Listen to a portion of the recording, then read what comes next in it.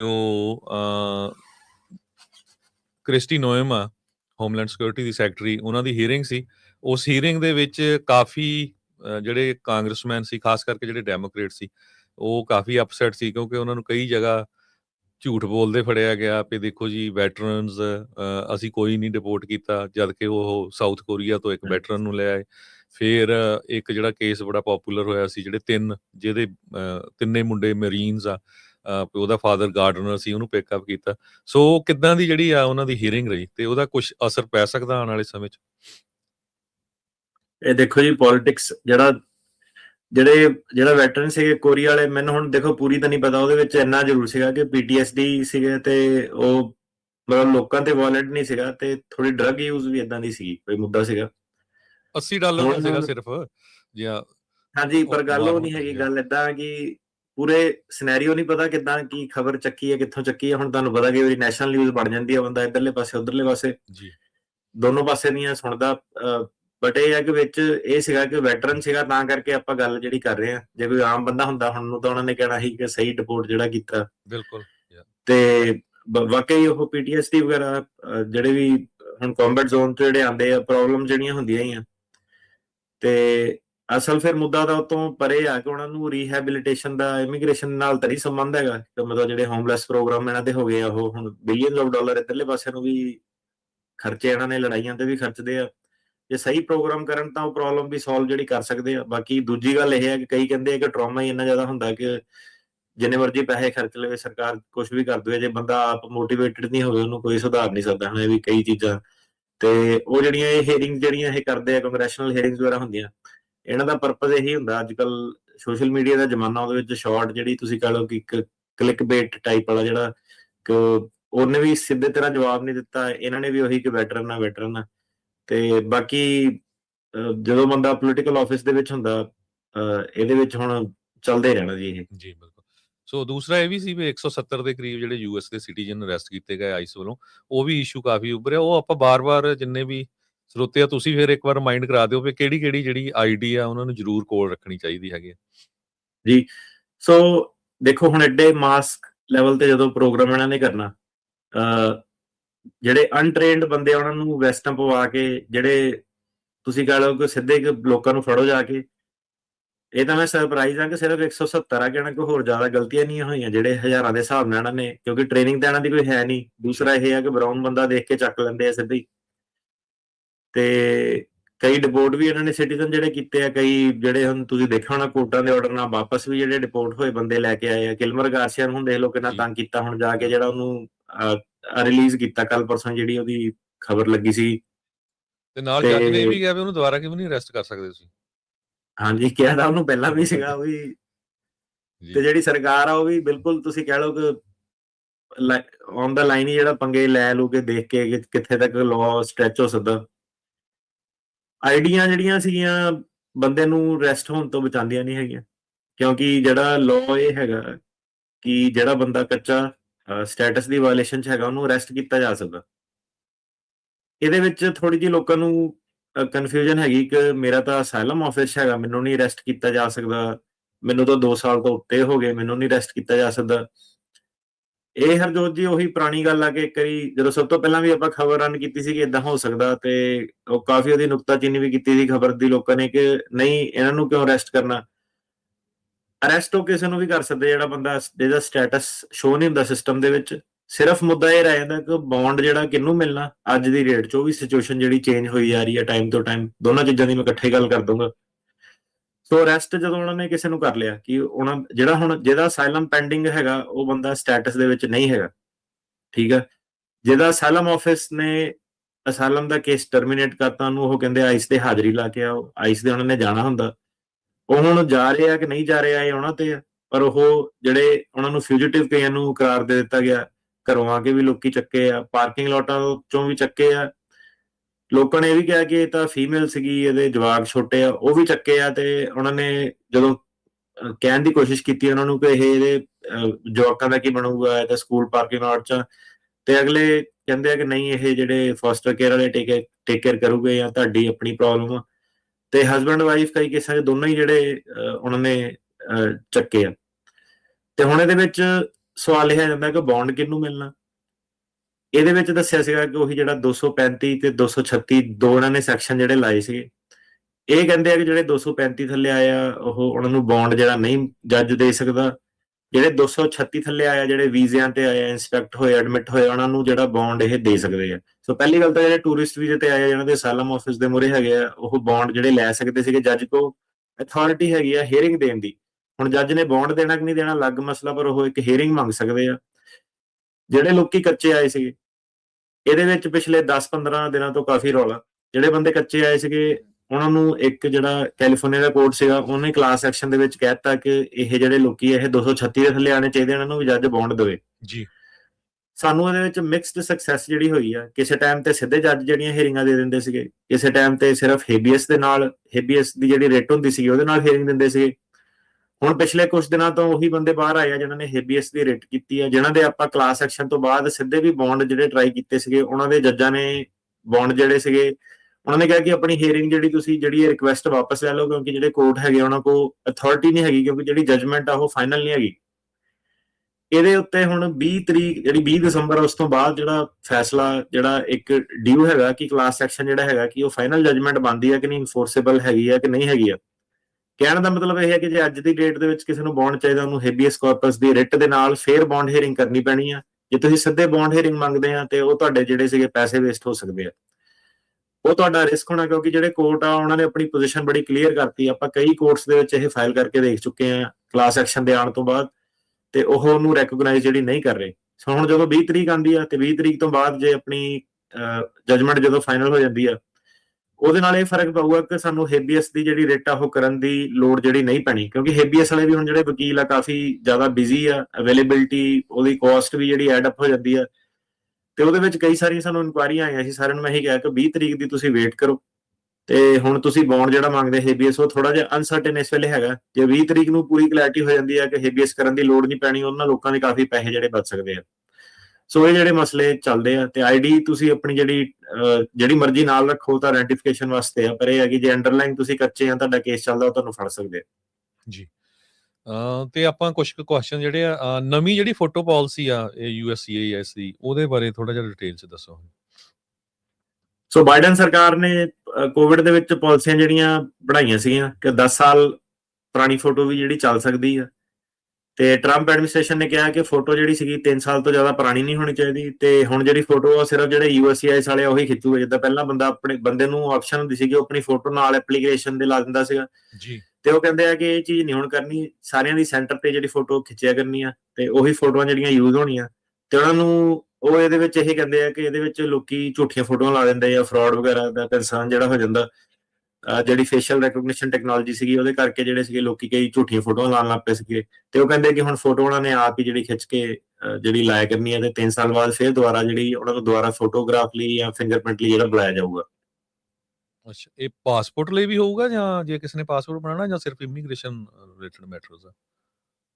USCIS ਉਹਦੇ related. ਅੱਛਾ, ਠੀਕ ਹੈ। ਸੋ ਇੱਕ ਹੈਗਾ ਵੀ ਹੁਣ ਜਿਹੜਾ ਡਿਪਾਰਟਮੈਂਟ ਆਫ ਹੋਮਲੈਂਡ ਸਿਕਿਉਰਿਟੀ ਨੇ, ਅਸੀਂ ਪਿਛਲੇ ਹਫ਼ਤੇ ਵੀ ਖਬਰ ਸਾਂਝੀ ਕੀਤੀ ਸੀ, ਪਹਿਲਾਂ ਸੋਮਾਲੀਆ ਵਗੈਰਾ ਦਾ ਜਿਹੜਾ TPS ਸਟੇਟਸ ਖਤਮ ਕੀਤਾ। ਹੁਣ ਉਹ ਕਹਿੰਦੇ ਆ ਵੀ ਅਸੀਂ ਹੋਰ ਮੁਲਕਾਂ ਦੇ ਵੀ ਜਿਹੜੇ ਕਰ ਰਹੇ ਹੈਗੇ ਆ, ਉਹਦੇ ਬਾਰੇ ਥੋੜੀ ਜਿਹੀ ਅਪਡੇਟ ਦਿਓ, ਕਿਹੜੇ ਹੋਰ ਮੁਲਕਾਂ ਦੇ ਕਰ ਰਹੇ ਹੈਗੇ।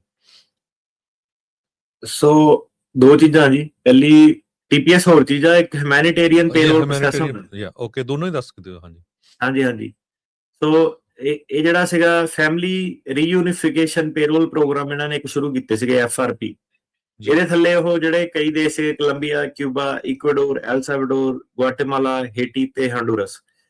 ਇਹਦੇ ਜਿਹੜੇ ਸੀਗੇ ਉਹ ਕਹਿੰਦੇ ਕਿ ਜਿਹਨਾਂ ਦੇ ਇਮੀਡੀਏਟ ਫੈਮਿਲੀ ਮੈਂਬਰ ਹੈਗੇ ਆ, ਸਪਾਊਸ ਵਗੈਰਾ ਜਾਂ ਮਾਪੇ ਵਗੈਰਾ ਜਿੱਦਾਂ ਹੈਗੇ, ਉਹ ਡਾਇਰੈਕਟਲੀ ਜਿਹੜੇ ਪੇਰੋਲ ਲੈ ਕੇ ਆ ਸਕਦੇ ਆ। ਫੈਮਿਲੀ ਯੂਨਿਟੀ ਕਰਕੇ ਇਹਨਾਂ ਨੂੰ ਬਾਈਡਨ ਸਰਕਾਰ ਨੇ ਜਿਹੜਾ ਲਾਅ ਕੀਤਾ ਸੀਗਾ, ਉਹਦੇ ਨਾਲ ਹਜ਼ਾਰਾਂ ਚ ਵੀ ਨਹੀਂ ਲੱਖਾਂ ਚ ਜਿਹੜੇ ਲੋਕੀ ਜਿਹੜੇ ਆ ਗਏ ਸੀਗੇ। ਤੇ ਵਰਕ ਪਰਮਿਟ ਵਗੈਰਾ ਵੀ ਇਹਨਾਂ ਨੂੰ ਜਿਹੜੇ ਸੀਗੇ ਇਹਨਾਂ ਨੇ ਦੇਣੇ ਸ਼ੁਰੂ ਕਰਤੇ ਸੀਗੇ। ਇਹ ਕਹਿੰਦੇ ਕਿ ਇਹ ਜਿਹੜੀ ਟਰੰਪ ਸਰਕਾਰ ਆ ਉਹ ਕਹਿੰਦੀ ਕਿ ਇਹ ਜਿਹੜਾ ਪ੍ਰੋਸੈਸ ਗਲਤ ਹੈਗਾ, ਕਿ ਟ੍ਰੈਡੀਸ਼ਨਲ ਜਿਹੜਾ ਪ੍ਰੋਸੈਸ ਹੈਗਾ ਕਿ ਕੇਸ ਬਾਈ ਕੇਸ ਤੁਹਾਨੂੰ ਦੇਣੇ ਪੈਣੇ ਆ। ਕੱਲੇ ਬੰਦੇ ਦੀ ਕਹਾਣੀ ਸੁਣ ਕੇ ਇਹਨੂੰ ਹਿਊਮੈਨਿਟੇਰੀਅਨ ਬੈਨੀਫਿਟ ਤੁਸੀਂ ਦੇਣਾ, ਤੁਸੀਂ ਸਿੱਧੇ ਜਿਹੜਾ ਮਾਂ ਸੀਗੀ ਜਿਹੜਾ ਮਰਜ਼ੀ ਆ ਜਾਵੇ ਅਪਲਾਈ ਕਰਦੇ, ਉਹ ਚੀਜ਼ ਜਿਹੜੀ ਗਲਤ ਆ ਤੇ ਉਹਨੂੰ ਇਹ ਇਹਨਾਂ ਨੇ ਕੈਂਸਲ ਕਰਤਾ। ਕਹਿੰਦੇ ਕਿ ਕਾਮਨ ਸੈਂਸ ਪਾਲਿਸੀਜ਼ ਤੇ ਅਮਰੀਕਾ ਫਸਟ ਪਾਲਿਸੀ ਜਿਹੜੀ ਉਹਦੇ ਥੱਲੇ ਆਪਾਂ ਉਹਨਾਂ ਨੂੰ ਫੇਵਰ ਕਰਨਾ, ਆਪਾਂ ਬਾਹਰੋਂ ਦੀ ਇੰਨੇ ਜ਼ਿਆਦਾ ਲੋਕੀ ਜਿਹੜੇ ਨਹੀਂ ਮੰਗਾਣੇ ਆ। ਇਹ ਕਹਿੰਦੇ ਆ ਕਿ ਜਿਹੜੀ ਲੋਕਾਂ ਨੂੰ ਫੈਮਿਲੀ ਦੇ ਨਾਲ ਇਕੱਠੇ ਹੋਣ ਦੀ ਜਿਹੜੀ ਉਹਨਾਂ ਦੀ ਇੱਛਾ ਹੈਗੀ ਆ, ਉਹ ਸਰਕਾਰ ਦੀ ਜਿਹੜੀ ਰਿਸਪੌਂਸਿਬਿਲਟੀ ਹੈਗੀ ਆ ਕਿ ਫਰਾਡ ਤੇ ਅਬਿਊਜ਼ ਨੂੰ ਰੋਕਣਾ, ਉਹ ਤੋਂ ਉੱਤੇ ਨਹੀਂ ਹੈਗੀ। ਸਭ ਤੋਂ ਪਹਿਲਾਂ ਫਰਾਡ ਤੇ ਅਬਿਊਜ਼ ਤੇ ਨੈਸ਼ਨਲ ਸਿਕਿਉਰਿਟੀ, ਪਬਲਿਕ ਸੇਫਟੀ ਆਉਂਦਾ, ਤੇ ਉਹਦੇ ਤਹਿਤ ਇਹ ਕਹਿੰਦੇ ਆ ਕਿ ਜਿਹੜਾ ਇਹ ਪ੍ਰੋਗਰਾਮ ਸੀ ਇਹਦੇ ਵਿੱਚ ਕਾਫੀ ਜਿਹੜੇ ਗੈਪਸ ਆ, ਇਹਦੇ ਵਿੱਚ ਕਈ ਫਰਾਜੂਲੈਂਟ ਐਕਟਰ ਜਿਹੜੇ ਆ ਗਏ ਆ, ਕਈ ਗਲਤ ਲੋਕੀ ਜਿਹੜੇ ਆ ਗਏ ਆ, ਤੇ ਜਿਹਨਾਂ ਨੂੰ ਸਹੀ ਤਰੀਕੇ ਨਾਲ ਵੈਟ ਨਹੀਂ ਕੀਤਾ ਗਿਆ। ਤੇ ਸੇਫਟੀ, ਸਿਕਿਉਰਿਟੀ ਤੇ ਫਾਈਨੈਂਸ਼ੀਅਲ ਤੇ ਇਕਨੋਮਿਕ ਵੈਲਬੀਇੰਗ ਆਫ ਅਮਰੀਕਨਸ, ਉਹਦੇ ਥੱਲੇ ਇਹਨਾਂ ਨੇ ਕਿਹਾ ਕਿ ਇਹ ਜਿਹੜਾ ਚੀਜ਼ ਸੀ ਕੈਂਸਲ ਕਰੋ। ਇਹਦੇ ਵਿੱਚ ਉਹਨਾਂ ਨੇ ਇਹ ਕਿਹਾ ਕਿ ਜਨਵਰੀ 14 2026 ਤੱਕ ਜਿਹਦਾ ਪੇਰੋਲ ਐਕਸਪਾਇਰ ਨਹੀਂ ਹੋਇਆ, ਉਹ ਜਨਵਰੀ 14 2026 ਤੱਕ ਰਹਿ ਸਕਦਾ। ਉਸ ਤੋਂ ਬਾਅਦ ਉਹ ਟਰਮੀਨੇਟ ਹੋ ਜਾਣਾ। ਜਿਹੜੇ ਲੋਕਾਂ ਨੇ 485 ਜਿਹੜੀ ਗ੍ਰੀਨ ਕਾਰਡ ਦੀ ਐਪਲੀਕੇਸ਼ਨ ਫਾਈਲ ਕਰਤੀ, ਜਿਹਨਾਂ ਕੋਲ ਕੋਈ ਬੇਸ ਵਗੈਰਾ ਸੀਗਾ, ਤੇ ਜੇ ਉਹਨਾਂ ਦੀ ਐਪਲੀਕੇਸ਼ਨ ਜਦ ਤੱਕ ਪੈਂਡਿੰਗ ਆ ਤੇ ਉਹ ਫਿਰ ਅੱਗੇ ਆਪਣੀ ਜਿਹੜੀ ਸਟੇ ਵਧਾ ਸਕਦੇ ਆ, ਨਹੀਂ ਤਾਂ ਜਨਵਰੀ 14 ਨੂੰ ਇਹਨਾਂ ਲੋਕਾਂ ਨੂੰ ਜਿਹੜਾ ਵਾਪਸ ਜਾਣਾ ਪਊਗਾ। ਤੇ ਇਹਦੇ ਨਾਲ ਜਦੋਂ ਪੇਰੋਲ ਟਰਮੀਨੇਟ ਹੁੰਦਾ ਤੇ ਜਿਹੜੀ ਗ੍ਰੀਨ ਕਾਰਡ ਦੀ ਐਪਲੀਕੇਸ਼ਨ, ਉਹ ਆਬਵੀਅਸਲੀ ਜਦੋਂ ਹੁਣ ਕਿਸੇ ਨੇ ਵਿਆਹ ਕਰਾ ਲਿਆ ਜਾਂ ਪੇਰੈਂਟਸ ਦਾ ਕਿਸੇ ਨੇ ਗ੍ਰੀਨ ਕਾਰਡ ਵਗੈਰਾ ਫਾਈਲ ਕਰਤਾ, ਉਹ ਲੋਕਾਂ ਨੂੰ ਇਹ ਬੈਨੀਫਿਟ ਦੇ ਰਹੀ ਹੈ। ਬਾਕੀ ਸਾਰਿਆਂ ਨੂੰ ਇਹ ਕਹਿ ਰਹੇ ਆ ਕਿ ਵਾਪਸ ਜਾਣਾ ਪੈਣਾ। ਤੇ ਟੀਪੀਐਸ ਦੀ ਜੇ ਗੱਲ ਕਰੀਏ, ਇਥੀਓਪੀਆ ਦਾ ਵੀ ਟੀਪੀਐਸ ਇਹਨਾਂ ਨੇ ਕੈਂਸਲ ਜਿਹੜਾ ਕਰਤਾ। ਕਾਫੀ ਕੰਟਰੀਜ਼ ਦਾ ਜਿਹੜਾ ਸੀਗਾ ਵਾਰ-ਵਾਰ ਇਹਨਾਂ ਨੇ ਸਿਸਟਮੈਟਿਕਲੀ ਕੈਂਸਲ ਕਰਤਾ। ਉਹ ਕਹਿੰਦੇ ਕਿ ਜਿਹੜਾ ਟੀਪੀਐਸ ਪ੍ਰੋਗਰਾਮ ਸੀਗਾ ਇਹ ਲਿਮਿਟਿਡ ਟਾਈਮ ਲਈ ਜਿਹੜਾ ਹੋਣਾ ਚਾਹੀਦਾ ਸੀਗਾ, ਕੋਈ ਇਹ ਪਰਮਾਨੈਂਟ ਰੈਜ਼ੀਡੈਂਸੀ ਨਹੀਂ ਹੈਗੀ। ਤੇ ਕੰਡੀਸ਼ਨ ਜਿਹੜੀਆਂ ਸੀਗੀਆਂ ਇਥੀਓਪੀਆ ਦੇ ਵਿੱਚ ਹੁਣ ਸੀਰੀਅਸ ਇੰਨੀਆਂ ਨਹੀਂ ਹੈਗੀਆਂ। ਇਥੀਓਪੀਅਨ ਜਿਹੜੇ ਲੋਕ ਆ ਵਾਪਸ ਆਪਣੀ ਕੰਟਰੀਆਂ ਜਾ ਸਕਦੇ ਆ। ਇਹ ਜਿਹੜਾ ਟੀਪੀਐਸ ਪ੍ਰੋਗਰਾਮ ਆ, ਦੱਸਦੇ ਜਾਈਏ ਕਿ ਜਦੋਂ ਕੋਈ ਨੈਚੁਰਲ ਡਿਜ਼ਾਸਟਰ ਹੁੰਦਾ, ਕੋਈ ਹੜ੍ਹ ਆਉਂਦੇ, ਭੂਚਾਲ ਆਉਂਦਾ, ਏਦਾਂ ਦੀਆਂ ਚੀਜ਼ਾਂ ਜਿਹੜੀਆਂ ਹੁੰਦੀਆਂ, ਜਾਂ ਤਖਤਾ ਪਲਟ ਹੁੰਦਾ, ਜਾਂ ਕਿਤੇ ਰੈਵੋਲੂਸ਼ਨ ਆ ਗਈ, ਉਹਨਾਂ ਹਾਲਾਤਾਂ ਦੇ ਵਿੱਚ ਇਹ ਜਿਹੜੇ ਸੀਗੇ ਟੀਪੀਐਸ ਇੱਕ ਡੈਜ਼ਿਗਨੇਸ਼ਨ ਦਿੰਦੇ ਹੁੰਦੇ ਕੰਟਰੀ ਨੂੰ, ਜਿਹਦੇ ਵਿੱਚ ਕਿ ਜਿਹੜੇ ਵੀ ਉਹਦੇ ਲੋਕੀ ਉਰੇ ਰਹਿ ਰਹੇ ਆ, ਭਾਵੇਂ ਸਟੂਡੈਂਟ ਆ, ਭਾਵੇਂ ਇੱਥੇ H1B ਤੇ ਆ, ਭਾਵੇਂ ਕੱਚੇ ਆ, ਉਹ ਟੀਪੀਐਸ ਲੈ ਲੈਂਦੇ ਸੀ। ਉਹਦੇ ਥੱਲੇ ਉਹਨਾਂ ਨੂੰ ਜਿਹੜਾ ਸੀਗਾ ਇੱਕ ਵਰਕ ਪਰਮਿਟ ਦੀ ਆਪਸ਼ਨ ਜਿਹੜੀ ਆ ਜਾਂਦੀ ਸੀਗੀ। ਤੇ ਹੁਣ ਇਹਨਾਂ ਨੇ ਜਿਹੜਾ ਬੇਸਿਕਲੀ ਸੀਗਾ ਕਿ ਇਥੀਓਪੀਆ ਦਾ ਵੀ ਖਤਮ ਕਰਤਾ। ਤੇ ਇਹ ਕਹਿੰਦੇ ਕਿ ਇਹਨਾਂ ਕੋਲ 60 ਦਿਨ ਹੈਗੇ ਆ ਕੰਟਰੀ ਛੱਡਣ ਲਈ। ਤੇ CBP ਦੀ ਐਪ ਰਾਹੀਂ ਜਿਹੜਾ ਛੱਡ ਕੇ ਇਹ ਇਨਕਰੇਜ ਕਰਦੇ ਆ ਲੋਕੀ ਜਾਣ, ਤਾਂ ਕਿ ਪਲੇਨ ਦੀ ਟਿਕਟ ਮਿਲੇ ਤੇ $1000 ਮਿਲੇ। ਤੇ ਇਹ ਕਹਿੰਦੇ ਆ ਕਿ CBP ਜਿਹੜੀ ਵਨ ਦੀ ਐਪ ਹੈਗੀ ਆ, ਉਹਨੂੰ ਯੂਜ਼ ਕਰਕੇ ਜਿਹੜੇ ਲੋਕੀ ਜਾ ਰਹੇ ਉਹਨਾਂ ਨੂੰ ਜਾਣਾ ਚਾਹੀਦਾ। ਤੇ ਬੇਸਿਕਲੀ ਇਹਨਾਂ ਨੇ ਉਹਨਾਂ ਨੂੰ ਡੈਡਲਾਈਨ ਦਿੱਤੀ ਕਿ ਫਰਵਰੀ 13 2026 ਤੋਂ ਬਾਅਦ ਜਿਹੜਾ ਸੀਗਾ, ਜਿਹੜਾ ਕੋਈ ਵੀ ਇਹਨਾਂ ਦੇ ਹੱਥ ਲੱਗਿਆ, ਜੇ ਕੋਈ ਇਥੀਓਪੀਅਨ ਨਾਲ TPS ਤੋਂ ਓਵਰਸਟੇ ਕਰ ਰਿਹਾ, ਉਹਨੂੰ ਇਹ ਜਿਹੜਾ ਸੀਗਾ ਅਰੈਸਟ ਕਰੂਗੇ। ਜੀ, ਅਗਲਾ ਜਿਹੜਾ ਹੁਣ US 에ਅਰਪੋਰਟਸ ਦੇ ਬਾਬਤ ਜਿਹੜੀ ਖਬਰ ਆ ਰਹੀ ਆ ਵੀ ਉਹ ਸ਼ੇਅਰ ਕਰ ਰਿਹਾ ਪੈਸੇਂਜਰ ਦੇ ਨਾਮ ਆਈਸ ਦੇ ਨਾਲ।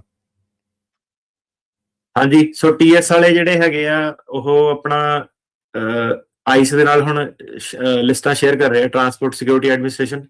ਸੋ ਮਾਰਚ 2025 ਤੋਂ ਐਕਚੁਅਲੀ ਇਹ ਇਹਨਾਂ ਨੂੰ ਹਰ ਹਫ਼ਤੇ ਕਹਿੰਦੇ ਸੀਗੇ ਇੱਕ ਬੈਚ ਜਿਹੜੇ ਦਿੰਦੇ ਸੀ, ਕਿਹੜੇ ਪੈਸੇਂਜਰ ਕਿੱਦਾਂ ਟਰੈਵਲ ਕਰ ਰਹੇ ਡੋਮੈਸਟਿਕ ਫਲਾਈਟਾਂ ਕਰਕੇ। ਜਿਹੜੇ ਆਈਸ ਵਾਲੇ ਸੀਗੇ, ਉਹਨਾਂ ਨੇ ਕੀ ਸੀਗਾ ਕਿ ਉਹਨਾਂ ਨੇ ਆਪਣੇ ਜਿਹੜੇ ਡੇਟਾਬੇਸ ਸੀਗੇ, ਕਿਹੜੇ ਬੰਦੇ ਡਿਪੋਰਟ ਕਰਨੇ, ਉਹਨਾਂ ਨਾਲ ਉਹ ਮੈਚ ਕਰਨੇ ਸ਼ੁਰੂ ਕਰਤੇ। ਤੁਹਾਨੂੰ ਦੱਸਿਆ ਸੀਗਾ ਕਿ AI ਟੈਕਨੋਲੋਜੀਜ਼ ਵੀ ਇਹਦੇ ਵਿੱਚ ਯੂਜ਼ ਜਿਹੜੀਆਂ ਹੋ ਰਹੀਆਂ।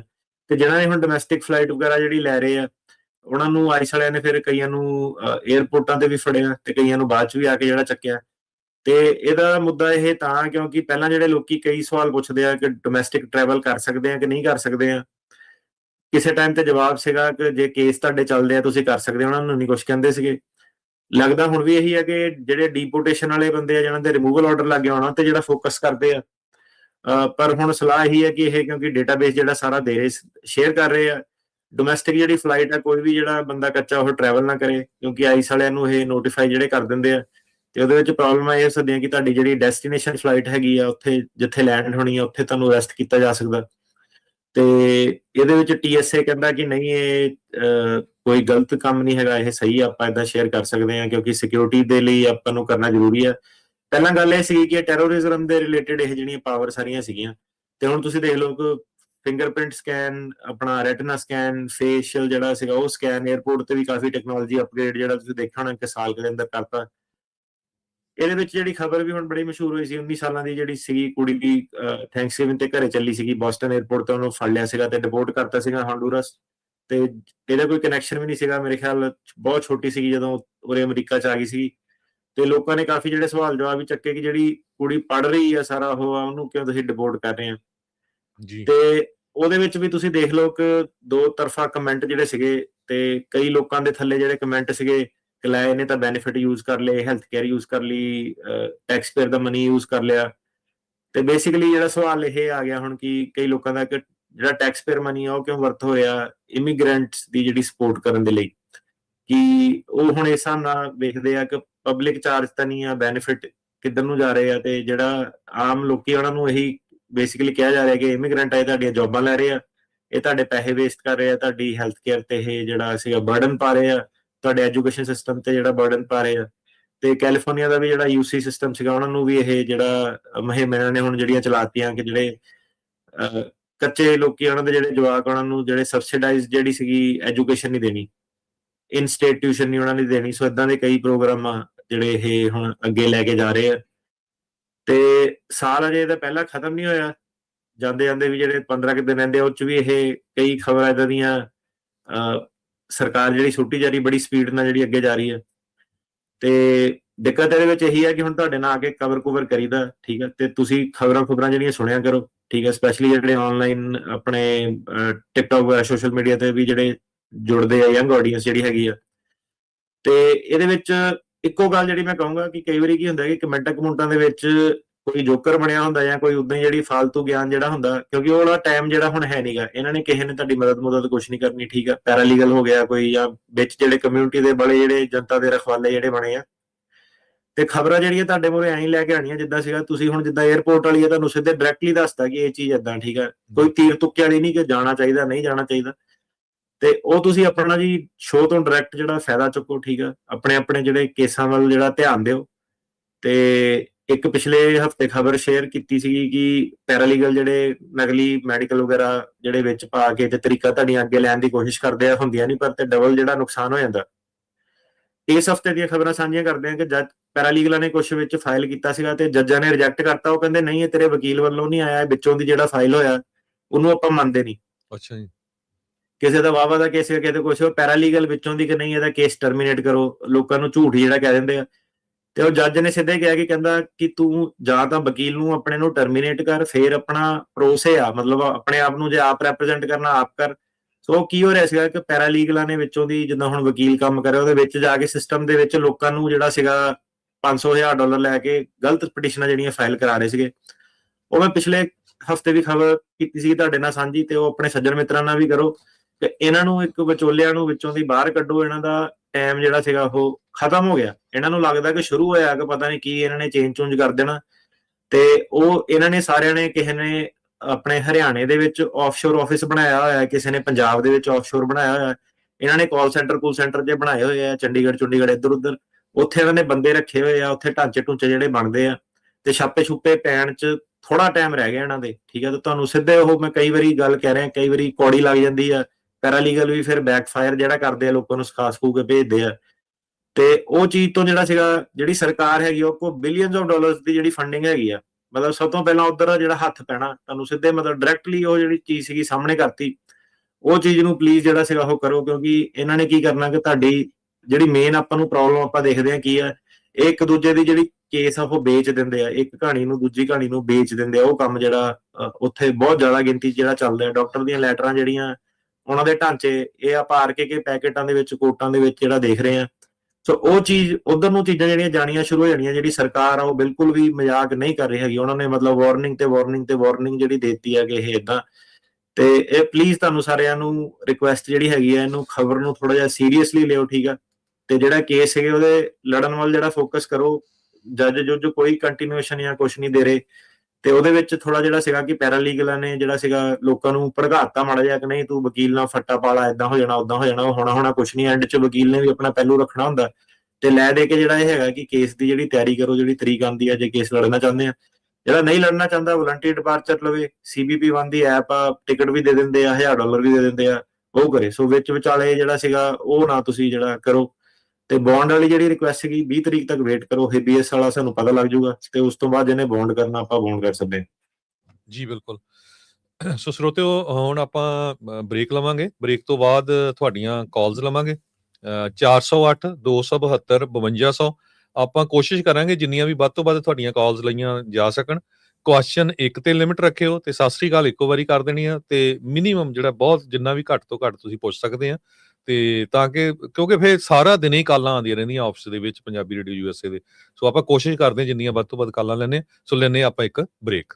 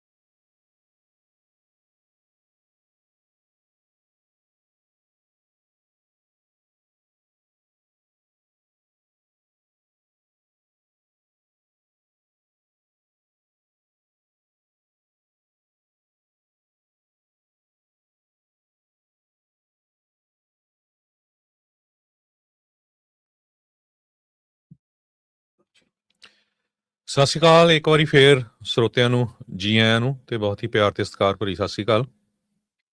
ਆਪਾਂ ਬ੍ਰੇਕ ਤੋਂ ਹਰਜੋਤ ਜੀ ਬਾਅਦ ਹੁਣ ਤੁਹਾਡੇ ਇੱਕ ਜਿਹੜੇ ਕੁਐਸਚਨ ਆ ਉਹ ਲਵਾਂਗੇ ਤੇ ਸਾਡੇ ਨਾਲ ਜੇ ਜੀ ਇੱਕ ਵਾਰੀ ਫੇਰ ਜੁੜੇ ਹੋਏ ਆ। ਜੇ ਜੀ ਸਤਿ ਸ਼੍ਰੀ ਅਕਾਲ, ਜੀ ਆਇਆਂ ਨੂੰ। ਸਤਿ ਸ਼੍ਰੀ ਅਕਾਲ ਜੀ। ਹਰਜੋਤ ਜੀ ਇੱਕ ਖਬਰ ਰਹਿ ਗਈ ਸੀਗੀ ਆਪਣੀ ਕਰਨ ਵਾਲੀ।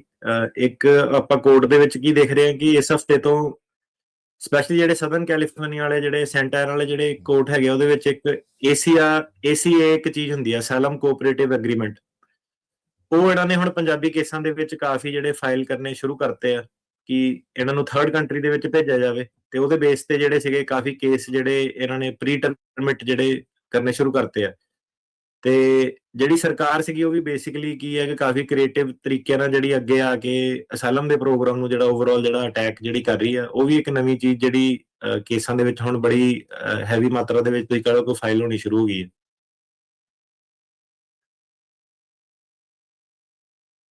ਆਵਾਜ਼ ਜੀ ਤੁਹਾਡੀ ਕੱਟ ਰਹੀ ਹੈ ਜੀ। ਸੋ ਸਰੋਤਿਓ ਆਪਾਂ ਤੁਹਾਡੀਆਂ ਹੁਣ ਕਾਲਸ ਲਵਾਂਗੇ। ਕਾਲਾਂ ਦੇ ਲਈ ਤੁਸੀਂ ਕਾਲ ਕਰ ਸਕਦੇ ਹੋ 408 272 5200 4082725200।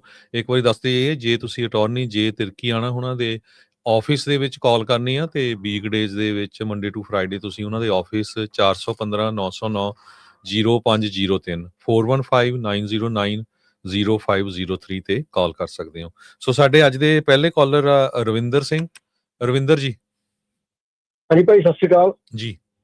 ਜੀ ਭਾਈ ਮੇਰਾ ਕੁਐਸਚਨ ਸੀਗਾ ਜੀ, ਮੈਂ ਨਾ ਮੇਰੇ ਫਾਦਰ ਸਾਹਿਬ ਦਾ ਅਪਲਾਈ ਕੀਤਾ ਸੀਗਾ ਜੀ, ਮੈਂ ਸਿਟੀਜ਼ਨ ਆ ਤੇ ਉਹਨਾਂ ਨੇ ਨਾ ਉਹ ਗਏ ਸੀਗੇ 1991 ਦੇ ਵਿੱਚ ਉਹ ਗਏ ਸੀਗੇ ਜਰਮਨ, ਤੇ ਹੁਣ ਉਹਨਾਂ ਦੇ ਵਾਸਤੇ PCC ਦੀ ਲੋੜ ਪੈਣੀ ਹੈ ਕਿ ਨਹੀਂ ਪੈਣੀ ਹੈ? ਕੀਤੀ ਹੋਈ ਕਿੰਨੀ ਦੇਰ ਰਹੇ ਸੀਗੇ ਉੱਥੇ? ਉੱਥੇ 6 ਸਾਲ ਰਹੇ ਸੀਗੇ ਜੀ। ਹਾਂਜੀ ਪੈਣੀ ਹੈ ਭਾਜੀ। ਭਾਜੀ ਅਸੀਂ ਨਾ PCC ਦੇ ਵਾਸਤੇ ਅਪਲਾਈ ਕੀਤਾ, ਜੋ ਵੀ ਐਪਲੀਕੇਸ਼ਨ ਉਹਦਾ ਪ੍ਰੋਸੈਸ ਹੁੰਦਾ ਉਹ ਅਸੀਂ ਫੋਲੋ ਕੀਤਾ, ਪਰ ਉਹ ਕੋਈ ਉਹਨਾਂ ਨੇ ਫੀਸ ਵੀ ਚੱਕ ਲਈ ਪਰ ਕੋਈ ਜਵਾਬ ਨਹੀਂ ਦਿੰਦੇ ਕੋਈ ਵੀ। ਉਹਨਾਂ ਨੂੰ ਹੁਣ 4 ਮਹੀਨੇ ਹੋ ਗਏ ਘੱਟੋ ਘੱਟ, ਕੋਈ PCC ਨਹੀਂ ਦਿੰਦੇ, ਕੋਈ ਜਵਾਬ ਨਹੀਂ ਦਿੰਦੇ ਉਹ।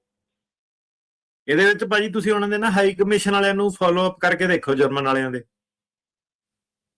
ਉਹ ਭਾਜੀ ਕਿੱਦਾਂ ਕਰਨਾ, ਮਤਲਬ ਕਿੱਥੋਂ ਲੱਭੀਏ ਉਹ? ਐਮਬੈਸੀ ਵਾਲੇ ਜਿਹੜੇ ਹੁੰਦੇ ਇਹਨਾਂ ਦੇ। ਭਾਜੀ ਐਮਬੈਸੀ ਇੱਥੇ ਮੈਂ ਪੋਰਟਲੈਂਡ ਗਿਆ ਤੇ ਇੱਧਰ ਆਪਣੇ ਸੈਨ ਫਰਾਂਸਿਸਕੋ ਐਮਬੈਸੀ ਨੂੰ ਕੰਟੈਕਟ ਕੀਤਾ, ਪਰ ਉਹ ਕਹਿੰਦੇ ਕਿ ਸਾਡਾ ਇਹਦੇ ਨਾਲ ਕੋਈ ਲੈਣਾ ਦੇਣਾ ਨਹੀਂ। ਕਹਿੰਦੇ ਵੀ ਇਹ ਲੋਕਲ ਜਿਹੜੀ ਪੁਲਿਸ ਆ ਉਹਨਾਂ ਨੇ ਹੀ ਇਹ ਹੱਲ ਕਰਨਾ ਹੈ, ਕਹਿੰਦੇ ਵੀ ਸਾਡਾ ਲੈਣਾ ਦੇਣਾ ਨਹੀਂ PCC ਦੇ ਨਾਲ। ਇਹਦੇ ਵਿੱਚ ਭਾਜੀ ਰੈਸੀਪ੍ਰੋਸਿਟੀ ਇੱਕ ਨਾ ਸਕੈਜੂਲ ਹੁੰਦਾ, ਜਦੋਂ ਤੁਸੀਂ travel.state.gov ਤੇ ਜਾਓਗੇ ਉੱਥੇ ਉਹਨਾਂ ਨੇ ਆਪਣੀ ਵੈਬਸਾਈਟ ਤੇ ਜਰਮਨ ਦਾ, ਹੁਣ ਮੈਨੂੰ ਸਪੈਸੀਫਿਕਲੀ ਤਾਂ ਨਹੀਂ ਯਾਦ, ਉਹਨਾਂ ਨੇ ਪੂਰੀ ਇਨਫੋਰਮੇਸ਼ਨ ਦਿੱਤੀ ਹੁੰਦੀ ਹੈ ਕਿੱਥੇ ਕਿੱਥੇ ਕਿੱਦਾਂ ਕੰਟੈਕਟ ਕਰਨਾ। ਇਹਦੇ ਵਿੱਚ ਭਾਜੀ ਬਾਹਲੀ ਗੱਲ ਆ, ਹੁਣ ਤੁਹਾਨੂੰ ਤਾਂ ਤੁਸੀਂ ਉਹ ਜਿਹੜਾ ਆਪਣਾ ਵਕੀਲ ਆ ਕੋਈ ਲੋਕਲ ਜਰਮਨ ਦਾ ਜਿਹੜਾ ਕਰਦੇ ਆ, ਉਹਨਾਂ ਨੇ ਪੈਸੇ ਲੈ ਕੇ ਤੁਹਾਡਾ ਕੰਮ ਕਰਾ ਦੇਣਾ ਉੱਥੇ, ਹਨਾ। ਉਹਨਾਂ ਨੂੰ ਤੁਸੀਂ ਲੋਕਲ ਹਾਇਰ ਕਰੋ ਤੇ ਉਹਨਾਂ ਦਾ ਕੰਮ ਹੀ ਫਿਰ ਇਹੀ ਆ, ਉਹ ਕਰਾ ਦੂਗੇ ਤੁਹਾਨੂੰ ਇਹ ਚੀਜ਼ਾਂ। ਠੀਕ ਹੈ ਭਾਜੀ, ਥੈਂਕ ਯੂ ਜੀ। ਜੀ ਮਨਦੀਪ ਜੀ।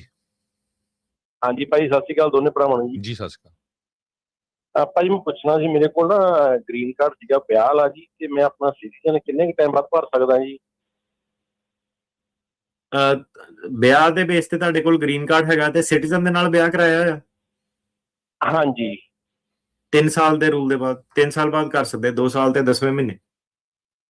2 ਸਾਲ ਇੱਕ ਭਾਜੀ ਮੈਂ ਪੁੱਛਣਾ ਸੀ, ਜਿਵੇਂ ਮੈਂ ਨਾ 2 ਵਾਰੀ ਕੈਨੇਡਾ ਗਿਆ ਸੀਗਾ, ਜਾਣੀ ਕਿ ਇੱਕ ਵੀਕ ਦੇ ਲਈ। ਇੱਕ ਵਾਰੀ ਮੈਂ ਬਾਇਆ ਬਾਰਡਰ ਗਿਆ ਸੀਗਾ, ਇੱਕ ਵਾਰੀ ਜਾਨੀ ਬਾਏ ਫਲਾਈਟ ਤੇ ਗਿਆ ਸੀ। ਇਹਨਾਂ ਕੋਈ ਉਹ ਕਲੌਕ ਤਾਂ ਨਹੀਂ, ਕੋਈ ਰੀਸੈਟ ਵਗੈਰਾ ਹੁੰਦਾ? ਦੁਬਾਰਾ ਦੱਸਿਓ ਭਾਜੀ ਇੱਕ ਵਾਰੀ। ਹਫਤੇ ਲਈ ਗਏ ਸੀ 2 ਵਾਰੀ ਕੈਨੇਡਾ, ਮੇਰੇ ਖਿਆਲ ਨਾਲ ਇਹ ਤਾਂ ਨਹੀਂ ਕੰਮ। ਨਹੀਂ ਮਤਲਬ as a green card holder ਹੀ ਗਏ ਸੀ, ਗ੍ਰੀਨ ਕਾਰਡ ਤੇ ਵਾਪਸ ਆਏ, ਰਾਈਟ? ਹਾਂਜੀ। ਇੱਕ ਵਾਰੀ ਬਾਏ ਬਾਰਡਰ ਗਿਆ ਸੀ, ਮਤਲਬ ਆਪਣਾ ਇੱਕ ਰੋਡ ਤੇ। ਜਦੋਂ 6 ਮਹੀਨੇ ਤੋਂ ਵੱਧ ਜਾਂਦਾ ਉਦੋਂ ਰੀਸੈਟ ਹੁੰਦਾ। ਧੰਨਵਾਦ ਜੀ। ਗੁਰਪ੍ਰੀਤ ਸਿੰਘ ਜੀ। ਸਤਿ ਸ਼੍ਰੀ ਅਕਾਲ ਜੀ।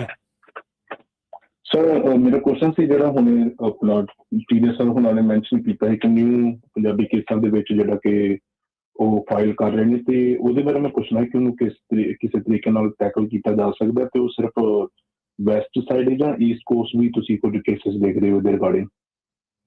ਜਿਹੜਾ ਆਪਣਾ ACA ਦੀ ਗੱਲ ਕਰਦੇ ਤੁਸੀਂ? ਜੀ ਹਾਂਜੀ ਭਾਜੀ। ਹੁਣ ਸ਼ੁਰੂ ਸਭ ਤੋਂ ਪਹਿਲਾਂ ਇਹ ਜਿਹੜਾ ਸੀਗਾ ਸਾਦਰਨ ਕੈਲੀਫੋਰਨੀਆ ਵਾਲਿਆਂ 'ਚ ਹੋਇਆ ਸੀਗਾ, ਤੇ ਫਿਰ ਹੁਣ ਆਪਣਾ ਜਿਹੜਾ ਸੀਗਾ ਇਹ ਇੱਧਰ ਸੈਨ ਫਰਾਂਸਿਸਕੋ ਵੱਲ ਵੀ ਆ ਗਿਆ, ਤੇ ਦੇਰ ਤਾਂ ਨਿਊਯਾਰਕ ਵੱਲ ਵੀ ਨਹੀਂ ਹੈਗੀ, ਕਿਉਂਕਿ ਇਹਨਾਂ ਦੇ ਤਾਂ ਭਾਜੀ ਆਪਣੀ ਨੈਸ਼ਨਲ ਲੈਵਲ ਤੇ ਪਲੈਨਿੰਗ ਹੈਗੀ ਨੇ, ਕੋਈ ਇਦਾਂ ਤਾਂ ਨਹੀਂ ਹੋਣਾ ਕਿ ਇੱਕ ਕੋਰਟ ਦੇ ਨਹੀਂ ਫਾਈਲ ਕਰਿਆ ਕਰਨੇ, ਤਾਂ ਸਾਰੇ ਪਾਸੇ ਚੱਲਣਾ। ਤੇ ਇਹਦੇ ਵਿੱਚ ਭਾਜੀ ਬਰੀਫਿੰਗ ਵਗੈਰਾ ਕਰਨੀ ਪੈਣੀ, ਮੁੱਦਾ ਇਹ ਗਰਮ ਹੋਣਾ ਕਾਫੀ, ਲਿਟੀਗੇਸ਼ਨ ਇਹਦੇ ਵਿੱਚ ਕਰਨੀ ਪੈਣੀ, ਆਪਣੇ ਰਾਈਟਸ ਜਿਹੜੇ ਪ੍ਰੀਜ਼ਰਵ ਕਰਨੇ ਪੈਣੇ ਆ। ਮਤਲਬ ਕਈ ਵਾਰੀ ਕੋਰਟਾਂ ਦੇ ਵਿੱਚ ਇਹ ਵੀ ਚੀਜ਼ ਹੋਣੀ ਆ ਜਿਹੜੀ ਕਿ ਕੋਰਟ ਦੇ ਵਿੱਚ ਤੁਹਾਨੂੰ ਪਤਾ ਕਿ ਜੱਜਾਂ ਦੀ ਪਾਵਰ ਇਹਨਾਂ ਨੇ ਜਿੱਦਾਂ ਖੋਈ ਆ, ਸੋ ਇਹ ਵੀ ਚੀਜ਼ ਹੋ ਸਕਦੀ ਹੈ ਕਿ ਕੋਰਟਸ ਦੇ ਵਿੱਚ ਤੁਹਾਨੂੰ ਆਰਗੂਮੈਂਟ ਪ੍ਰੀਜ਼ਰਵ ਕਰਨੇ ਪੈਣੇ ਆ। ਇਹ ਜਾਣਦੇ ਹੋਏ ਕਿ ਹੋ ਸਕਦਾ ਆਪਣੀ ਇੱਥੇ ਜਿੱਤਣਾ ਹੋਵੇ, ਸਾਨੂੰ ਉੱਤੇ ਅਪੀਲ ਦੇ ਵਿੱਚ ਜਿੱਤ ਹੋਵੇ। ਸੋ ਮਤਲਬ ਹੁਣ ਕੀ ਸੀਗਾ ਕਿ ਜਿਹੜੀ ਚੀਜ਼ ਹੈਗੀ ਅਸਾਈਲਮ ਵਾਲੀ, ਇਹਨੂੰ ਉਸ ਹਿਸਾਬ ਨਾਲ ਆਪਾਂ ਨੂੰ ਸੋਚਣਾ ਪੈਣਾ ਕਿ ਹੋ ਸਕਦਾ ਕਿ ਇਹਦਾ ਜਿਹੜਾ ਹੱਲ ਹੈਗਾ ਇਸ ਕੋਰਟ ਲੈਵਲ ਤੇ ਨਿਕਲ ਹੀ ਨਹੀਂ ਸਕਦਾ, ਕਿਉਂਕਿ ਉਹਨਾਂ ਨੇ ਜਿਹੜਾ ਸੀਗਾ ਜੱਜਾਂ ਦੇ ਹੱਥ ਜਿਹੜੇ ਪੂਰੇ ਬੰਨ੍ਹਤੇ ਆ ਜਦੋਂ ਇਹ ਚੀਜ਼ ਫਾਈਲ ਹੋ ਜਾਂਦੀ ਆ। ਤੇ ਇਹਦੇ ਵਿੱਚ ਆਪਣਾ ਉਹੀ ਹੋਇਆ ਕਿ ਡਿਊ ਪ੍ਰੋਸੈਸ ਆਰਗੂਮੈਂਟਸ ਵਗੈਰਾ ਜਿਹੜੀਆਂ ਹੁੰਦੀਆਂ, ਤੇ ਫਿਰ ਆਪਾਂ ਦੇਖਦੇ ਹਾਂ ਨੂੰ ਅਪੈਲੇਟ ਕੋਰਟ ਜਿਹੜੇ ਹੈਗੇ ਆ, ਸਪੈਸ਼ਲੀ ਜਿਹੜੇ ਸਿਵਲ ਕੋਰਟ ਹੈ, ਮੁੱਦੇ ਨੂੰ ਕਿੱਦਾਂ ਜਿਹੜੇ ਕਰਦੇ ਆ। ਤੇ ਲੌਂਗ ਸਟੋਰੀ ਸ਼ਾਰਟ ਇਹਦੀ ਉਹੀ ਹੋਣੀ ਹੈ ਕਿ ਜਿਹੜੇ ਬੰਦੇ ਇਹਦੇ ਵਿੱਚ ਉਹੀ ਟਿਕਣੇ ਆ ਜਿਹੜੇ ਫਾਈਟ ਕਰਨਾ ਚਾਹੁੰਦੇ ਆ ਕੇਸ ਦੀ ਐਂਡ ਤੱਕ। ਸਿੰਪਲ ਉਹ ਜਿਹੜਾ ਹੈਗਾ, ਕੋਈ ਇਦਾਂ ਦਾ ਨਹੀਂ ਹੈਗਾ ਕਿ ਮੇਰਾ ਜੱਜ ਨੇ ਕੇਸ ਪਾਸ ਨਹੀਂ ਕੀਤਾ, ਮੇਰੀ ਤਾਂ ਲਾਈਫ ਜਿਹੜੀ ਸੀਗੀ ਦੁਖੀ ਹੋ ਗਈ। ਉਹ ਜਾਣ ਕੇ ਜਿਹੜਾ ਸੀਗਾ ਇਹ ਪੰਗੇ, ਜਿਹੜੀ ਸਰਕਾਰ ਆ ਉਹਨਾਂ ਨੇ ਹੁਣ ਜਿਹੜੇ ਪੈਸੇ, ਉਹਨਾਂ ਦੇ ਫੰਡਿੰਗ ਜਿਹੜੀ ਆਈ ਆ, ਉਹ ਜਾਣ ਕੇ ਜਿਹੜੀ ਇਹ ਚੀਜ਼ ਸੀਗੀ ਕਿ ਲੋਕਾਂ ਨੂੰ ਉਹਨਾਂ ਨੇ ਦੁਖੀ ਕਰ ਰਹੇ ਆ, ਤਾਂ ਹੀ ਉਹ ਇਦਾਂ ਦੀ ਚੀਜ਼ਾਂ ਕਿ ਨਹੀਂ ਤੁਸੀਂ CBP ਐਪ ਲੈ ਲਓ, ਤੁਸੀਂ ਛੱਡ ਦਿਓ, ਤੁਸੀਂ ਚੱਲ ਜਾਓ। ਤੇ ਗੱਲ ਇਹ ਹੈ ਕਿ ਹੁਣ ਇਹੀ ਹੈ ਕਿ ਸਿਸਟਮ ਦੇ ਨਾਲ ਲੜਨਾ ਪੈਣਾ ਜੀ ਸਾਰਿਆਂ ਨੂੰ। ਇਹ ਜਿਹੜੀ ਚੀਜ਼ ਆ ਹੁਣ ACA ਵਾਂਗੂ ਇਦਾਂ ਦੀਆਂ ਕਈ ਚੀਜ਼ਾਂ ਇਹਨਾਂ ਨੇ ਹੁਣ ਪਹਿਲੇ ਸਾਲ 'ਚ ਹੀ ਇਹ ਦੇਖ ਲਓ, ਇਹਨਾਂ ਨੇ ਕਈ ਚੀਜ਼ਾਂ ਇਦਾਂ ਦੀਆਂ ਲੈ ਕੇ ਆਣੀਆਂ। ਧੰਨਵਾਦ ਜੀ। ਰਾਹੁਲ ਜੀ। ਹਾਂਜੀ, ਸਤਿ ਸ਼੍ਰੀ ਅਕਾਲ ਭਾਈ ਜੀ। ਸਤਿ ਸ਼੍ਰੀ ਅਕਾਲ ਜੀ। ਭਾਈ ਮੇਰਾ ਇੱਕ ਕੁਐਸਚਨ ਸੀਗਾ, ਮੈਂ ਵਿਆਹ ਦੇ ਕੇਸ ਤੇ ਮੇਰਾ ਇੰਟਰਵਿਊ ਹੋਇਆ ਸੀ ਤੇ ਇੰਟਰਵਿਊ ਕਲੀਅਰ ਹੋ ਗਿਆ ਸੀ, I-130 ਦਾ ਅਪਰੂਵ ਹੋ ਗਿਆ ਤੇ I-485 ਚ ਉਹਨਾਂ ਨੇ RFE ਮੰਗ ਲਈ ਸੀ ਤੇ RFE ਮੇਰੇ ਵਕੀਲ ਨੇ ਸੈਂਡ ਕੀਤੀ, ਉਹ 2 ਵਾਰੀ ਗਲਤ ਐਡਰੈਸ ਤੇ ਚਲੀ ਗਈ। ਤੁਸੀਂ ਵੀਜ਼ੇ ਤੇ ਆਏ ਸੀ? ਹਾਂਜੀ, ਮੈਂ ਵੀਜ਼ੇ ਤੇ ਆਇਆ ਸੀ ਭਾਜੀ। ਹਾਂਜੀ, ਤੇ ਤੁਹਾਡਾ ਹੋਰ ਰਿਮੂਵਲ ਆਰਡਰ ਨਹੀਂ ਹੈਗਾ ਕੋਈ ਵੀ? ਨਹੀਂ ਹੈਗਾ ਭਾਜੀ। ਠੀਕ ਹੈ, ਤੇ ਮੈਂ ਤੀਜੀ ਵਾਰ ਕਰੈਕਟ ਐਡਰੈਸ ਤੇ ਪੈਸੇ ਉਹ ਭੇਜਤੇ ਸੀ ਪ੍ਰੂਫ, ਤੇ ਮੈਂ ਪੁੱਛਣਾ ਸੀ ਬਈ ਉਹ ਮਾਈਂਡ ਤਾਂ ਨਹੀਂ ਕਰਦਾ ਵੀ 2 ਵਾਰੀ ਅਪਲੋਡ ਕਰਤੇ ਗਲਤ ਐਡਰੈਸ ਤੇ ਜਾਂ ਕੁਝ ਵੀ? ਨਹੀਂ, ਮਾਈਂਡ ਨਹੀਂ ਕਰਦੇ, ਬਸ ਜਿਹੜੀ ਫਾਈਨਲ ਤੁਹਾਡੀ ਜਿਹੜੀ ਸੀਗੀ ਡੈਡਲਾਈਨ, ਉਹ ਤੋਂ ਪਹਿਲਾਂ ਜੇ ਤੁਸੀਂ ਜਮ੍ਹਾਂ ਕਰਤਾ ਤੇ ਆਲ ਗੁੱਡ। ਹਾਂਜੀ, ਉਹ ਤਾਂ 24 ਤਰੀਕ ਨੂੰ ਹੈਗੀ। ਤੇ ਕਿੰਨੇ ਟਾਈਮ ਤੱਕ ਅਪਰੂਵਲ ਆ ਸਕਦੀ ਬਈ ਜੇ RFE ਪੈ ਜਾਵੇ ਸਹੀ? ਇਹ ਤਾਂ ਡਿਪੈਂਡ ਕਰਦਾ ਭਾਜੀ ਹੁਣ ਉਹਨਾਂ ਨੇ ਕਿਹੜੇ ਲੈਵਲ ਤੇ ਇਨਵੈਸਟੀਗੇਸ਼ਨ ਕਰਨੀ ਹੈ। ਅਪਰੂਵਲ ਮਤਲਬ ਜੇ ਸਾਰਾ ਕੁਝ ਜੈਨੂਇਨ ਹੈਗਾ ਤੇ 120 ਦਿਨਾਂ ਦੇ ਅੰਦਰ ਉਹ ਤਕਰੀਬਨ ਕਰ ਦਿੰਦੇ ਆ। ਓਕੇ, ਤੇ ਮੇਰਾ ਵਰਕ ਪਰਮਿਟ ਅਪਰੂਵ ਨਹੀਂ ਹੋਇਆ ਅਜੇ ਤੱਕ, ਤੇ ਜਿੰਨਾ ਟਾਈਮ ਸੀ ਉਹਨਾਂ ਨੇ ਦਿੱਤਾ ਹੋਇਆ ਉਹ ਓਵਰ ਦ ਲਿਮਿਟ ਹੋ ਗਿਆ। ਉਹ ਤੁਸੀਂ ਫਿਰ ਉਹਨਾਂ ਨੂੰ ਸਰਵਿਸ ਰਿਕੁਐਸਟ ਜਿਹੜੀ ਕਰ ਸਕਦੇ ਆ ਐਕਸਪੀਡਾਈਟ ਕਰਨ ਲਈ। ਓਕੇ, ਧੰਨਵਾਦ ਜੀ। ਸਰਵੀਸ ਸਿੰਘ ਜੀ। ਸਤਿ ਸ੍ਰੀ ਅਕਾਲ ਜੀ। ਜੀ ਸਤਿ ਸ਼੍ਰੀ ਅਕਾਲ। ਮੈਂ 1920 ਦੇ ਵਿੱਚ ਮੈਨੂੰ ਗ੍ਰੀਨ ਕਾਰਡ ਮਿਲਿਆ ਸੀਗਾ ਤੇ ਅਸੀਂ ਚਲੇ ਗਏ 1920 ਜਾਂ 2020 ਚ? 20 ਦੇ ਵਿੱਚ। ਠੀਕ ਹੈ ਜੀ। ਤੇ ਅਸੀਂ ਚਲੇ ਗਏ ਇੱਥੋਂ ਦੀ ਅਮਰੀਕਾ ਤੋਂ ਬਾਹਰ, ਉੱਥੇ ਫਿਰ ਕਰੋਨਾ ਆ ਗਿਆ। ਕਰੋਨਾ ਦੇ ਬਾਅਦ ਵਾਪਸ ਆਉਣ ਲੱਗੇ, ਸਾਨੂੰ 7-8 ਮਹੀਨੇ ਹੋ ਗਏ ਸੀ ਆਏ ਆ। ਤੇ ਉਹਦੇ ਬਾਅਦ ਦੋ ਵਾਰੀ ਕੈਨੇਡਾ ਇੰਡੀਆ ਫਿਰ ਗਏ ਆ ਤੇ ਇੱਕ ਵਾਰੀ ਕੈਨੇਡਾ ਗਏ। ਉਹ 6 ਮਹੀਨੇ ਤੋਂ ਪਹਿਲਾਂ ਵਾਪਸ ਆ ਗਏ। ਪਹਿਲੀ ਵਾਰ ਲੇਟ ਹੋ ਗਏ ਸੀ ਜੀ। ਉਹ ਇੱਕ ਵਾਰੀ ਜੇ ਤੁਹਾਨੂੰ ਉਹਨਾਂ ਨੇ ਅਲਾਉ ਕਰਤਾ ਅੰਦਰ ਤੇ ਫਿਰ ਠੀਕ ਆ, ਹੁਣ ਤੁਹਾਨੂੰ ਉਸ ਬੇਸ ਤੇ ਤਾਂ ਨਹੀਂ ਰੋਕ ਸਕਦੇ, ਪਰ ਹੁਣ ਕੋਸ਼ਿਸ਼ ਇਹੀ ਕਰਿਓ ਕਿ ਜਦੋਂ ਤੁਸੀਂ ਬਾਹਰ ਕਰੋਗੇ, ਇਹ 6 ਮਹੀਨੇ ਵਾਲੇ ਨਹੀਂ ਕਰਨੇ। ਜਿਹੜਾ ਪੱਕਾ ਡੇਰਾ ਇੱਥੇ ਲੱਗਣਾ ਚਾਹੀਦਾ ਅਮਰੀਕਾ ਦੇ ਵਿੱਚ। ਤੁਸੀਂ 8-10 ਮਹੀਨੇ ਇੱਥੇ ਰਹਿਣਾ, 2 ਮਹੀਨੇ ਜਾਣਾ ਜਿਹੜਾ ਘੁੰਮਣ ਫਿਰ। ਅੱਛਾ, ਉਹ ਪਹਿਲੀ ਵਾਰੀ ਲੇਟ ਹੋ ਗਏ ਸੀਗੇ, ਬਾਕੀ ਤੋਂ ਕਦੇ ਬਸ 6 ਮਹੀਨੇ ਤੋਂ ਪਹਿਲਾਂ ਹੀ ਵਾਪਸ ਆ ਗਏ। ਪਹਿਲੀ ਵਾਰੀ ਟਰੰਪ ਸਰਕਾਰ ਨਹੀਂ ਸੀ ਨਾ, ਹੁਣ ਧਿਆਨ ਰੱਖਿਓ, ਹੁਣ ਤੁਹਾਨੂੰ ਦੱਸਦਾ। ਹਾਂਜੀ, ਜਿਹੜਾ 6 ਮਹੀਨੇ ਵਾਲਾ ਵੀ ਹੈ ਨਾ, ਉਹਦੇ ਵਿੱਚ ਬਾਹਰ ਇਹ ਨਹੀਂ ਕਿ ਮੈਂ 6 ਮਹੀਨੇ ਦੇ ਵਿੱਚ ਵਾਪਸ ਆ ਗਿਆ। ਮੈਂ ਇਹ ਕਹਿ ਰਿਹਾ ਕਿ ਸਾਲ ਦੇ ਵਿੱਚ ਜਿਹੜਾ ਸੀਗਾ 8-10 ਮਹੀਨੇ ਉਰੇ ਰਹਿਣਾ। ਇਹ ਨਹੀਂ ਕਿ 6 ਮਹੀਨੇ ਤੋਂ ਵਿੱਚ ਵਾਪਸ ਆ ਗਏ ਤੇ 1 ਮਹੀਨਾ ਇੱਥੇ ਰਹਿ ਲਏ ਫਿਰ 6 ਮਹੀਨੇ ਚੱਲ ਗਏ। ਮਤਲਬ ਇੱਥੇ ਮੈਜੋਰਟੀ ਟਾਈਮ ਜਿਹੜਾ ਅਮਰੀਕਾ 'ਚ ਰਹਿਣਾ ਤੁਸੀਂ। ਅੱਛਾ, ਠੀਕ ਹੈ। ਤੇ ਸਿਟੀਜ਼ਨ ਹੁਣ ਕਦੋਂ ਅਪਲਾਈ ਕਰ ਸਕਦੇ? ਸਿਟੀਜ਼ਨ ਤਾਂ ਜੀ ਹੁਣ ਜਿਹੜਾ 6 ਮਹੀਨੇ ਵਾਲਾ ਤੁਹਾਡਾ ਸੀਗਾ, ਉਹਦੇ ਕਰਕੇ ਤੁਹਾਡੀ ਕਲੌਕ ਦੁਬਾਰਾ ਰੀਸਟਾਰਟ ਹੋ ਜਾਂਦੀ ਆ। ਤੇ ਜਦੋਂ ਤੁਸੀਂ ਅਪਲਾਈ ਕਰਨਾ, ਜਦੋਂ ਤੁਸੀਂ ਅਪਲਾਈ ਕਰਨਾ ਨਾ, ਉਦੋਂ ਤੁਸੀਂ ਬੈਕਵਰਡ ਦੇਖਣਾ ਵਾ ਕਿ 5 ਸਾਲਾਂ 'ਚ ਤੁਸੀਂ ਹਾਫ ਟਾਈਮ ਇੱਥੇ ਅਮਰੀਕਾ 'ਚ ਰਹੇ ਹੋਣੇ ਚਾਹੀਦੇ। ਅੱਛਾ, ਠੀਕ ਆ ਜੀ। ਧੰਨਵਾਦ ਜੀ। ਸਨੀ ਜੀ। ਸਨੀ ਜੀ।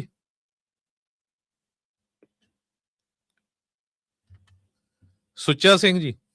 ਸਨੀ ਜੀ, ਹੈਲੋ। ਹਾਂਜੀ ਹਾਂਜੀ ਭਾਜੀ, ਆਪਣਾ ਮੇਰਾ ਬ੍ਰਦਰ ਜਿਸ ਤਰ੍ਹਾਂ ਸੁੱਚਾ ਸਿੰਘ ਜੀ। ਹੈਲੋ। ਹਾਂਜੀ। ਹਾਂਜੀ। ਭਾਜੀ ਮੇਰੇ ਬ੍ਰਦਰ ਦੀ ਮੈਰਿਜ ਹੋਈ ਹੈ ਜਿਸ ਤਰ੍ਹਾਂ ਜੂਨ 'ਚ ਅਮਰੀਕਨ ਸਿਟੀਜ਼ਨ ਦੇ ਨਾਲ, ਜੀ ਤੇ ਉਹਨਾਂ ਨੇ ਆਹੀ ਸਾਲ 'ਚ ਮੈਰਿਜ ਕੀਤੀ ਹੈ। ਉਹ ਇੰਡੀਆ ਵਾ ਤੇ ਇੱਥੋਂ ਸਿਟੀਜ਼ਨ ਨਾਲ ਗੋਰੀ ਨਾਲ ਵਿਆਹ ਹੋਇਆ।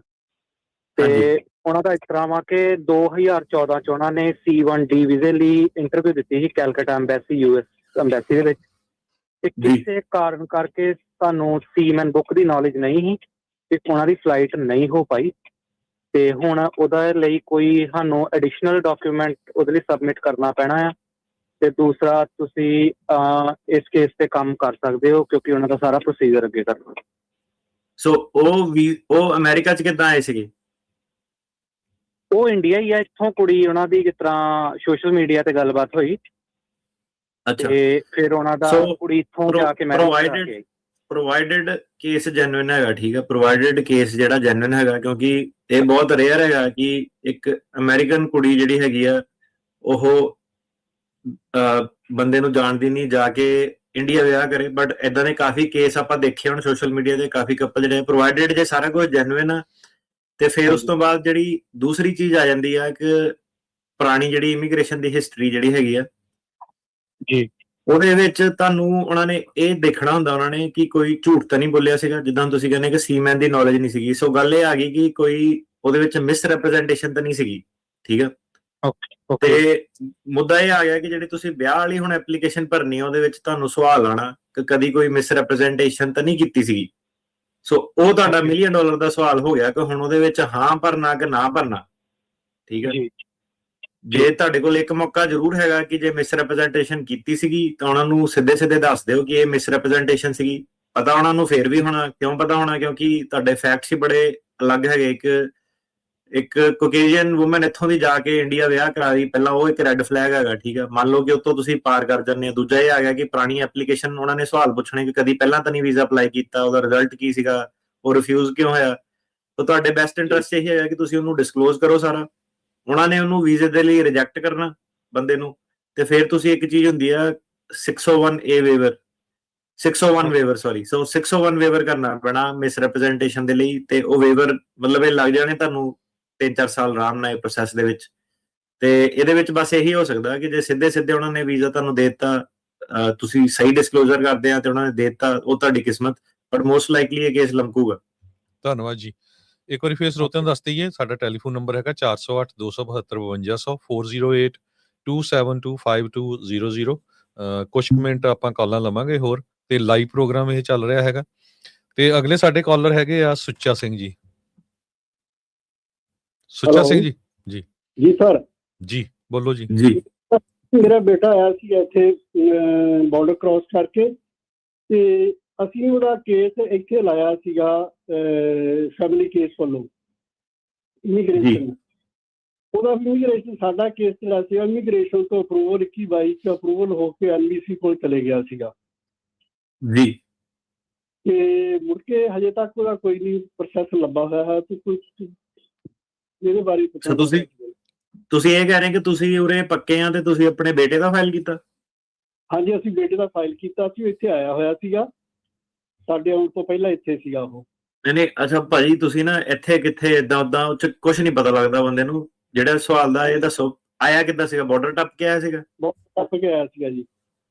ਬਾਰਡਰ ਟੱਪ ਕੇ ਆਇਆ ਸੀਗਾ। ਤੇ ਤੁਸੀਂ ਸਿਟੀਜ਼ਨ ਹੈ ਕਿ ਗ੍ਰੀਨ ਕਾਰਡ ਹੋਲਡਰ?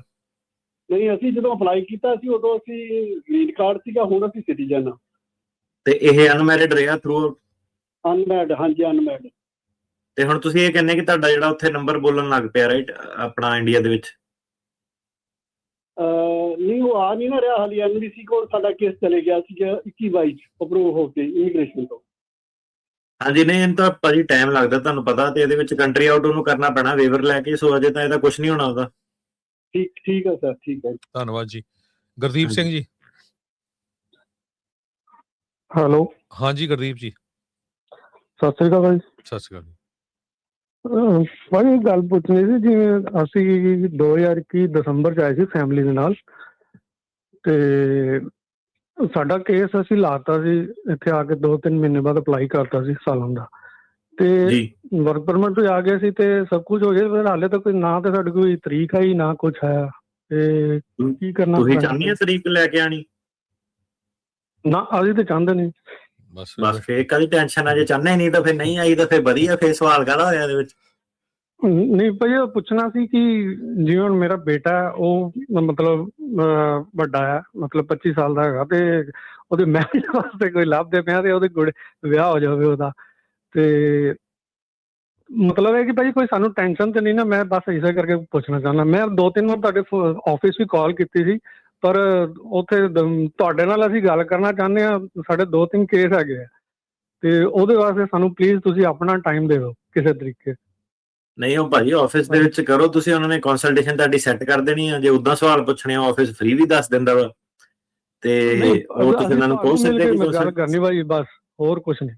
ਬਸ ਹਾਂਜੀ, ਅਸੀਂ ਤੁਹਾਨੂੰ ਮਿਲਣਾ ਚਾਹੁੰਦੇ, ਅਸੀਂ ਪਰਸਨਲੀ ਤੁਹਾਨੂੰ ਮਿਲਣਾ ਚਾਹੁੰਦੇ ਭਾਈ। ਤੁਸੀਂ ਈਮੇਲ ਕਰ ਦਿਓ ਉਹਨਾਂ ਦੇ ਉੱਤੇ, ਫਿਰ ਟਾਈਮ ਅਪਾਇੰਟਮੈਂਟ ਬਣਾ ਲਿਓ, ਤੁਸੀਂ ਕਾਲ ਕਰ ਲਓ ਉਹ। ਤੇ ਦੂਜਾ ਇਹ ਹੈ ਕਿ ਟੈਨਸ਼ਨ ਵਾਲੀ ਕੋਈ ਇਹਦੇ ਵਿੱਚ ਗੱਲ ਮੈਨੂੰ ਤਾਂ ਲੱਗ ਨਹੀਂ ਰਹੀ। ਵਿਆਹ ਜਦੋਂ ਮੁੰਡੇ ਦਾ ਹੋ ਗਿਆ, ਸਿਟੀਜ਼ਨ ਨਾ ਉਹ ਪੱਕਾ ਹੋ ਸਕਦਾ ਆਪਣਾ, ਤੇ ਤੁਹਾਨੂੰ ਤਰੀਕ ਛੇਤੀ ਚਾਹੀਦੀ ਨਹੀਂ। ਇਹਦੇ ਵਿੱਚ ਆਪਾਂ ਮਿਲ ਕੇ ਕੀ ਕਰਨਾ ਫਿਰ, ਆਪਣਾ ਕੋਈ ਤੁਸੀਂ ਚੱਲਣ ਦਿਓ ਇਹਨੂੰ ਆਰਾਮ ਨਾਲ, ਏਦਾਂ ਹੀ ਸਿਸਟਮ ਨੂੰ। ਧੰਨਵਾਦ ਜੀ। ਮੈਨੂੰ ਤਾਂ ਲੱਗਦਾ ਅੱਜ ਕੱਲ ਜੀ ਬਹੁਤ ਸਾਰੇ ਲੋਕ ਅਰਦਾਸਾਂ ਕਰਦੇ ਵੀ ਸਾਡੀ ਤਰੀਕ ਨਾ ਆਵੇ, ਇਹ ਕਹੀ ਜਾਂਦੇ ਵੀ ਸਾਡੀ ਆਈ ਨਹੀਂ ਹੈ। ਨਹੀਂ ਰਹੇ ਉਹ ਕਈ ਵਾਰੀ ਏਦਾਂ ਹੁੰਦਾ ਕਿ ਲੈ ਭਾਜੀ ਮੇਰੀ ਤਰੀਕ ਨਹੀਂ ਆਉਂਦੀ, ਤੇ ਆਪਣਾ ਹੁਣ ਜਿਹੜੇ ਕਈ ਕਲਾਇੰਟ ਵੀ ਮੇਰੀ ਤਰੀਕ ਨਹੀਂ ਆਉਂਦੀ ਏਦਾਂ। ਪਹਿਲਾਂ ਮੈਂ ਉਹਨਾਂ ਨੂੰ ਐਕਸਪਲੇਨ ਕਰਦਾ ਸੀ ਨਹੀਂ ਸਾਰਿਆਂ ਦਾ ਡਿਲੇ ਹੁੰਦਾ ਏਦਾਂ। ਮੈਂ ਕਿਹਾ ਪਹਿਲਾਂ ਪੁੱਛ ਤਾਂ ਲਵਾਂ, ਤਰੀਕ ਚਾਹੀਦੀ ਨਹੀਂ, ਉਹ ਅੱਧਿਆਂ ਨੂੰ ਤਾਂ ਤਰੀਕ ਚਾਹੀਦੀ ਨਹੀਂ ਹੁੰਦੀ। ਤਾਂ ਮੈਂ ਕਿਹਾ ਜੇ ਤੈਨੂੰ ਤਰੀਕ ਚਾਹੀਦੀ ਨਹੀਂ, ਤੂੰ ਕਿਉਂ ਦੁਖੀ ਹੋਈ ਫਿਰਦਾ, ਕਿ ਜੇ ਤੈਨੂੰ ਆਪ ਨੂੰ ਨਹੀਂ ਤਰੀਕ ਚਾਹੀਦੀ ਤਾਂ ਫਿਰ ਚੱਲ ਲੈਂਦੇ ਏਦਾਂ ਹੀ। ਰਕੇਸ਼ ਸ਼ਰਮਾ ਜੀ, ਸਤਿ ਸ੍ਰੀ ਅਕਾਲ ਜੀ ਦੋਨੋਂ ਵੀਰੇ ਨੂੰ। ਸਤਿ ਸ਼੍ਰੀ ਅਕਾਲ ਜੀ। ਹਾਂਜੀ ਟਰਕਿਆਣਾ ਭਾਜੀ, ਬਹੁਤ ਮਿਹਰਬਾਨੀ ਤੁਹਾਡੀ ਜੀ ਇਨਫੋਰਮੇਸ਼ਨ ਲਈ, ਹਮੇਸ਼ਾ ਸੁਣੀਦਾ ਜੀ ਤੁਹਾਡਾ। ਮੈਂ ਸਰ ਹਾਂਜੀ ਸਰ, 2 ਕੁਐਸਚਨ ਹੈ ਸਰ। ਮੈਂ 16 ਚ ਆਇਆ ਸੀਗਾ ਜੀ ਫੈਮਿਲੀ ਨਾਲ, ਆਪਣੀ ਵਾਈਫ ਤੇ ਬੇਟੀ ਨਾਲ B1 ਵੀਜ਼ਾ ਤੇ ਸਰ, ਤੇ 17 ਚ ਸਰ ਅਸਾਈਲਮ ਲਗਾਤਾ ਸੀਗਾ। 45 ਦਿਨ ਦਾ ਸਰ ਓਵਰਸਟੇ ਹੋ ਗਿਆ ਸੀ ਸਾਡਾ ਜੀ, ਪਰ ਵਿਦਿਨ 1 ਈਅਰ ਟਾਈਮ ਫਰੇਮ ਲਗਾਤੀ ਸੀ ਸਰ ਅਸਾਈਲਮ। ਤੇ ਸਰ USCIS ਚ ਇੰਟਰਵਿਊ ਆਈ ਸੀਗੀ ਅਕਤੂਬਰ ਚ, ਉਹਨਾਂ ਨੇ ਸਰ ਕੇਸ ਰੈਫਰ ਕਰਤਾ ਕੋਰਟ ਚ ਸਰ। ਮਾਸਟਰ ਹੀਅਰਿੰਗ ਹੈਗੀ ਹੈ ਸਰ 27 ਚ, ਤੇ ਮੈਂ ਸਰ ਤੇ ਵਾਈਫ ਦਾ ਸਰ U ਵੀਜ਼ਾ ਲੱਗਿਆ ਹੋਇਆ ਇਸੀ ਸਾਲ ਮਾਰਚ ਚ ਲਗਾਇਆ ਸੀ ਉਹਨਾਂ ਨੇ ਸਰ, 10 ਮਹੀਨੇ ਹੋ ਗਏ। ਉਹਦੀ ਸਿਰਫ ਹਾਲੇ ਸਾਨੂੰ ਰਸੀਦ ਆਈ ਹੈ ਸਰ ਰਿਸੀਵਿੰਗ ਦੀ। ਤੇ ਸਰ ਮੇਰਾ ਸਰ ਪਹਿਲਾਂ ਇਹ ਹੈ ਜੀ, ਵਾਈਫ RN ਹੈਗੀ ਹੈ ਸਰ, ਐਜ਼ ਏ ਨਰਸ ਕੰਮ ਕਰ ਰਹੀ ਹੈ ਨਿਊ ਜਰਸੀ ਚ, ਤੇ ਸਰ ਅਸੀਂ ਕੈਨੇਡਾ PR ਕਰਨਾ ਚਾਹੁੰਦਾ ਜੀ ਮੈਂ ਆਪਣੀ ਵਾਈਫ ਦੇ ਥਰੂ। ਉਹ ਡਿਪੈਂਡੈਂਟ ਹੈ ਸਰ ਮੇਰੀ ਐਪਲੀਕੇਸ਼ਨ ਤੇ, ਕੀ ਮੈਂ ਕਰ ਸਕਦਾ ਸਰ? ਮੇਰੀ ਵਾਈਫ PR ਕਰ ਸਕਦੀ ਹੈ ਸਰ ਕੈਨੇਡਾ? ਮੈਨੂੰ ਭਾਜੀ ਕੈਨੇਡਾ ਦਾ ਰੂਲ ਨਹੀਂ ਪਤਾ ਹੈਗਾ ਕੀ ਹੈ, ਕਿ ਕੈਨੇਡਾ ਦੀ ਇਮੀਗ੍ਰੇਸ਼ਨ ਆਬਵੀਅਸਲੀ ਮੈਂ ਨਹੀਂ ਕਰਦਾ, ਪਰ ਮੈਂ ਤੁਹਾਨੂੰ ਇਹ ਜ਼ਰੂਰ ਦੱਸ ਸਕਦਾ ਕਿ ਜਦੋਂ ਕਿਸੇ ਬੰਦੇ ਨੂੰ ਆਫਰ ਆਫ ਪਰਮਨੈਂਟ ਰੈਜ਼ੀਡੈਂਸ ਹੋਵੇ, ਭਾਵੇਂ ਉਹਨੇ ਅਪਲਾਈ ਕੀਤਾ ਭਾਵੇਂ ਨਹੀਂ ਕੀਤਾ, ਜਦੋਂ ਕਿਉਂਕਿ ਜਿਹੜਾ ਆਪਣਾ ਅਸਾਈਲਮ ਦੇ ਫਾਰਮ ਹੁੰਦੇ ਨਾ, ਜਦੋਂ ਤੁਹਾਡੀ ਤਰੀਕ ਆਉਂਦੀ ਹੈ, ਫਾਰਮ ਦੇ ਵਿੱਚ ਪੁੱਛਿਆ ਜਾਂਦਾ ਕਿ ਤੁਸੀਂ ਕਦੀ ਕਿਸੇ ਕੰਟਰੀ ਦੀ ਪਰਮਨੈਂਟ ਰੈਜ਼ੀਡੈਂਸ ਅਪਲਾਈ ਤਾਂ ਨਹੀਂ ਕੀਤੀ ਸੀ, ਐਲੀਜੀਬਲ ਤਾਂ ਨਹੀਂ ਹੋਏ। ਜਦੋਂ ਤੁਹਾਨੂੰ ਆਫਰ ਹੋਇਆ, ਮਤਲਬ ਐਪਲੀਕੇਸ਼ਨ ਫਾਈਲ ਕਰਨ ਦੀ ਤੁਹਾਡੇ ਕੋਲ ਆਪਸ਼ਨ ਹੋਈ, ਤੇ ਉਹਦੇ ਬੇਸ ਤੇ ਤੁਹਾਨੂੰ ਅਮਰੀਕਾ ਦੇ ਵਿੱਚ ਅਸਾਈਲਮ ਨਹੀਂ ਮਿਲ ਸਕਦਾ, ਫਿਰ ਤੁਹਾਨੂੰ ਸਿਰਫ ਵਿਦਹੋਲਡਿੰਗ ਮਿਲ ਸਕਦੀ। ਸੋ ਤੁਹਾਡੇ ਅਸਾਈਲਮ ਦੀ ਕੇਸ ਨੂੰ ਜਿਹੜਾ ਸੀਗਾ ਇੱਥੇ ਰੋਕਦਾ। ਤੁਸੀਂ ਕੈਨੇਡੀਅਨ ਇਮੀਗ੍ਰੇਸ਼ਨ ਲਾਇਰ ਨਾਲ ਆਪਣੀ ਗੱਲ ਕਰੋ, ਦੇਖੋ ਕੀ ਆਪਸ਼ਨਸ ਤੁਹਾਡੀਆਂ ਹੈਗੀਆਂ। ਜੇ ਤੁਹਾਨੂੰ ਕੈਨੇਡਾ ਦੀ PR ਮਿਲਦੀ ਆ, ਗੁੱਡ, ਕਿਉਂਕਿ ਜਦੋਂ ਤੁਸੀਂ ਕੈਨੇਡਾ 'ਚ ਪੱਕੇ ਸਿਟੀਜ਼ਨ ਬਣ ਜਾਂਦੇ ਆ ਤੇ ਅਮਰੀਕਾ ਦੀਆਂ ਆਪਸ਼ਨਸ ਖੁੱਲ ਜਾਂਦੀਆਂ ਉਹਨਾਂ।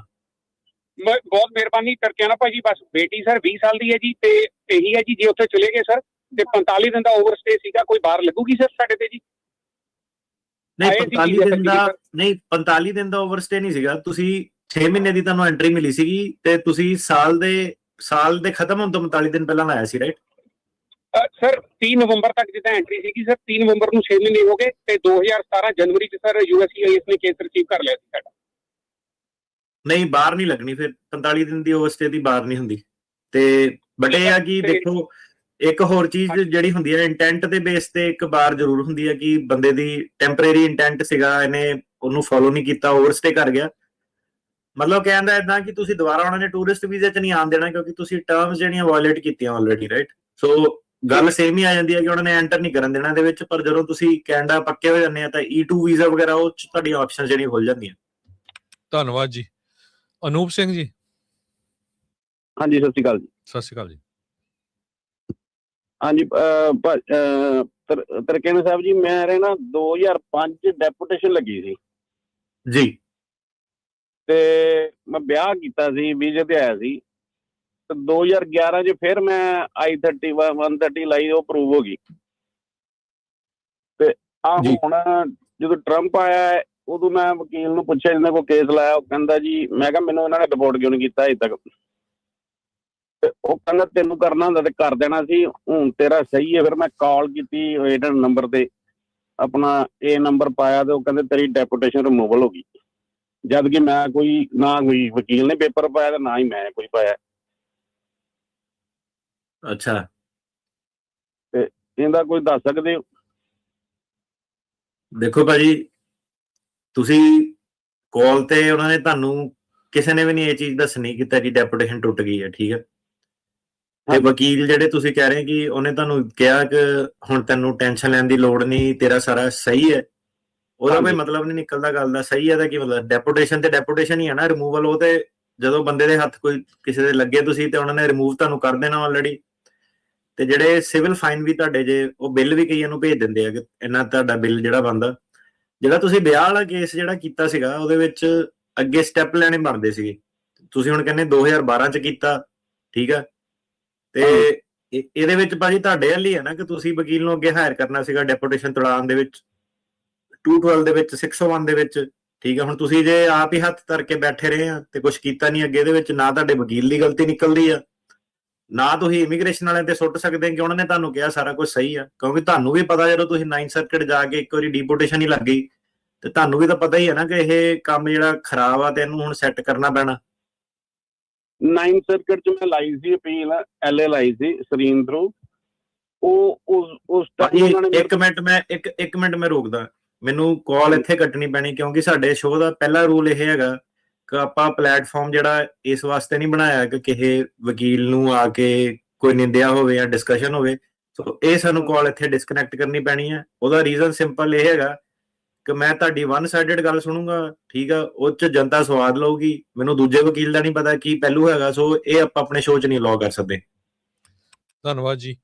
ਇੱਕ ਜਰਮਨ ਵਾਲੇ ਕਹਿੰਦੇ ਕੁਐਸਚਨ ਸੀਗਾ ਇੱਕ ਆਪਣੇ ਭਰਾ ਦਾ ਵੀ ਉਹ ਜਿਹੜਾ ਹੁਣ ਉੱਥੋਂ ਫਾਰਮ ਲੈਣਾ ਸੀ, ਕਹਿੰਦੇ ਉਹ $20 ਦੇ ਵਿੱਚ ਇੱਕ ਯੂਰੋ ਐਪ ਆ, ਖੁਦ ਆਨਲਾਈਨ ਜਾ ਕੇ ਅਪਲਾਈ ਕਰ ਸਕਦੇ, ਕਿਸੇ ਨੇ ਕਮੈਂਟ ਕੀਤਾ ਹੈਗਾ। ਸੋ ਤੁਸੀਂ ਚੈੱਕ ਕਰ ਲਿਓ। ਸਾਡੇ ਅਗਲੇ ਕਾਲਰ ਆ ਰਵੀ ਜੀ।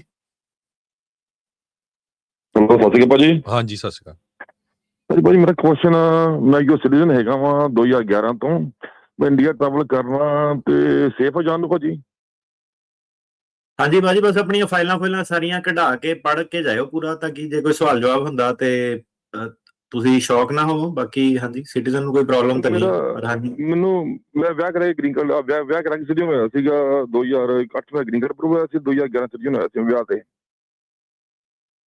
ਹਾਂਜੀ, ਤੇ ਉਹ ਸੇਮ ਹੀ ਵਿਆਹ ਚੱਲ ਰਿਹਾ ਇਸ ਵੇਲੇ? ਨਹੀਂ, ਮੇਰੀ ਵਾਈਫ ਦਾ ਡੈਥ ਹੋ ਗਈ ਸੀ 2023 ਵਿੱਚ, ਫਿਰ ਮੈਂ ਨਵਾਂ ਵਿਆਹ ਕੀਤਾ ਸੀ ਤੇ ਵਾਈਫ ਨੂੰ ਲੈਣ ਜਾਣਾ ਇੰਡੀਆ ਤੋਂ ਮੈਂ। ਨਹੀਂ, ਜਿਹੜੇ ਆਪਣੇ ਵਿਆਹ ਤੁਹਾਡਾ ਸੀਗਾ ਜਿਹਨਾਂ ਦੀ ਵਾਈਫ ਦੀ ਡੈਥ ਹੋਈ, ਸੋ ਤੁਹਾਡੀ ਮਤਲਬ ਫੈਮਿਲੀ ਵਗੈਰਾ ਹੈਗੀ ਤੁਹਾਡੀ ਉਹਨਾਂ ਦੇ ਨਾਲ, ਬੱਚੇ ਬੁੱਚੇ? ਹਾਂਜੀ, ਹਾਂਜੀ ਬੱਚਾ ਹੈਗਾ। ਹਾਂਜੀ ਠੀਕ ਹੈ। ਹਾਂਜੀ, ਉਹਦੇ ਵਿੱਚ ਤਾਂ ਨਹੀਂ ਕੋਈ ਪ੍ਰੋਬਲਮ। ਹੁਣ ਉਸ ਤੋਂ ਪਹਿਲਾਂ ਕੋਈ ਅਸਾਈਲਮ ਵਗੈਰਾ ਵੀ ਫਾਈਲ ਕੀਤਾ ਸੀਗਾ?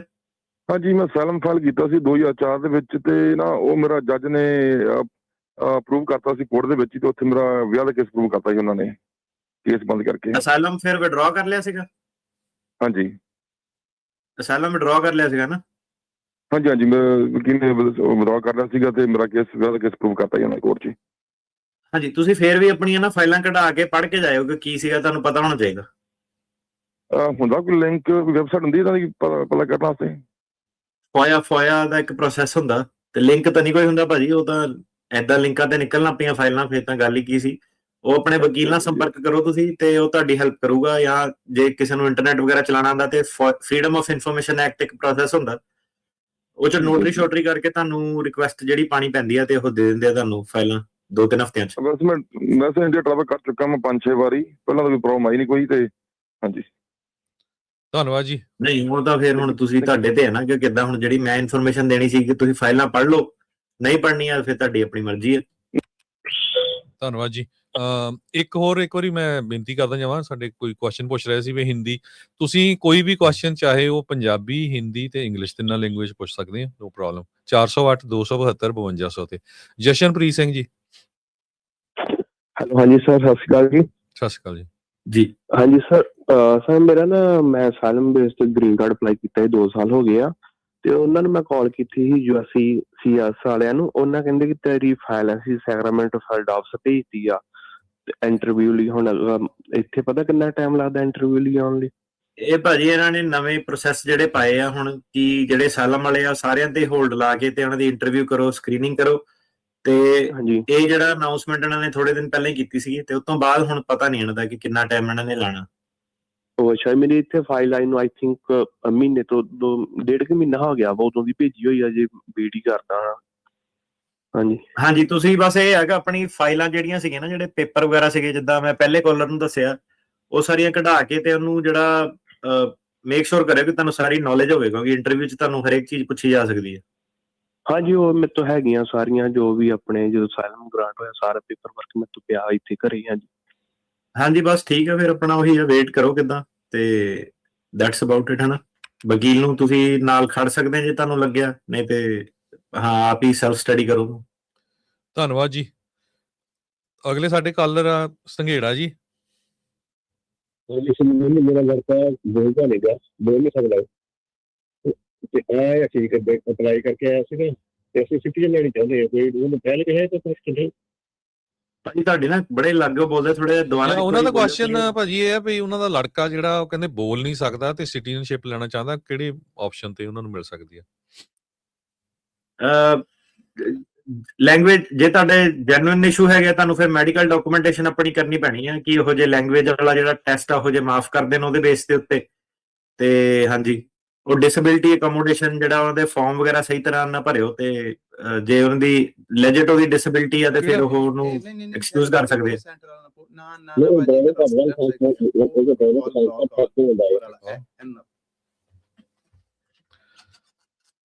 ਧੰਨਵਾਦ ਜੀ। ਓਕੇ ਜਸਵਿੰਦਰ ਸਿੰਘ ਜੀ। ਹੈਲੋ ਸਤਿ ਸ਼੍ਰੀ ਅਕਾਲ ਭਾਜੀ ਦੋਨਾਂ ਨੂੰ। ਸਤਿ ਸ਼੍ਰੀ ਅਕਾਲ ਜੀ। ਸਤਿ ਸ਼੍ਰੀ ਅਕਾਲ ਜੀ। ਹਾਂਜੀ ਭਾਜੀ ਮੇਰੇ ਸਵਾਲ ਇਹ ਆ ਜੀ, 2 ਸਵਾਲ ਆ ਭਾਜੀ। ਮੈਂ 2 ਸਾਲ ਹੋ ਗਏ ਗ੍ਰੀਨ ਕਾਰਡ ਅਪਲਾਈ ਕੀਤੇ ਨੂੰ, ਇੱਕ ਤਾਂ ਉਹ ਨਹੀਂ ਆ ਰਿਹਾ ਤੇ ਦੂਜਾ ਸਵਾਲ ਮੇਰਾ ਇਹ ਸੀ ਵੀ ਜੇ ਮੈਂ ਗ੍ਰੀਨ ਕਾਰਡ ਅਪਲਾਈ ਕੀਤਾ ਮੈਂ ਦੂਜੀ ਸਟੇਟ 'ਚ ਮੂਵ ਹੋਣਾ ਚਾਹੁੰਦਾ ਤਾਂ ਹੋ ਸਕਦਾ ਆ? ਹਾਂਜੀ ਹੋ ਸਕਦੇ ਆ, ਤੁਹਾਨੂੰ ਐਡਰੈਸ ਚੇਂਜ ਕਰਨਾ ਪੈਣਾ, ਆਪਣਾ AR11 ਫਾਰਮ ਹੁੰਦਾ ਉਹ ਭਰਨਾ ਪੈਣਾ ਆਨਲਾਈਨ। ਤੇ ਗ੍ਰੀਨ ਕਾਰਡ ਨੂੰ ਜਿੱਦਾਂ ਹੁਣ ਦੱਸ ਕੇ ਹਟਿਆ ਮੈਂ ਕਿ ਹੁਣ ਇੰਟਰਵਿਊ ਵਗੈਰਾ ਲੈਣੀਆਂ ਨੇ ਸ਼ੁਰੂ ਕਰਤੀਆਂ, ਟਾਈਮ ਲੱਗਣਾ ਸਾਰਿਆਂ ਨੂੰ। ਉਹ ਠੀਕ ਆ ਭਾਜੀ। ਭਾਜੀ ਇਦਾਂ ਬਾਈ ਚਾਂਸ ਹੁਣ ਕੇਸ ਪਾਸ ਹੋਇਆ ਗ੍ਰੀਨ, ਪਰ ਜੇ ਗ੍ਰੀਨ ਕਾਰਡ ਦੀ ਇੰਟਰਵਿਊ ਫੇਲ ਹੋ ਜਾਵੇ ਤਾਂ ਡਿਟੇਨ ਕਰੂਗੇ ਜਾਂ ਕੀ ਸਿਸਟਮ ਕੋਈ ਦੱਸ ਸਕਦੇ? ਨਹੀਂ ਗ੍ਰੀਨ ਕਾਰਡ ਦੀ ਫੇਲ ਹੋਣੀ ਨਹੀਂ, ਬਸ ਆ ਵਿੱਚ ਜਿਹੜੇ ਪੈਰਾਲੀਗਲ ਆ ਜਿਹੜੇ ਹੈਗੇ ਵਿਚੋਲੇ ਇਹਨਾਂ ਨੂੰ ਬਸ ਬਾਹਰ ਕੱਢਿਓ। ਆਪਣੇ ਜਿਹੜੇ ਵਕੀਲ ਨੇ ਕੇਸ ਪਾਸ ਕਰਾਇਆ ਵਾ ਉਹਨਾਂ ਦੇ ਥਰੂ ਤੁਸੀਂ ਗ੍ਰੀਨ ਕਾਰਡ ਫਾਈਲ ਕਰਨੇ ਆ ਸਾਰਿਆਂ ਨੇ, ਕਿਉਂਕਿ ਹੁਣ ਅੱਗੇ ਜਿਹੜਾ ਮਸਲਾ ਵੱਧ ਜਾਣਾ। ਤੇ ਪ੍ਰੋਬਲਮ ਇਹ ਹੈ ਕਿ ਸ਼ੁਰੂ ਤੋਂ ਹੀ ਤੁਹਾਨੂੰ ਕਮਿਊਨਿਟੀ ਨੂੰ ਗਾਈਡ ਕੀਤਾ ਸੀਗਾ ਕਿ ਇਹਨਾਂ ਨੇ ਫਾਰਮ ਭਰਨ ਵਾਲੇ ਆਫਿਸ ਪਾਏ, ਜਾ ਨਹੀਂ ਸਕਦੇ ਤੁਹਾਡੇ ਨਾਲ ਉੱਥੇ। ਤੇ ਫਿਰ ਅੱਗੋਂ ਦੀ ਇਹ ਕੋਈ ਹੋਰ ਵਕੀਲ ਖੜੇ ਪੈਰ ਕਰ ਦਿੰਦੇ ਆ ਇੰਟਰਵਿਊ ਦੇ ਵਾਸਤੇ। ਉਹ ਵਕੀਲ ਬਿਲਕੁਲ ਵੀ ਤੁਹਾਡੀਆਂ ਫਾਈਲਾਂ ਝਾਂਤੀ ਨਹੀਂ ਮਾਰਦਾ, ਉਹਨੂੰ ਕੱਖ ਨਹੀਂ ਪਤਾ ਕੀ ਚੱਲਦਾ ਕਿੱਦਾਂ ਚੱਲਦਾ। ਉਹ ਚੀਜ਼ ਦੀ ਪ੍ਰੋਬਲਮ ਜਿਹੜੀ ਆਉਂਦੀ ਹੈ। ਸੋ ਜਿੱਧਰੋਂ ਤੁਹਾਡੇ ਕੇਸ ਪਾਸ ਹੋਏ ਆ, ਤੁਸੀਂ ਆਪਣਾ ਵਕੀਲ ਜਿਹੜਾ ਸੀਗਾ ਉਹਨੂੰ ਉਹਦੇ ਥਰੂ ਗ੍ਰੀਨ ਕਾਰਡ ਫਾਈਲ ਕਰਨਾ ਵਾ, ਕਿਉਂਕਿ ਹੁਣ ਜਿਹੜਾ ਮਾਹੌਲ ਜਿਹੜਾ ਉਧਰਲੇ ਪਾਸੇ ਨੂੰ ਜਾ ਰਿਹਾ, ਇਹ ਪਹਿਲਾਂ ਜਿਹੜੀ ਸੀਗੀ ਇਨਵੈਸਟੀਗੇਸ਼ਨ ਨਹੀਂ ਸੀਗੀ, ਇਹ ਤੁਹਾਨੂੰ ਹੁਣ ਐਡਵਾਂਸ ਹੀ ਦੱਸਦਾ ਕਿ ਸਾਰਾ ਜਿਹੜਾ, ਕਿਉਂਕਿ ਇਹਨਾਂ ਨੇ ਅਨਾਉਂਸ ਹੀ ਕਰਤਾ ਕਿ ਆਪਾਂ ਇਦਾਂ ਕਰਨਾ। ਆ ਹੁਣ ਜਿਹੜੇ ਕਾਲਰ ਇੱਕ ਪਹਿਲਾਂ ਆਇਆ ਇਹਨੇ ਆਲਰੇਡੀ ਦੱਸਦਾ ਕਿ ਸੈਕਰਾਮੈਂਟੋ ਦੀ ਇੰਟਰਵਿਊ ਆ ਰਹੀ ਹੈ, ਠੀਕ ਆ। ਤੇ ਬਾਕੀ ਤੁਸੀਂ ਆਪ ਸਮਝਦਾਰ ਆ, ਸੁਣੋ ਉਹ ਆ ਕਿ 150 ਬਚਾਉਣ ਲਈ ਆ ਪੈਰਾਲੀਗਲਾਂ ਕੋਲ ਨਹੀਂ ਜਾਣਾ, ਤੁਸੀਂ ਸਿੱਧੇ ਵਕੀਲਾਂ ਦੇ ਥਰੂ ਫਾਈਲ ਕਰਨੀ ਆ। ਰੈਪਰੈਜ਼ੈਂਟੇਸ਼ਨ ਜਿਹੜੀ ਹੋਣੀ ਆ ਉਹ ਵਕੀਲ ਫੋਨ ਤੇ ਤੁਹਾਡੇ ਨਾਲ ਅਪੀਅਰ ਕਰ ਸਕਦਾ, ਜਿਹੜੇ ਮਰਜ਼ੀ ਫੀਲਡ ਆਫਿਸ ਤੁਹਾਡਾ ਜਿਹੜਾ ਇੰਟਰਵਿਊ ਜਿਹੜੀ ਹੈਗੀ ਆ, ਤੇ ਉਹਦੇ ਹਿਸਾਬ ਨਾਲ ਤੁਸੀਂ ਹੈਂਡਲ ਕਰੋ। ਉਹਨਾਂ ਨੇ ਅਸਾਈਲਮ ਦੇ ਰਿਲੇਟਡ ਤੁਹਾਡੇ ਕੋਲ ਸਵਾਲ ਜਵਾਬ ਜਿਹੜੇ ਪੁੱਛਣੇ ਆ। ਧੰਨਵਾਦ ਜੀ। ਹਰਸ਼ਦੀਪ ਜੀ। ਸਤਿ ਸ਼੍ਰੀ ਅਕਾਲ ਜੀ।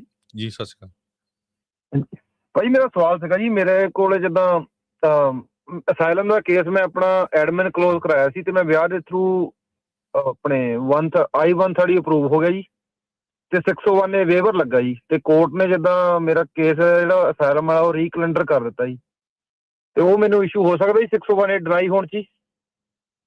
601 100% ਭਾਜੀ ਡਿਨਾਈ ਹੋਊਗਾ, ਕਿਉਂਕਿ ਜਦੋਂ ਕੋਰਟ 'ਚ ਤੁਹਾਡਾ ਕੇਸ ਐਕਟਿਵ ਹੋ ਗਿਆ ਨਾ 601 ਅਪਰੂਵ ਨਹੀਂ ਹੋ ਸਕਦਾ।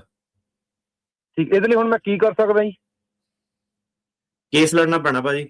ਤੇ ਉਹ ਜਿਹੜੀ ਐਡਮਿਨ ਕਲੋਜ਼ ਵਾਲੀ ਸੀਗੀ ਉਹਨੂੰ ਤੁਸੀਂ ਅਪੋਜ਼ ਕਰਕੇ ਦੇਖ ਸਕਦੇ ਸੀਗੇ, ਪਰ ਜੱਜ ਅੱਜ ਕੱਲ ਜ਼ਿਆਦਾਤਰ ਉਹਨੂੰ ਰੀਓਪਨ ਹੀ ਕਰਦੇ ਆ, ਸਰਕਾਰ ਦੀ ਗੱਲ ਮੰਨਦੇ ਆ, ਤੇ ਉਹ 10 ਦਿਨ ਦਾ ਟਾਈਮ ਹੁੰਦਾ ਬੰਦੇ ਕੋਲ ਅਪੋਜ਼ ਕਰਨ ਦਾ, ਤੇ ਉਹ ਕੀਤਾ ਸੀਗਾ ਅਪੋਜ਼ ਤੁਸੀਂ? ਕੀਤਾ ਸੀ ਮੋਸ਼ਨ 2, ਹਾਂਜੀ ਮੋਸ਼ਨ ਕੀਤਾ ਸੀ ਵਿਦਨ 10 ਡੇਜ਼, ਪਰ ਉਹਨਾਂ ਨੇ ਡਿਨਾਈ ਕਰਤਾ ਜੀ। ਹਾਂਜੀ ਫਿਰ ਭਾਜੀ ਤੁਹਾਨੂੰ ਨਾ ਕੇਸ ਜਿਹੜਾ ਲੜਨਾ ਪੈਣਾ। ਤੇ ਤੁਸੀਂ ਸਿਟੀਜ਼ਨ ਨਾਲ ਵਿਆਹ ਕਰਾਇਆ? ਹਾਂਜੀ ਸਿਟੀਜ਼ਨ, ਬੱਚੇ ਆ ਮੇਰੇ ਅੱਗੇ ਜੀ। ਤੁਸੀਂ ਭਾਜੀ ਇੱਕ ਸੀਰੀਅਸਲੀ ਜਿਹੜਾ ਸੀਗਾ ਨਾ, ਆਪਣੀ ਪੰਜਾਬੀ ਕਮਿਊਨਿਟੀ ਕਾਫੀ ਭੱਜਦੀ ਆ ਉਹ ਸਲਾਹ ਤੋਂ, ਪਰ ਨਾ ਤੁਸੀਂ ਇੱਕ ਵਾਰੀ ਆਪਣੇ ਵਕੀਲ ਨਾਲ ਬਹਿ ਕੇ ਗੱਲ ਕਰ ਲਿਓ। ਕਈ ਵਾਰੀ ਨਾ ਵਲੰਟਰੀ ਡਿਪਾਰਚਰ ਜਿਹੜਾ ਹੁੰਦਾ ਉਹ ਲੈਣੀ ਬੈਟਰ ਆਪਸ਼ਨ ਹੁੰਦੀ ਹੈ, ਜਦ I-130 ਵਗੈਰਾ ਅਪਰੂਵ ਆ ਨਾ, ਤੇ ਉਹਨਾਂ ਬਹਿ ਕੇ ਇੱਕ ਵਾਰੀ ਪੁੱਛਿਓ ਕਿ 12 ਬੂਰਾਂ ਲੱਗਦੀਆਂ ਕਿ ਨਹੀਂ ਲੱਗਦੀਆਂ। ਤੇ ਜੇ ਤੁਹਾਨੂੰ ਉਹ ਵਲੰਟਰੀ ਡਿਪਾਰਚਰ ਦਿੰਦੇ ਆ ਤੇ ਤੁਹਾਡੇ ਤੇ ਜਿਹੜੀ 3 ਈਅਰ ਬਾਰ ਜੇ ਨਹੀਂ ਲੱਗਦੀ ਆ ਤੇ ਤੁਸੀਂ ਆਪਣੀ ਕੰਟਰੀ ਜਾ ਕੇ ਵੀ ਜਿਹੜਾ ਉਹ ਆਪਣਾ ਜਿਹੜਾ ਵੀਜ਼ਾ ਲੈ ਕੇ ਆ ਸਕਦੇ ਹੋ। ਉਹ 'ਚ ਤੁਸੀਂ ਮੇਰੇ ਹਿਸਾਬ ਨਾਲ ਉਸ ਹਿਸਾਬ 'ਚ ਸੌਖੇ ਰਹੋਗੇ। ਤੁਸੀਂ ਇੱਕ ਵਾਰੀ ਉਹਨਾਂ ਜਿਹੜੀ ਆਪਣੇ ਵਕੀਲ ਨਾਲ ਬਹਿ ਕੇ ਗੱਲ ਕਰ ਲਓ। ਵਕੀਲ ਭਾਜੀ ਜਿਹੜਾ ਮੇਰਾ ਵਕੀਲ ਸੀ ਉਹ ਜਿੱਦਾਂ ਸਿਆਣਾ ਹੋ ਗਿਆ, ਉਹਨੇ ਆਪਣੇ ਆਪ ਨੂੰ ਕੋਰਟ ਚੋਂ ਵੀ ਵਿਡਰਾਅ ਕਰ ਲਿਆ ਕਿ ਉਹ ਮੈਨੂੰ ਕਹਿੰਦਾ ਤੂੰ ਆਪਣਾ ਨਵਾਂ ਅਟਾਰਨੀ ਹਾਇਰ ਕਰ ਲਾ। ਮੇਰਾ ਜਿਹੜਾ ਉਹ ਅਸਾਈਲਮ ਦਾ ਕੇਸ ਉਹ ਵਾਸ਼ਿੰਗਟਨ ਸਟੇਟ 'ਚ ਸੀ, ਸਿਆਟਲ। ਤੇ ਹੁਣ ਮੈਨੂੰ ਕਹਿੰਦਾ ਤੇਰਾ ਜਿੱਦਾਂ 50-50 ਹੈ, ਡਿਨਾਈ ਹੋ ਵੀ ਸਕਦਾ ਜਿੱਦਾਂ ਹੁਣ ਕਰੰਟ ਐਡਮਿਨਿਸਟ੍ਰੇਸ਼ਨ ਥੋੜੀ ਸਟਰੋਂਗ ਨਹੀਂ ਹਾਂਜੀ ਸੋ ਭਾਜੀ ਉਹਦੇ ਵਿੱਚ ਤਾਂ ਤੁਸੀਂ ਨਾ ਫਿਰ ਵਲੰਟਰੀ ਡਿਪਾਰਚਰ ਜਿਹੜਾ ਤੁਸੀਂ ਉਹਦੇ ਵਿੱਚ ਰਿਸਕ ਨਾ ਲਓ, ਕਿਉਂਕਿ ਤੁਹਾਡੇ ਕੋਲ ਫਿਰ ਆਪਸ਼ਨ ਜਿਹੜੀ ਹੈਗੀ ਆ। ਤੇ ਜੇ ਤੁਸੀਂ ਆਪਣਾ ਇੰਡੀਆ ਰੋਕ ਸਕਦੇ ਆ ਥੋੜੀ ਦੇਰ, ਹੈ ਨਾ, ਜੇ ਤੁਹਾਡੇ ਤੇ ਬਾਹਰ ਨਹੀਂ ਲੱਗਦੀ, ਕੁਛ ਕੁ ਮਹੀਨੇ ਲੱਗਣੇ ਆ। ਸੋ ਉਹਦੇ ਵਿੱਚ ਕੀ ਆ ਕਿ ਉਹ ਸਲਾਹ ਨਹੀਂ ਜਿੱਦਾਂ ਕਈ ਵਾਰੀ ਵਕੀਲ ਦਿੰਦੇ ਕਿ ਉਹਨਾਂ ਨੂੰ ਲੱਗਦਾ ਪਤਾ ਨਹੀਂ ਇੰਡੀਆ ਕੰਪਲਿਕੇਟਡ ਜਾਂ ਫੈਮਿਲੀ ਬੇਸ ਕੰਪਲਿਕੇਟਡ, ਲੋਕੀ ਪ੍ਰੈਕਟਿਸ ਕਰਦੇ ਨਹੀਂ ਜਾਂ ਆਪਣੀ ਕਮਿਊਨਿਟੀ ਤੁਸੀਂ ਕਹਿ ਲਓ ਕਿ ਪੈਰਾਲੀਗਲਾਂ ਥਰੂ ਹੀ ਕਰਦੀ ਆ ਫਾਰਮ ਭਰਨ ਵਾਲੀ। ਸੋ ਉਹਦੇ ਵਿੱਚ ਇਹ ਹੈ ਕਿ ਤੁਸੀਂ ਜੇ ਵਕੀਲ ਨਹੀਂ ਹੈਗਾ, ਵਕੀਲ ਹਾਇਰ ਕਰੋ ਪਹਿਲਾਂ ਤਾਂ, ਤੇ ਆ ਜਿਹੜੀ ਵਲੰਟਰੀ ਡਿਪਾਰਚਰ ਵਾਲੀ ਆਪਸ਼ਨ ਆ ਜਿਹੜੀ ਪਰਸੂ ਕਰੋ ਆਪਣੀ ਓਬਵੀਅਸਲੀ ਵਾਈਫ ਵਗੈਰਾ ਨਾਲ ਗੱਲ ਕਰਕੇ ਪਹਿਲਾਂ ਕਿ ਇੰਡੀਆ ਵਾਲਾ ਜਿਹੜਾ ਸਿਨੈਰੀਓ ਹੈਗਾ 5-6 ਮਹੀਨੇ ਤੁਹਾਨੂੰ ਉੱਥੇ ਰੁਕਣਾ ਪੈਣਾ ਇੰਡੀਆ ਦੇ ਵਿੱਚ। ਪਰ ਮੇਰੇ ਹਿਸਾਬ ਨਾਲ ਉਹ ਤੁਹਾਡੇ ਲਈ ਬੈਟਰ ਆ। ਵਾਸ਼ਿੰਗਟਨ ਦਾ ਜਿਹੜਾ ਕੋਰਟ ਆ ਉਹ ਸਟ੍ਰਿਕਟ ਵੀ ਹੈਗਾ ਵਾ ਤੇ ਆਪਣੇ ਉਦਾਂ ਕੇਸ ਪਾਸ ਹੋਇਆ, ਪਰ ਉਹ ਵਾਕਈ ਜਿਹੜਾ ਹੈਗਾ 50-50 ਸਿਨੈਰੀਓ ਜਿਹੜਾ ਉਹਦੇ ਵਿੱਚ ਹੋ ਜਾਣਾ, ਤੁਹਾਨੂੰ ਰਿਸਕ ਲੈਣ ਦੀ ਉਹਦੇ ਵਿੱਚ ਲੋੜ ਨਹੀਂ ਹੈਗੀ ਮੇਰੇ ਹਿਸਾਬ ਨਾਲ। ਠੀਕ ਹੈ, ਹਜੇ ਮੈਂ ਰੀਸੈਂਟਲੀ ਫਾਈਲ ਕੀਤਾ 2-3 ਮਹੀਨੇ ਹੋਏ 601 ਇਹਨੂੰ। ਸੋ ਟਾਈਮ ਵੇਸਟ ਉਹਦਾ ਭਾਜੀ ਕੋਈ ਫਾਇਦਾ ਨਹੀਂ ਹੋਣਾ। ਉਹ ਤੁਹਾਨੂੰ ਮੈਂ ਪ੍ਰੋਸੀਜਰ ਦੱਸਦਾ, ਜਦੋਂ ਰਿਮੂਵਲ ਪ੍ਰੋਸੀਡਿੰਗ ਹੈ ਉਹ ਤੁਹਾਡੇ ਟਾਈਮ ਵੇਸਟ ਹੋਣਾ ਵਾ ਉੱਤੇ। ਠੀਕ ਹੈ, ਤੁਸੀਂ ਵੇਟ ਕਰੋਗੇ, ਉਹਦਾ ਕੋਈ ਫਾਇਦਾ ਨਹੀਂ ਹੋਣਾ ਜੀ। ਜੇ ਤੁਹਾਡੇ ਕੋਲ ਹੁਣ ਵਕੀਲ ਨਹੀਂ ਭਾਜੀ, ਇਹਨਾਂ ਦੇ ਆਫਿਸ ਕਾਲ ਕਰ ਲਿਓ 415-909-0503 ਤੇ। ਧੰਨਵਾਦ ਜੀ, ਬਹੁਤ ਬਹੁਤ ਧੰਨਵਾਦ ਜੀ। ਸੁਰਿੰਦਰ ਸਿੰਘ ਸ਼ੇਰਗਿੱਲ ਜੀ। ਹਾਂ ਜੀ, ਦੋਨਾਂ ਵੀਰਾਂ ਨੂੰ ਸਤਿ ਸ਼੍ਰੀ ਅਕਾਲ ਜੀ। ਸਤਿ ਸ਼੍ਰੀ ਅਕਾਲ ਜੀ। ਜੀ ਸਾਹਿਬ, ਮੇਰਾ ਪ੍ਰਸ਼ਨ ਹੈ, ਸਾਡੇ ਇਟਲੀ ਤੋਂ ਪਰਿਵਾਰ ਇਟਲੀ ਸਿਟੀਜ਼ਨ ਆ ਤੇ ਉਹਨਾਂ ਦੇ ਇੱਥੇ ਪੇਪਰ ਭਰੇ ਸੀ, ਉਹਨਾਂ ਨੂੰ ਗ੍ਰੀਨ ਕਾਰਡ ਮਿਲ ਗਿਆ ਤੇ ਹੁਣ ਇੱਥੇ ਰਹਿਣਾ ਨਹੀਂ ਚਾਹੁੰਦੇ। ਇੱਕ ਮੁੰਡਾ ਤਾਂ ਉਹਨਾਂ ਦਾ ਸਾਲ ਤੋਂ ਵੱਧ ਹੋ ਗਿਆ ਆਇਆ ਨਹੀਂ, ਦੂਜਾ 11 ਮਹੀਨੇ ਅਸੀਂ ਲੰਘਣ ਦੇ ਦਿੱਤਾ ਐਤਕੀ, ਤੇ ਕੁੜੀ 2 ਵਾਰੀ ਆ ਗਈ। ਉਹ ਕੀ ਕਰਨਗੇ? ਕੁੜੀ ਆਉਣਾ ਨਹੀਂ ਇੱਥੇ, ਉਹ ਗ੍ਰੀਨ ਕਾਰਡ ਸਿਲੰਡਰ ਕਾ ਆ ਸਕਦੇ ਆ ਜੀ ਗਾਹਾਂ ਵਾਸਤੇ, ਫਿਰ ਉਹਨਾਂ ਨੂੰ ਵੀਜ਼ਾ ਵੇਸਟਰ ਮਿਲ ਜੂਗਾ। ਨੇ ਉੱਦਾਂ ਗ੍ਰੀਨ ਕਾਰਡ ਰਹਿੰਦੇ ਤੇ ਵੀਜ਼ਾ ਵੀ ਨਹੀਂ ਦਿੰਦੇ ਉੱਥੋਂ ਵੇਸਟਰ ਜੀ। ਹਾਂਜੀ ਗ੍ਰੀਨ ਕਾਰਡ ਸਿਲੰਡਰ ਜਿਹੜਾ ਕਰ ਸਕਦੇ ਆ ਜੀ ਉਹ, ਤੇ ਵੀਜ਼ਾ ਜੇ ਉਹਨਾਂ ਨੇ ਲੈਣਾ ਤੇ ਜੇ ਆਣਾ ਹੀ ਨਹੀਂ ਉਹਨਾਂ ਨੇ ਬਿਲਕੁਲ ਅਮਰੀਕਾ, ਫਿਰ ਟੈਨਸ਼ਨ ਹੀ ਨਹੀਂ ਕੋਈ। ਨਹੀਂ ਉਹ ਫਿਰ ਗ੍ਰੀਨ ਕਾਰਡ ਸਿਲੰਡਰ ਕਰ ਦੇਣ ਜੀ। ਹਾਂਜੀ, ਅੰਬੈਸੀ ਜਾ ਕੇ ਸਰੈਂਡਰ ਕਰਕੇ ਮੇਰੇ ਖਿਆਲ ਨਾਲ ਲੈ ਵੀ ਸਕਦੇ ਵੀਜ਼ਾ, ਵਿਜ਼ਟਰ ਵੀਜ਼ਾ ਵੀ ਸਾਨੂੰ ਦੇ ਦਿਓ ਜਾਂ ਕਿ ਨਹੀਂ।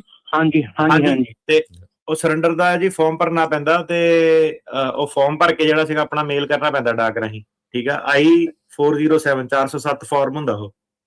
ਅੱਛਾ ਜੀ। ਇੱਕ ਮੈਂ ਨਾ ਅੱਗੇ ਸਿਟੀਜ਼ਨ ਇੱਕ ਵਾਰੀ ਕੀਤੀ ਸੀ ਅਪਲਾਈ, ਤੇ ਮੈਨੂੰ 25 ਸਾਲ ਹੋ ਗਏ ਇੱਥੇ ਆਏ ਨੂੰ। ਮੈਂ ਇੰਡੀਆ ਜਾਣਾ ਤਾਂ 6 ਮਹੀਨਿਆਂ ਦੇ ਵਿੱਚ ਮੁੜਿਆ ਨਾ ਕਦੇ ਵੀ ਜਦੋਂ ਗਿਆ।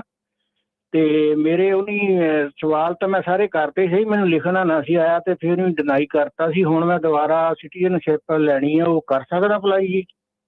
ਹਾਂਜੀ ਤੁਸੀਂ ਕਰ ਸਕਦੇ ਆ। ਤੁਹਾਨੂੰ ਆਪਣਾ ਹੀ ਜਿਹੜਾ ਟੈਸਟ ਵਗੈਰਾ ਤਾਂ ਦੇਣੇ ਪੈਣਾ। ਤੇ ਕਿੰਨੀ ਦੇਰ ਹੋ ਗਈ ਤੁਹਾਨੂੰ ਗ੍ਰੀਨ ਕਾਰਡ ਬਣੇ ਨੂੰ?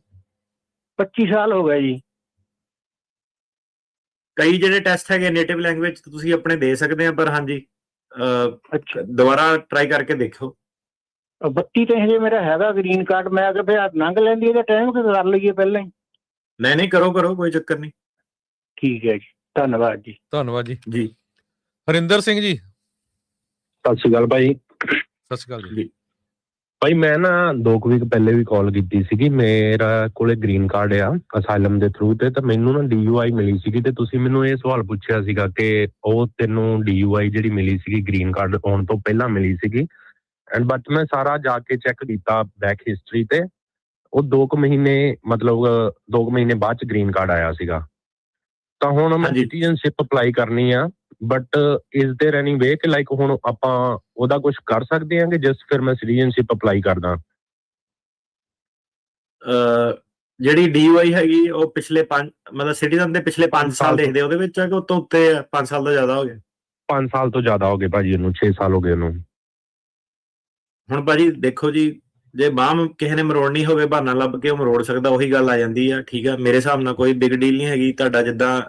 ਪਰ ਹੁਣ ਉਹਨੂੰ ਬਹਾਨਾ ਉਹ ਇਹ ਕਰ ਸਕਦੇ ਆ ਕਿ ਜਦੋਂ ਆਪਾਂ ਗ੍ਰੀਨ ਕਾਰਡ ਅਪਰੂਵ ਕੀਤਾ ਉਦੋਂ ਆਪਾਂ ਐਰਰ ਚ ਅਪਰੂਵ ਕੀਤਾ, ਇਹਨੇ ਅਪਡੇਟ ਨਹੀਂ ਕੀਤਾ। ਤੁਸੀਂ ਅੱਗੋਂ ਕਹਿਣਾ ਕਿ ਮੈਨੂੰ ਤੁਸੀਂ ਦੁਬਾਰਾ ਪੁੱਛਿਆ ਨਹੀਂ ਕੁਝ, ਮੇਰੀ ਪਹਿਲੇ ਵਾਲੀ ਐਪਲੀਕੇਸ਼ਨ ਸੀਗੀ।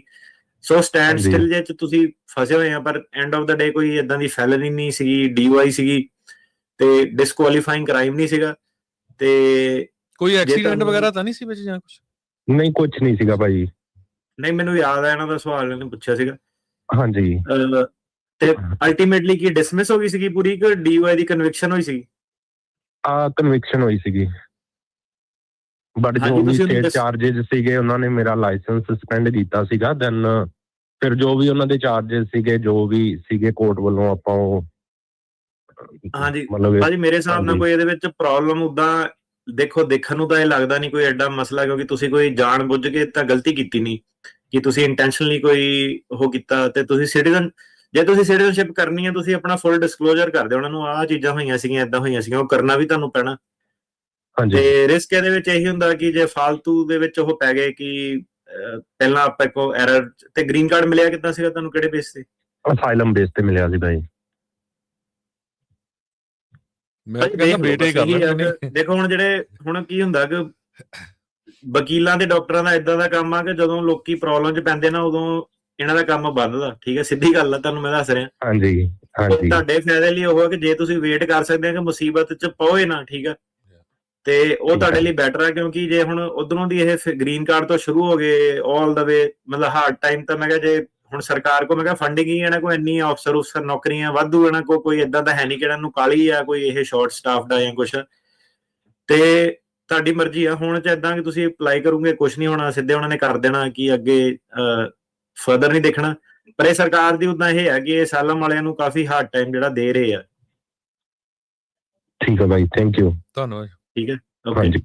ਫੰਡਿੰਗ ਦਾ ਆਪਣੇ ਜੀ ਕ੍ਰਿਸਟੀ ਨੋਇਮ ਤੋਂ ਉਹਨੇ ਕਿਹਾ ਵੇ ਫੀਮਾ ਦੀ ਉਹਨੇ ਟ੍ਰਾਂਸਫਰ ਕਰ ਲਈ ਉਧਰ, ਜਿਹੜੀ ਐਮਰਜੈਂਸੀ ਮੈਨੇਜਮੈਂਟ ਵਾਲੀ ਸੀ। ਹਾਂਜੀ, ਪਰਮਿੰਦਰ ਕੌਰ ਜੀ। ਸਤਿ ਸ਼੍ਰੀ ਅਕਾਲ ਵੀਰ ਜੀ। ਸਤਿ ਸ਼੍ਰੀ ਅਕਾਲ ਜੀ। ਸਤਿ ਸ਼੍ਰੀ ਅਕਾਲ ਜੀ। ਵੀਰ ਜੀ, ਮੇਰਾ ਨਾ ਬ੍ਰਦਰ ਇੱਥੇ ਹੈਗਾ, ਉਹਨੇ ਅਸਾਈਲਮ ਦਾ ਕੇਸ ਹੈ, 10 ਸਾਲ ਹੋ ਗਏ ਨੇ, ਤੇ ਅਗਲੇ ਸਾਲ ਉਹਦੀ ਤਾਰੀਖ ਹੈਗੀ ਸਤੰਬਰ 'ਚ। ਤੇ ਰੀਸੈਂਟਲੀ ਨਾ ਸਾਡੇ ਸਟੋਰ ਹੈਗੇ, ਤੇ ਉਹ ਰੀਸੈਂਟਲੀ ਮੇਰੀ ਮਦਰ ਨੂੰ ਵਿਜ਼ਿਟ ਕੀਤਾ ਸੀ ਉਹਨੇ ਸਟੋਰ ਤੇ ਕਿਸੇ ਨੇ ਮਦਰ ਤੇ ਅਟੈਕ ਕੀਤਾ ਨਾਈਫ ਦੇ ਨਾਲ, ਤੇ ਉਹ ਬ੍ਰਦਰ ਬਚਾਉਂਦਾ ਸੀਗਾ, ਤੇ ਉਹਨੇ ਬ੍ਰਦਰ ਤੇ ਵੀ ਅਟੈਕ ਕੀਤਾ। ਤੇ ਇਹ ਪੁੱਛਣਾ ਸੀਗਾ, ਉਹ ਯੂ ਵੀਜ਼ਾ ਲਾ ਸਕਦਾ ਆ? ਡੂ ਯੂ ਰਿਕਮੈਂਡ ਕਿ ਉਹ ਲਾ ਦੇਵੇ ਨਾਲ ਯੂ ਵੀਜ਼ਾ? ਨਹੀਂ, ਦੋ ਤਿੰਨ ਚੀਜ਼ਾਂ ਆਈਆਂ ਤੁਹਾਡੇ ਸਵਾਲ ਦਾ, ਮੈਂ ਸਮਝਿਆ ਨਹੀਂ। ਪਹਿਲੀ ਗੱਲ ਤਾਂ ਜਿੱਤੇ ਅਟੈਕ ਹੋਇਆ ਹੁੰਦਾ ਉਹ ਯੂ ਵੀਜ਼ਾ ਲਗਾ ਸਕਦਾ ਹੈਗਾ, ਉਹ 'ਚ ਕੋਈ ਦੋ ਰਾਏ ਨਹੀਂ ਹੈਗੀ, ਕਿਉਂਕਿ ਆਰਮਡ ਰੋਬਰੀ ਜਾਂ ਇਹ ਫੈਲਨੀਅਸ ਅਟੈਕ ਹੈਗਾ ਉਹ ਲਾ ਸਕਦਾ ਹੈਗਾ। ਹੁਣ ਦੂਜੀ ਗੱਲ, ਮੈਨੂੰ ਐਡਰੈਸ ਵਾਲੀ ਨਹੀਂ ਚੀਜ਼ ਸਮਝ ਆਈ, ਉਹਦੇ ਕੇਸ ਕੂਸ ਦੇ ਨਾਲ ਕਨਫਲਿਕਟ ਕਰਦੀ ਹੈ? ਨਹੀਂ, ਉਹਦਾ ਕੇਸ ਆਲਰੇਡੀ ਮੈਂ ਕਿਹਾ ਅਸਾਈਲਮ ਦਾ ਚੱਲ ਰਿਹਾ 10 ਸਾਲ ਤੋਂ, ਉਹ ਇੱਥੇ ਹੀ ਆ। ਨਹੀਂ, ਜਿਹੜੀ ਤੁਸੀਂ ਉਹ ਗੱਲ ਦੱਸੀ ਨਾ ਕਿ ਸਟੋਰ ਦੇ ਵਿੱਚ ਆਇਆ ਸੀਗਾ, ਮਦਰ ਸੀਗੇ, ਮੈਂ ਕਿਹਾ ਐਡਰੈਸ ਦਾ ਵੀ ਕੋਈ ਗੜਬੜ, ਮਤਲਬ ਇਹਦੇ ਵਿੱਚ ਲੋਕੇਸ਼ਨ ਦਾ ਵੀ ਕੋਈ ਰੌਲਾ ਹੈ? ਜਾਂ ਲੋਕੇਸ਼ਨ ਉਹ ਡਿਫਰੈਂਟ ਲੋਕੇਸ਼ਨ ਤੇ ਸੀਗਾ, ਬਿਕਾਜ਼ ਉਹ ਮੇਰੀ ਮਦਰ ਨੂੰ ਮਿਸਿਸਿਪੀ ਵਿਜ਼ਿਟ ਕਰਨ ਗਿਆ ਸੀ। ਵੈਸੇ ਅਸੀਂ ਕੈਲੀਫੋਰਨੀਆ ਰਹਿੰਦੇ ਆ, ਤੇ ਉਹਦਾ ਕੌਨਕਰਡ 'ਚ ਕੇਸ ਚੱਲਦਾ ਆ, ਤੇ ਉਹ ਮਿਸਿਸਿਪੀ ਵਿਜ਼ਿਟ ਕਰਨ ਗਿਆ ਸੀ, ਤੇ ਉੱਥੇ ਕਿਸੇ ਨੇ ਮਦਰ ਤੇ ਅਟੈਕ ਕੀਤਾ, ਤੇ ਮਦਰ ਨੂੰ ਬਚਾਉਂਦੇ ਉਹਨੇ ਉਹਦੇ ਤੇ ਵੀ ਅਟੈਕ ਕੀਤਾ, ਬ੍ਰਦਰ ਤੇ ਵੀ। ਠੀਕ ਹੈ, ਤੇ ਇਹਦੇ ਵਿੱਚ ਹੁਣ ਦੇਖੋ ਯੂ ਵੀਜ਼ਾ ਬਣਦਾ ਹੈਗਾ। ਹੁਣ ਦੂਸਰਾ ਮੁੱਦਾ ਆ ਗਿਆ ਐਡਰੈਸ ਵਾਲਾ, ਕਿ ਬੰਦਾ ਮਿਸਿਸਿਪੀ ਰਹਿੰਦਾ ਕੋਈ ਕੌਨਕਰਡ ਰਹਿੰਦਾ ਹੈਗਾ, ਇਹ ਮੇਨ ਮੁੱਦਾ ਆ ਗਿਆ। ਠੀਕ ਆ, ਇਹ ਸਰਕਾਰੀ ਵਕੀਲ ਛੱਡਦੇ ਨਹੀਂ ਹੈਗੇ ਇਸ ਚੀਜ਼ ਨੂੰ। ਤੇ ਉਹਦੇ ਵਿੱਚ ਜੇ ਤਾਂ ਉਹਦੇ ਕੋਲ ਪੂਰਾ ਪ੍ਰੂਫ ਹੈਗਾ ਕਿ ਕਦੋਂ ਟਿਕਟ ਲਈ, ਕਿੱਥੇ ਰਹਿੰਦਾ, ਕੌਨਕਰਡ ਕਿੱਥੇ ਰਹਿੰਦਾ, ਤੇ ਕੋਈ ਪ੍ਰੋਬਲਮ ਨਹੀਂ ਹੈਗੀ, ਹਨਾ। ਪਰ ਜੇ ਐਡਰੈਸ ਦਾ ਮੁੱਦਾ ਹੈਗਾ ਤੇ ਉਹ ਮਿਸਿਸਿਪੀ ਰਹਿੰਦਾ ਹੈਗਾ, ਮੰਨ ਲਓ, ਮੈਂ ਇਹ ਨਹੀਂ ਕਹਿ ਰਿਹਾ ਤੁਹਾਨੂੰ ਕਿਉਂ ਰਹਿੰਦਾ ਹੈਗਾ ਉੱਥੇ, ਪਰ ਮੈਂ ਇਹ ਕਹਿ ਰਿਹਾ ਕਿ ਜੋ ਮਿਸਿਸਿਪੀ ਰਹਿੰਦਾ ਹੈਗਾ ਤੇ ਤੁਹਾਨੂੰ ਆਪਣਾ ਕੇਸ ਮਿਸਿਸਿਪੀ ਮੂਵ ਕਰਨਾ ਚਾਹੀਦਾ। ਅੱਛਾ ਜੀ, ਐਕਚੁਅਲੀ ਨਾ ਮਦਰ ਤੁਹਾਡੇ ਆਫਿਸ ਦੇ ਵਿੱਚ ਮਦਰ ਤੁਹਾਡੇ ਆਫਿਸ 'ਚ ਕਾਲ ਕਰ ਰਹੇ ਸੀਗੇ 2 ਦਿਨ ਤੋਂ ਲਗਾਤਾਰ, ਕਿ ਉਹ ਚਾਹੁੰਦੇ ਸੀਗੇ ਕਿ ਇਨ ਪਰਸਨ ਤੁਹਾਡੇ ਨਾਲ ਮਿਲ ਕੇ ਜਾਂ ਜਿੱਦਾਂ ਵੀ ਅਸੀਂ ਤੁਹਾਡੇ ਨਾਲ ਡਿਸਕਸ ਕਰ ਲਈਏ ਡਿਟੇਲ 'ਚ, ਤੇ ਪਰ ਕੋਈ ਰਿਸਪੌਂਡ ਨਹੀਂ ਮਿਲਿਆ। ਮੇਬੀ ਬਿਜ਼ੀ ਹੋਊਗਾ office, because she was calling again and again, ਤੇ ਉਹਨਾਂ ਨੂੰ ਨਹੀਂ ਕੋਈ ਰਿਸਪੌਂਡ ਮਿਲਿਆ। ਤੇ ਉਹ ਚੈੱਕ ਕਰ ਲੈਣਾ। ਵੈਸੇ ਇੰਸਟਰਕਸ਼ਨਸ ਤਾਂ ਮੇਰੀ ਇਹੀ ਹੈਗੀਆਂ ਕਿ 24 ਆਵਰਸ 'ਚ ਕਾਲ ਕਰਨਾ। ਤੁਸੀਂ ਉਹਨਾਂ ਨੂੰ ਇੱਕ ਹੁਣੇ ਵੀ ਜੇ ਕਾਲ ਕਰ ਸਕਦੇ ਆ, ਜਿਹੜਾ ਸਾਡਾ ਆਫਿਸ ਦਾ ਨੰਬਰ ਹੈਗਾ, ਤੇ ਵੌਇਸਮੇਲ ਛੱਡ ਦਿਓ, ਤੇ ਮੈਂ ਉਹਨਾਂ ਨੂੰ ਕਹਿ ਦਊਂਗਾ, ਤੇ ਮੰਡੇ ਨੂੰ ਕਰ ਲਓਗੇ ਕਾਲ। ਠੀਕ ਹੈ ਵੀਰ ਜੀ, ਧੰਨਵਾਦ ਜੀ। ਹਰਪ੍ਰੀਤ ਸਿੰਘ ਜੀ। ਇੱਕ ਭਾਜੀ ਮੈਂ ਬਸ ਇਹਦੇ ਵਿੱਚ ਗੱਲ ਕਹਿਣੀ ਆ ਸਾਰਿਆਂ ਨੂੰ, ਠੀਕ ਹੈ? ਤੇ ਦੇਖੋ ਯਾਰ, ਸਾਰੇ ਜਣਿਆਂ ਨੂੰ ਪਤਾ ਨਾ ਕੀ ਗੱਲ ਮੈਂ ਕਹਿ ਰਿਹਾ, ਕਿ ਕਿੱਦਾਂ ਸਵਾਲ ਮੇਰੇ ਕੋਲ ਡਾਇਰੈਕਟਲੀ ਪੁੱਛ ਲਿਆ ਕਰੋ ਕਿ ਇਹ ਦੋ ਮਸਲੇ ਜਿਹੜੇ ਹੈਗੇ ਆ। ਹੁਣ ਔਨ 에ਅਰ ਫਿਰ ਕਈ ਵਾਰੀ ਕੀ ਹੋ ਜਾਂਦਾ ਕਿ ਉਹ ਦੋ ਕੰਬਾਈਨਡ ਕੁਐਸਚਨ ਹੋ ਜਾਂਦੇ ਆ, ਤਾਂ ਕਰਕੇ ਮੈਂ ਵੀ ਥੋੜਾ ਜ਼ਿਆਦਾ ਜਿਹੜਾ ਡੂੰਘਾਈ 'ਚ ਪੈ ਜਾਂਦਾ ਕਿ ਅੱਛਾ ਆਹ ਵਾਲਾ ਸਵਾਲ ਦਾ ਕਿੱਦਾਂ। ਸੋ ਹਰਜੋਤ ਜੀ, ਕੀ ਆ ਕਿ ਹੁਣ ਕੇਸ ਕਿਸੇ ਦਾ ਨਿਊਯਾਰਕ ਚੱਲਦਾ, ਕਿਸੇ ਦਾ ਚੱਲਦਾ ਕੈਲੀਫੋਰਨੀਆ। ਉਹਨਾਂ ਨੇ ਜਿਹੜਾ ਨਿਊਯਾਰਕ ਵਾਲਾ, ਉਹਨੇ ਗਾਰਡੀਅਨਸ਼ਿਪ ਉਰੇ ਲਵਾ ਲਈ, ਠੀਕ ਆ? ਉਹ ਕੋਰਟ ਨੂੰ ਕਹਿ ਰਿਹਾ ਕਿ ਮੈਂ ਆਹ ਗਾਰਡੀਅਨ ਦੇ ਨਾਲ ਰਹਿਣਾ ਉਰੇ, ਇਮੀਗ੍ਰੇਸ਼ਨ ਜਿਹੜਾ ਗਾਰਡੀਅਨਸ਼ਿਪ ਵਾਲਾ ਕੋਰਟ ਆ ਉਹਦੇ ਬੇਸ ਤੇ 360 ਕਰ ਰਿਹਾ, ਠੀਕ ਆ। ਯੂ ਵੀਜ਼ੇ 'ਚ ਹਮਲਾ ਹੋਇਆ ਇੰਡੀਆਨਾ ਸਟੋਰ ਤੇ। ਮੈਂ ਅੰਕਲ ਨੂੰ ਵਿਜ਼ਿਟ ਕਰਨ ਗਿਆ ਸੀਗਾ, ਮੈਂ ਹੈਲਪ ਕਰਨ ਦਿਆ ਸੀਗਾ, ਪਤਾ ਨਹੀਂ ਆਈਸ ਕਿੱਥੋਂ ਦੀ ਆ ਗਈ। ਉਹ ਜਿਹੜੀ ਆ ਹੈਲਪ ਵਾਲੀ ਜਿਹੜੀ ਇੱਕ ਗੱਲ ਹੈਗੀ ਨਾ ਕਿ ਮੈਂ ਹੈਲਪ ਕਰਨ ਦਿਆ ਸੀਗਾ ਰਿਸ਼ਤੇਦਾਰ ਦੀ, ਮੈਂ ਘੁੰਮਣ ਗਿਆ ਸੀਗਾ, ਇਹ ਪਲੀਜ਼ ਸਾਰੇ ਜਣੇ ਬਹਾਨਾ ਨਾ ਮਾਰਿਆ ਕਰੋ। ਤੁਸੀਂ ਦੇਖੋ ਹੁਣ ਤੁਹਾਡੇ ਸਾਹਮਣੇ ਮੈਂ ਤੁਹਾਡੇ ਮੋਹਰੇ ਮੈਂ ਰੱਖਦਾ, ਤੁਹਾਨੂੰ ਸੁਣ ਕੇ ਕਿਦਾਂ ਲੱਗਦਾ ਕਿ ਮੈਂ ਹੈਲਪ ਕਰਨ ਦਿਆ ਸੀਗਾ, ਮੈਂ ਹੈਲਪ ਕਰਨ ਦਿਆ ਸੀਗਾ। ਇਹ ਪਤਾ ਕਿਉਂ ਬਹਾਨਾ ਲੱਗਦਾ ਹੈ? ਕਿਉਂਕਿ ਇਹ ਇਮੀਗ੍ਰੇਸ਼ਨ ਨੇ ਤੇ ਵਕੀਲਾਂ ਨੇ ਹਜ਼ਾਰਾਂ ਵਾਰੀ ਸੁਣਿਆ ਆ। ਪਤਾ ਤੁਹਾਨੂੰ ਵੀ ਆ ਕਿ ਬੰਦਾ ਉੱਥੇ ਇੰਡੀਆਨਾ ਰਹਿੰਦਾ ਵਾ, ਇਮੀਗ੍ਰੇਸ਼ਨ ਨੂੰ ਵੀ ਪਤਾ ਹੈਗਾ ਵਾ ਇੰਡੀਆਨਾ ਰਹਿੰਦਾ। ਇਮੀਗ੍ਰੇਸ਼ਨ ਦੇ ਕੋਰਟ ਨੇ ਕਿਹਾ ਕਿ ਤੁਸੀਂ ਐਡਰੈਸ 5 ਦਿਨਾਂ 'ਚ ਅਪਡੇਟ ਕਰਨਾ ਹੈਗਾ, ਠੀਕ ਆ। ਜਿਹੜੀ ਟੈਕਸ ਰਿਟਰਨ ਹੈਗੀ ਆ ਉਹ ਨਿਊਯਾਰਕ ਦੀ ਚੱਲ ਰਹੀ ਆ। ਜੇ ਹੁਣ ਤੁਸੀਂ ਦੇਖੋ ਉਹ ਸਾਰੇ ਜਿਹੜੇ ਆਪਣੇ ਨਾ ਸਿਸਟਮ ਜਿਹੜੇ ਸੌਰਟ ਆਊਟ ਕਰੋ, ਠੀਕ ਆ। ਇਹਦੇ ਵਿੱਚ ਡਰਾਈਵਰ ਲਾਇਸੈਂਸ ਕਈ ਵਾਰੀ ਯੂਟਾ ਦਾ ਦਿੱਤਾ ਹੁੰਦਾ, ਠੀਕ ਆ। ਉਹ ਸਾਰੀਆਂ ਚੀਜ਼ਾਂ ਨੂੰ ਇਹ ਟਾਰਗੇਟ ਕਰ ਰਹੇ ਆ। ਕਈ ਵਾਰੀ ਤੁਹਾਨੂੰ ਦੱਸਿਆ ਕਿ ਉਹ ਸੱਜਣ ਮਿੱਤਰਾਂ ਦੇ ਆਖੇ ਲੱਗ ਕੇ ਕਿ ਇਹ ਨਹੀਂ ਕਿ ਡਰਾਈਵਰ ਲਾਇਸੈਂਸ ਇੱਧਰੋਂ ਲੈ ਲਿਆ, ਕੰਮ ਕਿਤੇ ਹੋਰ ਕਰ ਲਿਆ। ਤੇ ਲੋਕਾਂ ਨੂੰ ਅਜੇ ਵੀ ਇਹੀ ਹੈ ਕਿ ਨਹੀਂ ਮੇਰਾ ਪੱਕਾ ਐਡਰੈਸ ਉਹ ਆ। ਪੱਕਾ ਐਡਰੈਸ ਕੁਛ ਨਹੀਂ ਹੁੰਦਾ, ਜਿੱਥੇ ਤੁਸੀਂ ਰਹਿੰਦੇ ਹੁੰਦੇ ਆ ਇਮੀਗ੍ਰੇਸ਼ਨ ਪਰਪਸ ਲਈ ਉਹੀ ਤੁਹਾਡਾ ਐਡਰੈਸ।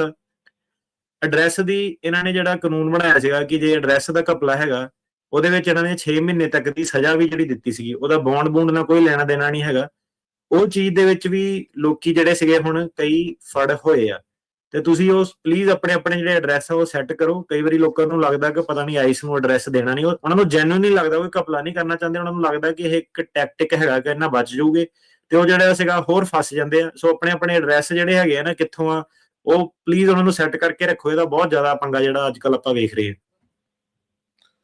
ਧੰਨਵਾਦ ਜੀ। ਹਰਪ੍ਰੀਤ ਸਿੰਘ ਜੀ, ਸਤਿ ਸ਼੍ਰੀ ਅਕਾਲ। ਸਤਿ ਸ਼੍ਰੀ ਅਕਾਲ ਜੀ। ਭਾਈ ਮੇਰਾ ਕੁਐਸਚਨ ਸੀਗਾ, ਮੈਂ 2015 'ਚ ਆਇਆ ਸੀਗਾ ਇੱਥੇ ਤਾਂ ਮੇਰਾ ਕੇਸ ਪਾਸ ਹੋ ਗਿਆ 13 ਮਹੀਨੇ ਪਹਿਲੇ, 13-14 ਮਹੀਨੇ ਪਹਿਲੇ।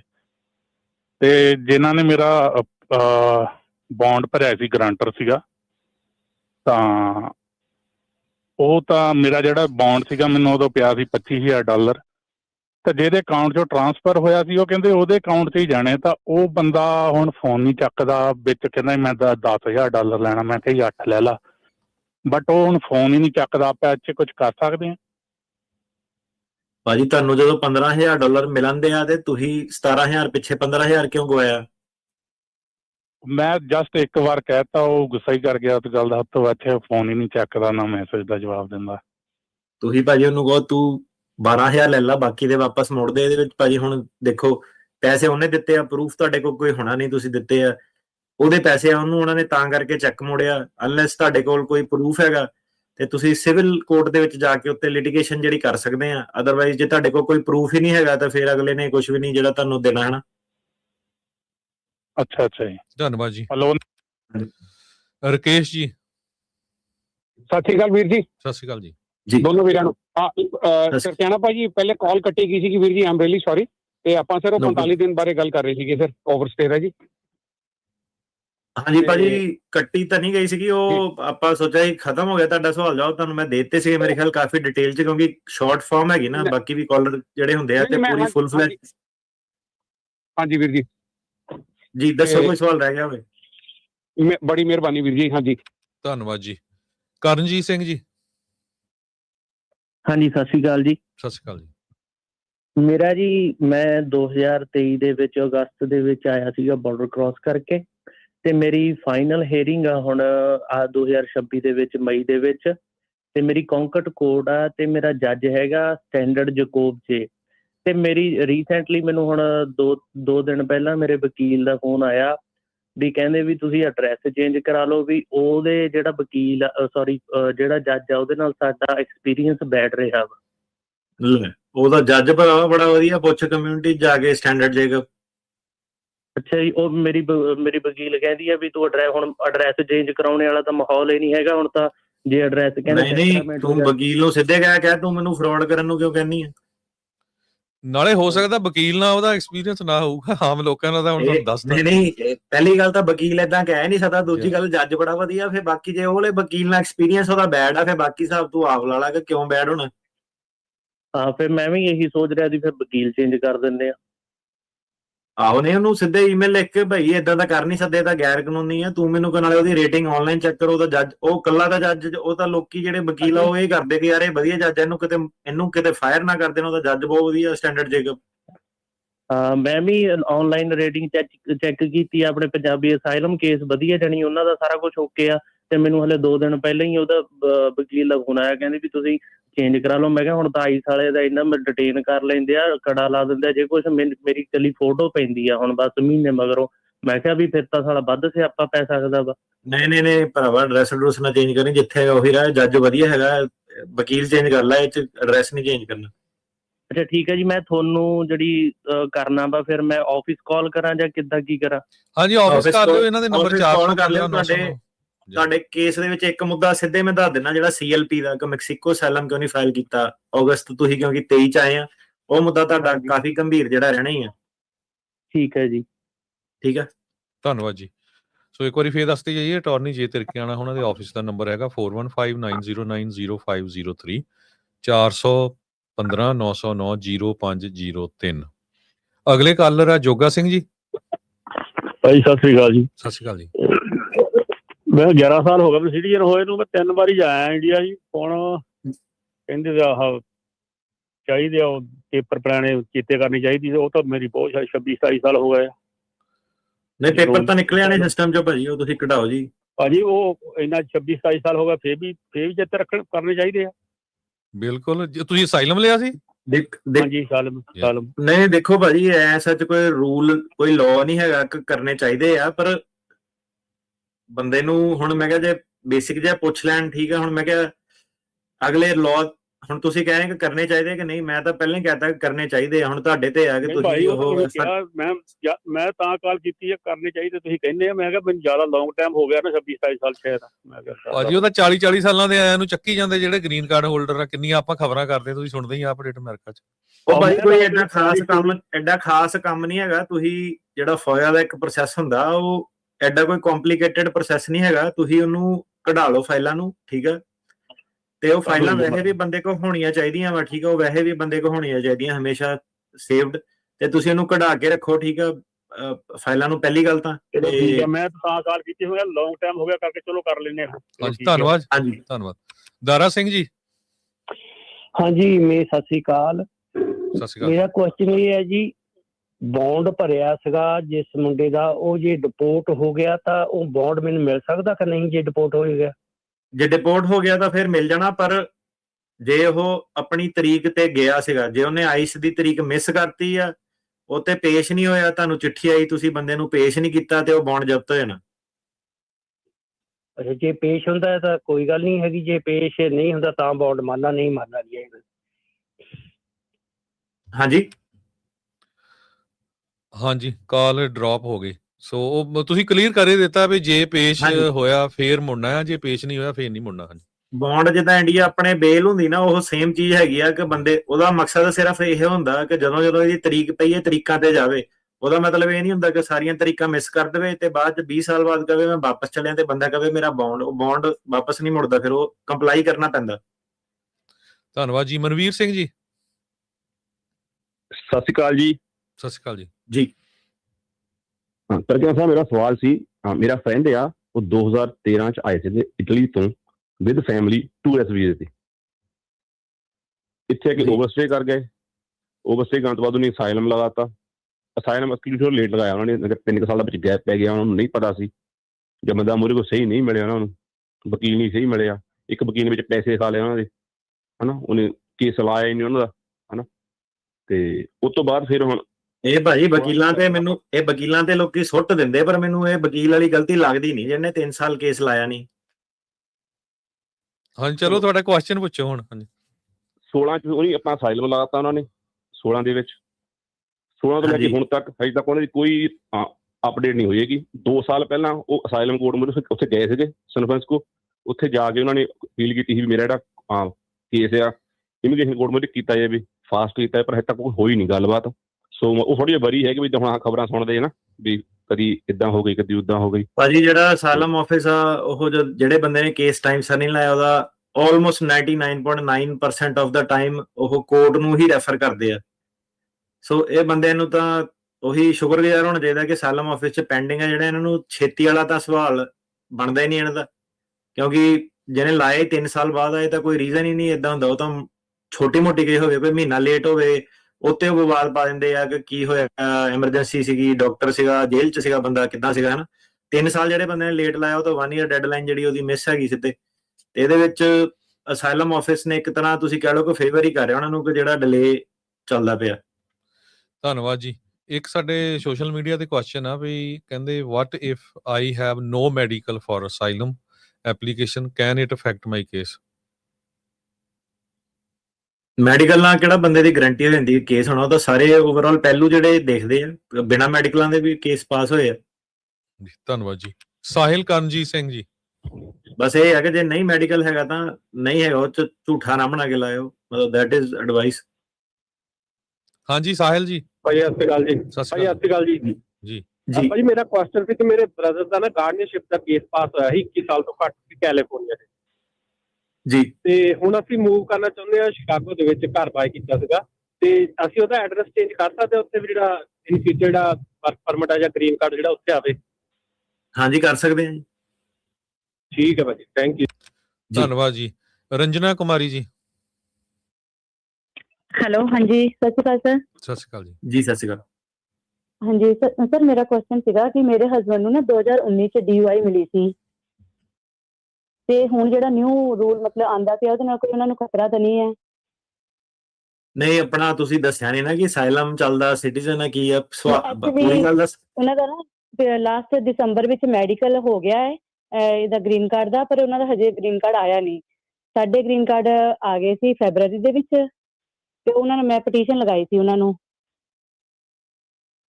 ਸੌਰੀ, ਕਿਹੜੀ ਵਾਲੀ ਪਟੀਸ਼ਨ ਲਾਈ ਸੀ? 730 ਫਾਈਲ ਕੀਤਾ ਸੀਗਾ, I-130 ਫਾਈਲ ਕੀਤਾ ਸੀਗਾ, ਕੀ ਕੀਤਾ ਸੀਗਾ? ਐਕਚੁਅਲੀ ਮੈਂ ਵੀ ਅਸਾਈਲਮ ਹੀ ਲਗਾਇਆ ਹੋਇਆ ਸੀ ਇੱਥੇ, ਤੇ ਮੇਰਾ ਜਦੋਂ ਕੇਸ ਪਾਸ ਹੋ ਗਿਆ, ਮੇਰੇ ਹਸਬੰਡ ਦਾ ਮੇਰੇ ਤੋਂ ਪਹਿਲਾਂ ਲੱਗਿਆ ਸੀ ਪਰ ਉਹਨਾਂ ਦੀ ਕੋਈ ਡੇਟ ਨਹੀਂ ਆਈ ਸੀ। ਫਿਰ ਜਦੋਂ ਮੇਰਾ ਕੇਸ ਪਾਸ, ਹਾਂਜੀ ਹਾਂਜੀ, ਮੇਰੇ ਹਿਸਾਬ ਨਾਲ ਕੁਝ ਹੋਣਾ ਨਹੀਂ ਉਸ ਤੋਂ ਬਾਅਦ, ਜੇ ਕਲੀਨ ਰੈਕਡ ਹੈਗਾ ਤੇ ਜੇ ਕਿਸੇ ਦੇ ਸੱਟ ਸੁੱਟ ਨਹੀਂ ਲੱਗੀ ਸੀਗੀ, ਕੋਈ ਇੰਜਰੀ ਨਹੀਂ ਹੋਈ ਸੀਗੀ, ਐਕਸੀਡੈਂਟ ਨਹੀਂ ਹੋਇਆ ਸੀ। ਭਾਜੀ ਇਹਨਾਂ ਨੇ ਮਤਲਬ ਕਿ ਡਰਿੰਕ ਕੀਤੀ ਹੋਈ ਸੀ। ਐਕਚੁਅਲੀ ਮੈਂ ਉਸ ਵੇਲੇ ਡਿਲੀਵਰੀ ਹੋਣ ਵਾਲੀ ਸੀ ਮੇਰੀ, ਤੇ ਮੇਰੇ ਪੇਨ ਹੋ ਗਈ ਅਚਾਨਕ ਨਾ, ਆਪਣੇ ਦੋਸਤ ਦੇ ਘਰੋਂ ਤੁਰ ਪਏ। ਇਹਨਾਂ ਨੂੰ ਸਿਰਫ ਲਾਈਨ ਨਹੀਂ ਚੇਂਜ ਕੀਤੀ ਸੀ, ਮਤਲਬ ਕਿ ਇੱਧਰ ਪੁਲਿਸ ਕਿਸੇ ਨੂੰ ਲਾਈਟਾਂ ਲਾ ਕੇ ਖੜੀ ਸੀ ਤੇ ਇਹ ਲਾਈਨ ਚੇਂਜ ਕਰਨਾ ਭੁੱਲ ਗਏ, ਤਾਂ ਉਹਨਾਂ ਨੇ ਤਦ ਇਹਨਾਂ ਨੂੰ ਫੜਿਆ ਸੀ ਵੀ ਤੂੰ ਲਾਈਨ ਨਹੀਂ ਚੇਂਜ ਕੀਤੀ।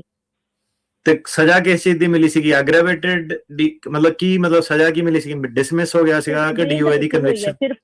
ਸਿਰਫ ਡਰਿੰਕ ਕੀਤੀ ਹੈ ਬਈ, ਡਰਿੰਕ ਕਰਕੇ ਡਰਾਈਵ ਕੀਤੀ। ਡਰੰਕ ਐਂਡ ਡਰਾਈਵਿੰਗ ਦੀ ਮੇਰੇ ਹਿਸਾਬ ਨਾਲ ਨਹੀਂ ਫਰਕ ਪੈਣਾ ਚਾਹੀਦਾ ਰਿਫਿਊਜੀ ਕੇਸ ਤੇ ਇੱਕ DUI ਦਾ। ਠੀਕ ਹੈ ਜੀ, ਥੈਂਕ ਯੂ ਸਰ, ਮੇਰਾ ਇਹੀ ਕੁਐਸਚਨ ਸੀ। ਧੰਨਵਾਦ ਜੀ। ਹੈਰੀ ਜੀ। ਸਤਿ ਸ਼੍ਰੀ ਅਕਾਲ ਬਾਈ ਜੀ, ਕੀ ਹਾਲ ਚਾਲ ਜੀ? ਸਤਿ ਸ਼੍ਰੀ ਅਕਾਲ ਜੀ। ਵਧੀਆ ਵਧੀਆ। ਹਾਂਜੀ ਬਾਈ ਜੀ, ਆਪਣਾ ਨਾ ਮੈਂ 2013 ਦੇ ਵਿੱਚ ਆਇਆ ਸੀਗਾ ਜੀ, ਮੇਰਾ ਸੈਟਲ ਕੇਸ ਸੀਗਾ ਤੁਹਾਡੇ ਕੋਲ ਹੀ ਸੀ ਬਾਈ ਜੀ, ਹਨਾ। ਤੇ ਅਕਤੂਬਰ 21 ਨੂੰ ਜਦੋਂ ਆਪਣੀ ਫਾਈਨਲ ਸੀ, ਜੱਜ ਨੇ ਆਪਣਾ ਕੇਸ ਡਿਸਮਿਸ ਕਰਤਾ ਸੀ। 10 ਦਿਨ ਪਹਿਲਾਂ ਹੀ ਡਾਕੂਮੈਂਟ ਸਾਰਾ ਕੁਝ ਰੈਡੀ ਕਰਤਾ ਸੀ, ਜਮ੍ਹਾਂ ਕਰਾ ਕੇ ਉਹਨੇ ਡਿਸਮਿਸ ਕਰਕੇ ਭੇਜਤਾ ਸੀ ਆਪਾਂ ਨੂੰ ਜੀ। ਤੇ ਉਸ ਤੋਂ ਬਾਅਦ ਜੀ ਹੁਣ ਮੇਰੇ ਬ੍ਰਦਰ ਦਾ ਕੇਸ ਵੀ ਤੁਹਾਡੇ ਕੋਲੇ ਸੀ, ਉਹ ਟਕੋਮਾ ਡਿਟੈਂਸ਼ਨ ਸੈਂਟਰ ਦੀ ਮਨਪ੍ਰੀਤ ਦੀ, ਜਿਹੜਾ ਤੁਸੀਂ ਮੁੰਡਾ ਬਾਹਰ ਨਿਕਲਿਆ ਸੀਗਾ ਜੀ ਆਪਣਾ ਡਿਟੈਂਸ਼ਨ ਸੈਂਟਰ ਦੇ ਵਿੱਚੋਂ ਜੀ। ਹਾਂਜੀ ਹਾਂਜੀ, ਅੱਛਾ ਹਾਂਜੀ, ਆ ਗਿਆ। ਹਾਂਜੀ ਹਾਂਜੀ ਹਾਂਜੀ। ਤੇ ਉਹਨਾਂ ਦਾ ਹੁਣ ਜੀ ਮੇਰਾ ਥੱਲੇ ਕੇਸ ਲੱਗਿਆ ਹੋਇਆ, ਜੋ ਡਿਸਮਿਸ ਕਰਕੇ ਮੈਂ ਥੱਲੇ ਅਸਾਈਲਮ ਆਫਿਸ 'ਚ ਕੇਸ ਲਾਤਾ ਸੀਗਾ ਜੀ। ਤੇ ਹੁਣ ਜੀ ਮੇਰਾ ਆਪਾਂ ਕੀ ਕਰ ਸਕਦੇ ਜੀ ਮੇਰੇ ਕੇਸ ਦੇ ਵਿੱਚ ਜੀ? ਕੁਝ ਕਰ ਸਕਦੇ ਜੀ ਉਹਦਾ? ਨਹੀਂ ਦੇਖੋ ਭਾਜੀ, ਹੁਣ ਤੇ ਤੁਸੀਂ ਰਹਿੰਦੇ ਵੀ ਸੈਟਲ ਹੀ ਹੈ ਨਾ ਪੱਕੇ? ਹਾਂਜੀ ਹਾਂਜੀ, ਪਹਿਲਾਂ 2013 ਤੋਂ ਸੈਟ ਹੋਈ ਹਾਂ ਜੀ। ਦੇਖੋ ਭਾਜੀ, ਹੁਣ ਤਾਂ ਮੈਂ ਸਲਾਹ ਇਹੀ ਦਊਂਗਾ ਕਿ ਇਹਨੂੰ ਚੱਲ ਲੈਂਦੀ ਹੈ ਇਦਾਂ ਹੀ, ਠੀਕ ਹੈ। ਜੇ ਤੁਹਾਨੂੰ ਕਾਹਲੀ ਨਾ ਹੋਵੇ ਤਾਂ ਇਹਨੂੰ ਚੱਲ ਲੈਣ ਦਿਓ ਇਦਾਂ ਹੀ, ਕਿਉਂਕਿ ਸਿਆਟਲ ਕੋਰਟ ਕੋਈ ਇਸ ਵੇਲੇ ਬਾਹਲਾ ਵਧੀਆ ਨਹੀਂ ਹੈਗਾ। ਇੱਕ ਅੱਧਾ ਜੱਜ ਹੀ ਉੱਥੇ ਆ ਤੇ ਕੰਮ ਟਾਈਟ ਹੀ ਆ ਉੱਥੇ, ਤੇ ਜੇ ਤੁਹਾਡਾ ਸਰੀ ਜਾਂਦਾ ਇਦਾਂ ਹੀ ਤਾਂ ਚੱਲ ਲੈਂਦੇ ਉਹਨੂੰ ਇਦਾਂ ਜੀ। ਉਹਨਾਂ ਨੇ ਆਪ ਹੀ ਡਿਸਮਿਸ ਕੀਤਾ। ਆਪਣਾ US ਸਿਟੀਜ਼ਨ ਨਾਲ ਮੈਰਿਜ ਕਰਾਉਣਾ ਜੀ, ਤੇ ਉਹਦਾ ਮੈਰਿਜ ਕੇਸ ਲੱਗ ਸਕਦਾ ਤੇ ਨਹੀਂ ਮੈਨੂੰ ਕੰਟਰੀ ਆਊਟ ਕਰਨੀ ਪਊਗੀ? ਵੇਵਰ ਮਿਲ ਸਕਦਾ ਤੇ ਨਹੀਂ ਜੀ? ਨਹੀਂ, ਕੰਟਰੀ ਆਊਟ ਤਾਂ ਕਰਨੀ ਪੈਣੀ ਜੇ ਬੰਦਾ 2 ਨੰਬਰ 'ਚ ਆਇਆ। ਠੀਕ ਹੈ ਜੀ, ਓਕੇ ਥੈਂਕ ਯੂ। ਪਰ ਉਹ ਤੁਸੀਂ ਨਾਲ ਕੇਸ ਲਾ ਸਕਦੇ ਆ, ਉਹਦਾ ਅਲੱਗ ਇੱਕ ਟਾਈਮਲਾਈਨ ਚੱਲਣੀ ਆ, ਉਹ ਵੀ ਤੁਸੀਂ ਲਾ ਕੇ ਰੱਖੋ ਕਿਉਂਕਿ ਉਹਨਾਂ ਆਪਣੀ ਆਪਸ਼ਨ ਖੁੱਲ ਜਾਂਦੀ ਹੈ। ਧੰਨਵਾਦ ਜੀ। ਅਗਲੇ ਸਾਡੇ ਕਾਲਰ ਹੈਗੇ ਦਵਿੰਦਰ ਕੁਮਾਰ ਜੀ। ਸਤਿ ਸ਼੍ਰੀ ਅਕਾਲ ਜੀ ਦੋਨਾਂ ਵੀਰਾਂ ਨੂੰ। ਸਤਿ ਸ਼੍ਰੀ ਅਕਾਲ ਜੀ। ਜੀ, ਮੈਂ ਇੱਥੇ 2010 ਚ ਆਇਆ ਸੀ ਜੀ। ਮੇਰਾ ਮੁੰਡਾ ਸਿਟੀਜ਼ਨ ਸੀਗਾ ਤੇ ਉਹਨੇ ਉਦੋਂ ਦਾ ਮੇਰੇ ਕੋਲ ਗ੍ਰੀਨ ਕਾਰਡ ਆ, ਤੇ ਮੈਨੂੰ ਹੁਣ 2012 ਚ DUI ਮਿਲੀ ਸੀ। ਤੇ ਮੇਰੀ ਘਰ ਵਾਲੀ ਨੂੰ ਮਿਲ ਗਈ ਸਿਟੀਜ਼ਨ ਪਿਛਲੇ ਅਕਤੂਬਰ 'ਚ। ਹੁਣ ਮੈਨੇ ਨਾ ਮਤਲਬ ਉਹ ਮੇਰੀ ਸ਼ਾਇਦ 6 ਤਰੀਕ ਆ ਜਨਵਰੀ ਦੀ। ਇਹਦਾ ਕੋਈ ਇੱਕ ਮੁੰਡਾ ਮੇਰਾ ਕਹਿੰਦਾ ਵੀ ਸਟੋਰ ਤੇ ਤੁਸੀਂ ਸਿਗਰਟ ਵੇਚੀ ਸੀ ਅੰਡਰ ਏਜ ਨੂੰ, ਪਰ ਉਹ ਹੈਗਾ ਕਰੋਨਾ ਮੌਕੇ ਦੀ ਗੱਲ ਕਵਰ ਸੀਗਾ, ਫੇਸ ਮੈਨੂੰ ਪਤਾ ਨਹੀਂ ਲੱਗਿਆ। ਹੁਣ 6 ਤਰੀਕ ਦੇ ਵਿੱਚ ਮੈਨੂੰ ਡਰਾਈ ਜਾਂਦੇ ਤੈਨੂੰ ਵੀ ਅਰੈਸਟ ਕਰਨਗੇ ਉੱਥੇ। ਨਹੀਂ ਇੱਕ ਮਿੰਟ DUI ਦਾ ਤੁਹਾਡੇ ਫਰਕ ਨਹੀਂ ਪੈਣਾ ਸਿਟੀਜ਼ਨਸ਼ਿਪ ਤੇ। ਜਿਹੜੀ ਕਰੋਨਾ ਦੇ ਵਿੱਚ ਸਿਗਰਟ ਵੇਚੀ ਸੀ, ਫੇਸ ਕਵਰ ਸੀਗਾ, ਉਹ 'ਚ ਸਜ਼ਾ ਕੀ ਮਿਲੀ ਸੀਗੀ? ਉਹਦਾ ਜੁਰਮਾਨਾ ਹੀ ਸੀਗਾ, ਕੁਛ ਨਹੀਂ ਸੀਗਾ। ਮੁੰਡੇ ਮੇਰੇ ਨੂੰ ਪਤਾ ਕੋਈ ਕਹਿੰਦੇ ਜੁਰਮਾਨਾ ਸੀਗਾ ਕੁਛ, ਮਗਰ ਖੜਾ ਸੀ ਪੁਲਿਸ ਵਾਲੀ ਫੋਟੋ। ਨਹੀਂ ਜੁਰਮਾਨੇ ਦੇ ਨਹੀਂ, ਉਹ ਨਾ ਆਪਣੇ ਪਹਿਲਾਂ ਵਕੀਲ ਤੋਂ ਲੈ ਕੇ ਜਿਹੜਾ ਸੀਗਾ ਕਨਵਿਕਸ਼ਨ ਕੀ ਸਜ਼ਾ ਕਿਹੜੇ ਸਟੈਚੂ ਦੇ ਥੱਲੇ ਮਿਲੀ ਹੈ, ਠੀਕ ਹੈ, ਇੱਕ ਮਾਈਨਰ ਵਾਲਾ ਹੋਇਆ ਕਿ ਨਹੀਂ। ਉਹ ਹੋ ਸਕਦਾ ਕੋਈ ਮੁੱਦਾ ਨਾ ਹੋਵੇ, ਇਨਫਰੈਕਸ਼ਨ ਹੋਵੇ, ਤੇ ਉਹ ਜਿਹੜਾ ਸੀਗਾ ਆਪਣਾ ਲੱਗਦਾ। ਹਾਂਜੀ ਨਹੀਂ ਉਹ ਲੱਗਦਾ ਲੁਗਦਾ ਨਹੀਂ। ਉਹ ਵਕੀਲ ਜਿਹੜਾ ਵੀ ਕੀਤਾ ਨਾ ਜੁਰਮਾਨਾ, ਵਕੀਲ ਦੇ ਨਾਲ ਆਪਣੇ ਜਿਹੜਾ ਵੀ ਹੈਗਾ ਕਰਕੇ ਤੇ ਉਹ ਡਾਕੂਮੈਂਟ ਕਢਾਓ ਕਿ ਕਿਹੜੀ ਧਾਰਾ ਥੱਲੇ ਉਹਨਾਂ ਨੇ ਸਜ਼ਾ ਲਾਈ ਹੈ ਤੁਹਾਡੇ ਤੇ। ਅੱਛਾ ਯਾਰ 6 ਤਰੀਕ ਆਉਂਦੀ ਆ ਵਿੱਚ ਕਹੀ ਜਾਂਦਾ ਤੂੰ ਤੈਨੂੰ ਅਰੈਸਟ ਕਰ ਲੈਣਾ ਉੱਥੇ, ਤੂੰ ਹੁਣ 68 69 ਸਾਲ ਦਾ ਹੋਇਆ ਪਿਆ, ਕੀ ਕਰੇਗਾ? ਕੌਣ ਕਹਿੰਦਾ ਇਹ? ਕੌਣ ਕਹਿੰਦਾ ਏਦਾਂ? ਮੇਰੇ ਮੁੰਡੇ ਨੂੰ ਲੋਕ ਕਹੀ ਜਾਂਦੇ ਆ। ਮੈਂ ਕਿਹਾ ਤੂੰ ਰੱਬ ਦਾ ਨਾਮ ਲੈ ਕੇ ਜਾਣ ਦੇ ਮੈਨੂੰ, ਜਿਵੇਂ ਦੇਖੀ ਆ 6 ਆ ਗਈ ਜੀ 6 ਜਨਵਰੀ। ਨਹੀਂ ਭਾਜੀ, ਤੁਸੀਂ ਏਦਾਂ ਕਰੋ ਆਪਣਾ ਨਾ ਉਹਨੂੰ ਤੁਸੀਂ ਜਿਹੜੀ ਆਪਣੀ ਤਰੀਕ ਹੈ ਨਾ ਉਹਨੂੰ ਅੱਗੇ ਕਰੋ ਕਿ ਮੈਂ ਆਹ ਹੀ ਕਰ ਨਹੀਂ ਸਕਦਾ। ਤੁਸੀਂ ਆਪਣਾ ਜਿਹੜਾ ਸੀਗਾ ਇਹਨੂੰ ਫਾਈਲ ਤੁਸੀਂ ਵਕੀਲ ਕੋ ਕਰਾਇਆ ਹੈ, ਪੈਰਾਲੀਗਲ ਕੋ ਕਰਾਇਆ? ਇਹਨੇ ਡਾਇਰੈਕਟ ਮੁੰਡੇ ਮੇਰੇ ਨੇ ਭਰਿਆ ਹੋਇਆ ਸੀਗਾ, ਉਹਦਾ ਵਕੀਲ ਗੋਰਾ, ਉਹਨੇ ਇੰਟਰਵਿਊ ਤੇ ਜਾਣਾ। ਉਹਨੇ ਵਿੱਚ ਲਿਖਿਆ ਹੋਇਆ ਨਾ ਸਾਰਾ ਕਿ ਆਹ ਚੀਜ਼ਾਂ ਹੋਈਆਂ ਸੀਗੀਆਂ DUI ਬਾਰੇ, ਤੇ ਇਹਦੇ ਬਾਰੇ ਦੱਸਿਆ ਉਹਨੇ ਟਿਕਟਾਂ ਬਾਰੇ ਸਭ ਕੁਝ? ਹਾਂਜੀ ਲਿਖਿਆ ਜੀ। ਤੇ ਟਿਕਟ ਵੀ ਉਹਨੇ ਲਾਈ ਹੈ ਨਾਲ ਕਾਪੀ ਹੈ ਨਾ? ਹਾਂਜੀ ਬਸ ਫਿਰ ਠੀਕ ਆ, ਫਿਰ ਚੱਲ ਜਾ। ਹਾਂਜੀ ਬਸ ਫਿਰ ਹੁਣ ਕਰ ਲਓ। ਜੇ ਉਹਨਾਂ ਨੇ ਨਹੀਂ ਕਰਨਾ, ਉਹਨਾਂ ਨੇ ਅਰੈਸਟ ਰੁਸਟ ਕੁਝ ਨਹੀਂ ਕਰਨਾ ਇਹਦੇ ਵਿੱਚ। ਉਹਨਾਂ ਤੁਹਾਨੂੰ ਜਿਹੜਾ notice of intent to deny ਹੈ ਇਦਾਂ ਦਾ ਉਹ ਡਾਕੂਮੈਂਟ ਦਿਓਗੇ ਤੇ ਉਸ ਤੋਂ ਬਾਅਦ ਤੁਸੀਂ ਵਕੀਲ ਕਰ ਸਕਦੇ ਆ। ਉਹ ਮੈਨੂੰ ਕਹਿੰਦੇ ਤੈਨੂੰ ਅਰੈਸਟ ਕਰਨਾ। ਨਹੀਂ ਹੁੰਦੇ ਮਹਾਰਾਜ, ਤੁਸੀਂ ਕੋਈ ਅਰੈਸਟ ਨਹੀਂ ਹੁੰਦੇ। ਨਹੀਂ ਹੁੰਦੇ ਅਰੈਸਟ, ਤੁਸੀਂ ਜਾਓ ਜੀ, ਕੋਈ ਚੱਕਰ ਨਹੀਂ। ਵੀ ਗ੍ਰੀਨ ਕਾਰਡ ਸਿਲੰਡਰ ਕਰਕੇ 2 ਸਾਲ ਵਾਸਤੇ ਤੁਸੀਂ ਇੰਡੀਆ ਚਲੇ ਜਾਓ। ਮੈਂ ਕਿਹਾ ਨਹੀਂ ਉਹ ਕੁਝ ਨਹੀਂ, ਐਡੀ ਦੂਰ ਨਹੀਂ ਜਾਣੀ ਗੱਲਬਾਤ, ਕੋਈ ਨਹੀਂ, ਜਾਓ ਤੁਸੀਂ ਆਰਾਮ ਨਾਲ। ਧੰਨਵਾਦ ਜੀ। ਗੁਰਵੇਸ਼ ਸਿੰਘ ਜੀ। ਜੀ ਵੀਰ ਸਾਹਿਬ 2002 ਜਾਂ 2003 ਦੇ ਵਿੱਚ ਕੇਸ ਫੇਲ ਹੋਇਆ ਸੀ ਤੇ 2009 ਦੇ ਵਿੱਚ ਬੰਦਾ ਵਾਪਸ ਚਲ ਗਿਆ ਸੀ। ਉਹ ਹੁਣ ਇਸ ਦੁਨੀਆ 'ਚ ਵੀ ਹੈ ਨਹੀਂ, ਤੇ ਉਹਨਾਂ ਦਾ ਬੌਂਡ ਵਾਪਸ ਆ ਸਕਦਾ ਜੀ? ਜਿਹੜਾ ਕੇਸ ਫੇਲ ਹੋਇਆ ਸੀਗਾ ਉਸ ਤੋਂ ਬਾਅਦ ਅਪੀਲ ਵਗੈਰਾ ਕਦੋਂ ਫੇਲ ਹੋਈ ਸੀਗੀ ਉਹਨਾਂ ਦੀ? ਕੀਤੀ ਨਹੀਂ ਸੀ ਅਪੀਲ ਜੀ, ਕੋਈ ਨਹੀਂ ਕੀਤਾ ਸੀ। ਪਰ ਉਹ ਫਿਰ ਭਾਜੀ ਜਾਣਾ ਹੁੰਦਾ ਨਾ ਉਦੋਂ, ਜਿਹੜਾ ਛੱਡ ਕੇ ਜਾਣਾ ਹੁੰਦਾ। ਹੁਣ ਜਿੱਦਾਂ ਓਵਰਸਟੇ ਕੀਤਾ, ਮੈਨੂੰ ਨਹੀਂ ਲੱਗਦਾ ਆ ਸਕਦਾ। ਬਾਕੀ ਮੰਗਣ 'ਚ ਕੋਈ ਹੱਦ ਨਹੀਂ, ਟਰਾਈ ਕਰ ਲਓ। ਤਾਂ ਮੈਂ ਕਿਹਾ ਟਾਈਮ ਹੀ ਬਹੁਤ ਜ਼ਿਆਦਾ ਹੋ ਗਿਆ ਜਿੱਦਾਂ ਤੁਸੀਂ ਦੱਸਦੇ। ਹਾਂਜੀ ਉਹ ਤਾਂ ਹੁਣ ਦੁਨੀਆ 'ਚ ਵੀ ਹੈ ਨਹੀਂ ਹੁੰਦੇ। ਹਾਂਜੀ ਉਹ ਮੇਰੇ ਹਿਸਾਬ ਨਾਲ ਤਾਂ ਕੰਪਲਾਈ ਕੀਤਾ ਨਹੀਂ। ਹਾਂਜੀ ਬਾਕੀ ਜਿਹੜੇ ਬੌਂਡ ਵਾਲਾ ਸਿੱਧੇ ਜਿਹੜੇ ਇਹ ਕਰਨ ਦਾ ਕੰਮ ਕਰਦੇ ਆ, ਵਾਪਸ ਕਰਾਉਣ ਦਾ, ਉਹਨਾਂ ਤੁਸੀਂ ਗੱਲ ਕਰ ਲਓ। ਮੇਰੇ ਹਿਸਾਬ ਨਾਲ ਤਾਂ ਨਹੀਂ ਆ ਸਕਦਾ। ਅੱਛਾ ਜੀ, ਠੀਕ ਹੈ ਜੀ, ਹਾਂਜੀ ਥੈਂਕ ਯੂ ਜੀ, ਧੰਨਵਾਦ ਜੀ। ਸਾਰੇ ਮੈਂ ਕਿਹਾ DUI ਵਾਲੇ ਚੱਲਦੇ ਆ ਹੁਣ DUI ਇਹ ਵੀ ਦੱਸਦੇ ਜਾਈਏ ਬਹੁਤ ਖਤਰਨਾਕ ਆ। ਸਾਰੇ ਜਣੇ ਧਿਆਨ ਰੱਖੋ, ਕੋਈ ਡਰਿੰਕ ਕਰਕੇ ਡਰਾਈਵ ਨਾ ਕਰੋ ਪਲੀਜ਼। ਇੱਕ ਤਾਂ ਚਲੋ ਇਮੀਗ੍ਰੇਸ਼ਨ ਵਾਲਾ ਤਾਂ ਰੌਲਾ ਹੈਗਾ ਹੀ ਹੈਗਾ, ਜਿਹੜੇ ਸਿਟੀਜ਼ਨ ਵੀ ਆ $20,000 ਤੱਕ ਪੈਂਦੀ ਆ, ਫਿਰ ਤੁਹਾਨੂੰ ਸਜ਼ਾ ਵੀ ਹੁੰਦੀ ਆ ਤੇ ਸਫਾਈ ਵੀ ਕਰਨੀ ਪੈਂਦੀ ਆ। ਇੰਸ਼ੋਰੈਂਸ 3-4 ਸਾਲ, ਹੁਣ ਤਾਂ ਇੰਸ਼ੋਰੈਂਸ ਕੰਪਨੀਆਂ ਵੀ 10-10 ਸਾਲ ਕਾਊਂਟ ਕਰਨ ਲੱਗ ਪਈਆਂ। ਸੋ ਇਹ ਤੋਂ ਬਚਣਾ ਹੀ ਚਾਹੀਦਾ। ਸੁਖਵਿੰਦਰ ਸਿੰਘ ਜੀ। ਹੈਲੋ, ਸਤਿ ਸ਼੍ਰੀ ਅਕਾਲ ਭਾਜੀ। ਸਤਿ ਸ਼੍ਰੀ ਅਕਾਲ ਜੀ। ਹਾਂਜੀ ਭਾਜੀ, ਮੇਰੀ ਨਾ ਫਾਈਨਲ ਹੀਅਰਿੰਗ ਹੈਗੀ ਆ ਅਗਸਤ 2026 ਚ, ਕੌਂਕੜ ਕੋਰਟ ਵਿੱਚ ਹੀ ਆ, ਤੇ ਜੱਜ ਹੈਗੀ ਆ ਸਾਰਾ ਟੋਰੇਸ। ਹਾਂਜੀ ਤੇ ਹਾਂਜੀ ਤੇ ਭਾਜੀ ਦਸੰਬਰ ਜੀ ਮੈਂ ਹੁਣ ਵਿਆਹ ਕਰਵਾਇਆ, ਤੇ ਮੈਂ ਪੁੱਛਣਾ ਸੀ ਕਿਹੜਾ ਕੇਸ ਚੱਲਣ ਦੇਵਾਂ, ਜਿੱਦਾਂ ਕਿਹੜਾ ਲਾਵਾਂ, ਵਿਆਹ ਵਾਲਾ ਜਾਂ? ਨਹੀਂ ਵਿਆਹ ਵਾਲਾ ਵੀ ਲਾਓ ਭਾਜੀ, ਤੁਹਾਡੀ ਆਪਸ਼ਨ ਨਹੀਂ ਹੈਗੀ ਕੋਈ। ਉਹਨਾਂ ਨੇ ਬੰਦ ਨਹੀਂ ਕਰਨਾ ਵਿਆਹ ਦੇ ਬੇਸ ਤੇ, ਕਿਉਂਕਿ ਉਹ ਵਿਆਹ ਦੇ ਬੇਸ ਤੇ ਤਾਂ ਜਿੱਦਾਂ ਹੁਣ ਯੂਜ਼ਰ ਤੁਹਾਨੂੰ ਹੁਣੇ ਕਾਲਰ ਪਹਿਲਾਂ ਦੱਸ ਕੇ ਹਟਿਆ ਕਿ ਉਹਦਾ ਵੇਵਰ ਵੂਵਰ ਵੀ ਉਹ ਵੀ ਖੋਲਤੇ ਕੇਸ ਜਿਹੜੇ ਪੁਰਾਣੇ ਬੰਦ ਆ, ਤਾਂ ਤੁਹਾਨੂੰ ਵਿਆਹ ਵਾਲਾ ਕੇਸ ਨਾਲ ਤੁਸੀਂ ਆਪਸ਼ਨ ਇੱਕ ਐਡ ਕਰ ਸਕਦੇ ਆ। ਅਸਾਈਲਮ ਵਾਲਾ ਤਾਂ ਨਹੀਂ ਉਹਨਾਂ ਨੇ ਬੰਦ ਕਰਨਾ। ਓਕੇ, ਤੇ ਭਾਜੀ ਮੇਰਾ ਇੱਕ ਕੁਐਸਚਨ ਸੀ, ਜੇ ਮੈਂ ਵਿਆਹ ਵਾਲਾ ਕੇਸ ਜਿੱਦਾਂ ਜੇ ਇੱਥੋਂ ਲਾ ਕੇ ਇੰਡੀਆ ਚੱਲ ਜਾਵਾਂ, ਤਾਂ ਇੰਡੀਆ ਤੋਂ ਦੁਬਾਰਾ ਆ ਸਕਦੇ ਆ ਆਪਾਂ ਜੇ ਅਸਾਈਲਮ ਵਿਦਡਰਾ ਕਰਾ ਲਵਾਂ? ਹਾਂਜੀ ਆ ਸਕਦੇ ਆ, ਪਰ ਉਹ ਵਿਡਰਾ ਵੀ ਨਹੀਂ ਅੱਜ ਕੱਲ ਕਰਦੇ ਨਾ। ਵਲੰਟਰੀ ਡਿਪਾਰਚਰ ਜੇ ਦਿੰਦੀ ਆਪਸ਼ਨ ਤਾਂ ਹੀ ਆ, ਸਰਕਾਰ ਕਈ ਵਾਰੀ ਫਾਈਟ ਕਰਦੇ ਆ ਪੂਰਾ। ਓਕੇ ਭਾਜੀ, ਧੰਨਵਾਦ ਜੀ। ਹਾਂਜੀ ਆਪਸ਼ਨ ਹੈਗੀ ਤੁਹਾਡੇ ਕੋਲ। ਧੰਨਵਾਦ ਜੀ। ਰਾਜ ਜੀ। ਸਤਿ ਸ਼੍ਰੀ ਅਕਾਲ ਭਾਜੀ। ਭਾਜੀ ਮੈਂ ਨਾ 2 ਵੀਕ ਪਹਿਲਾਂ ਕਾਲ ਕੀਤੀ ਸੀ ਭਾਜੀ ਉਹਨਾਂ ਨੂੰ।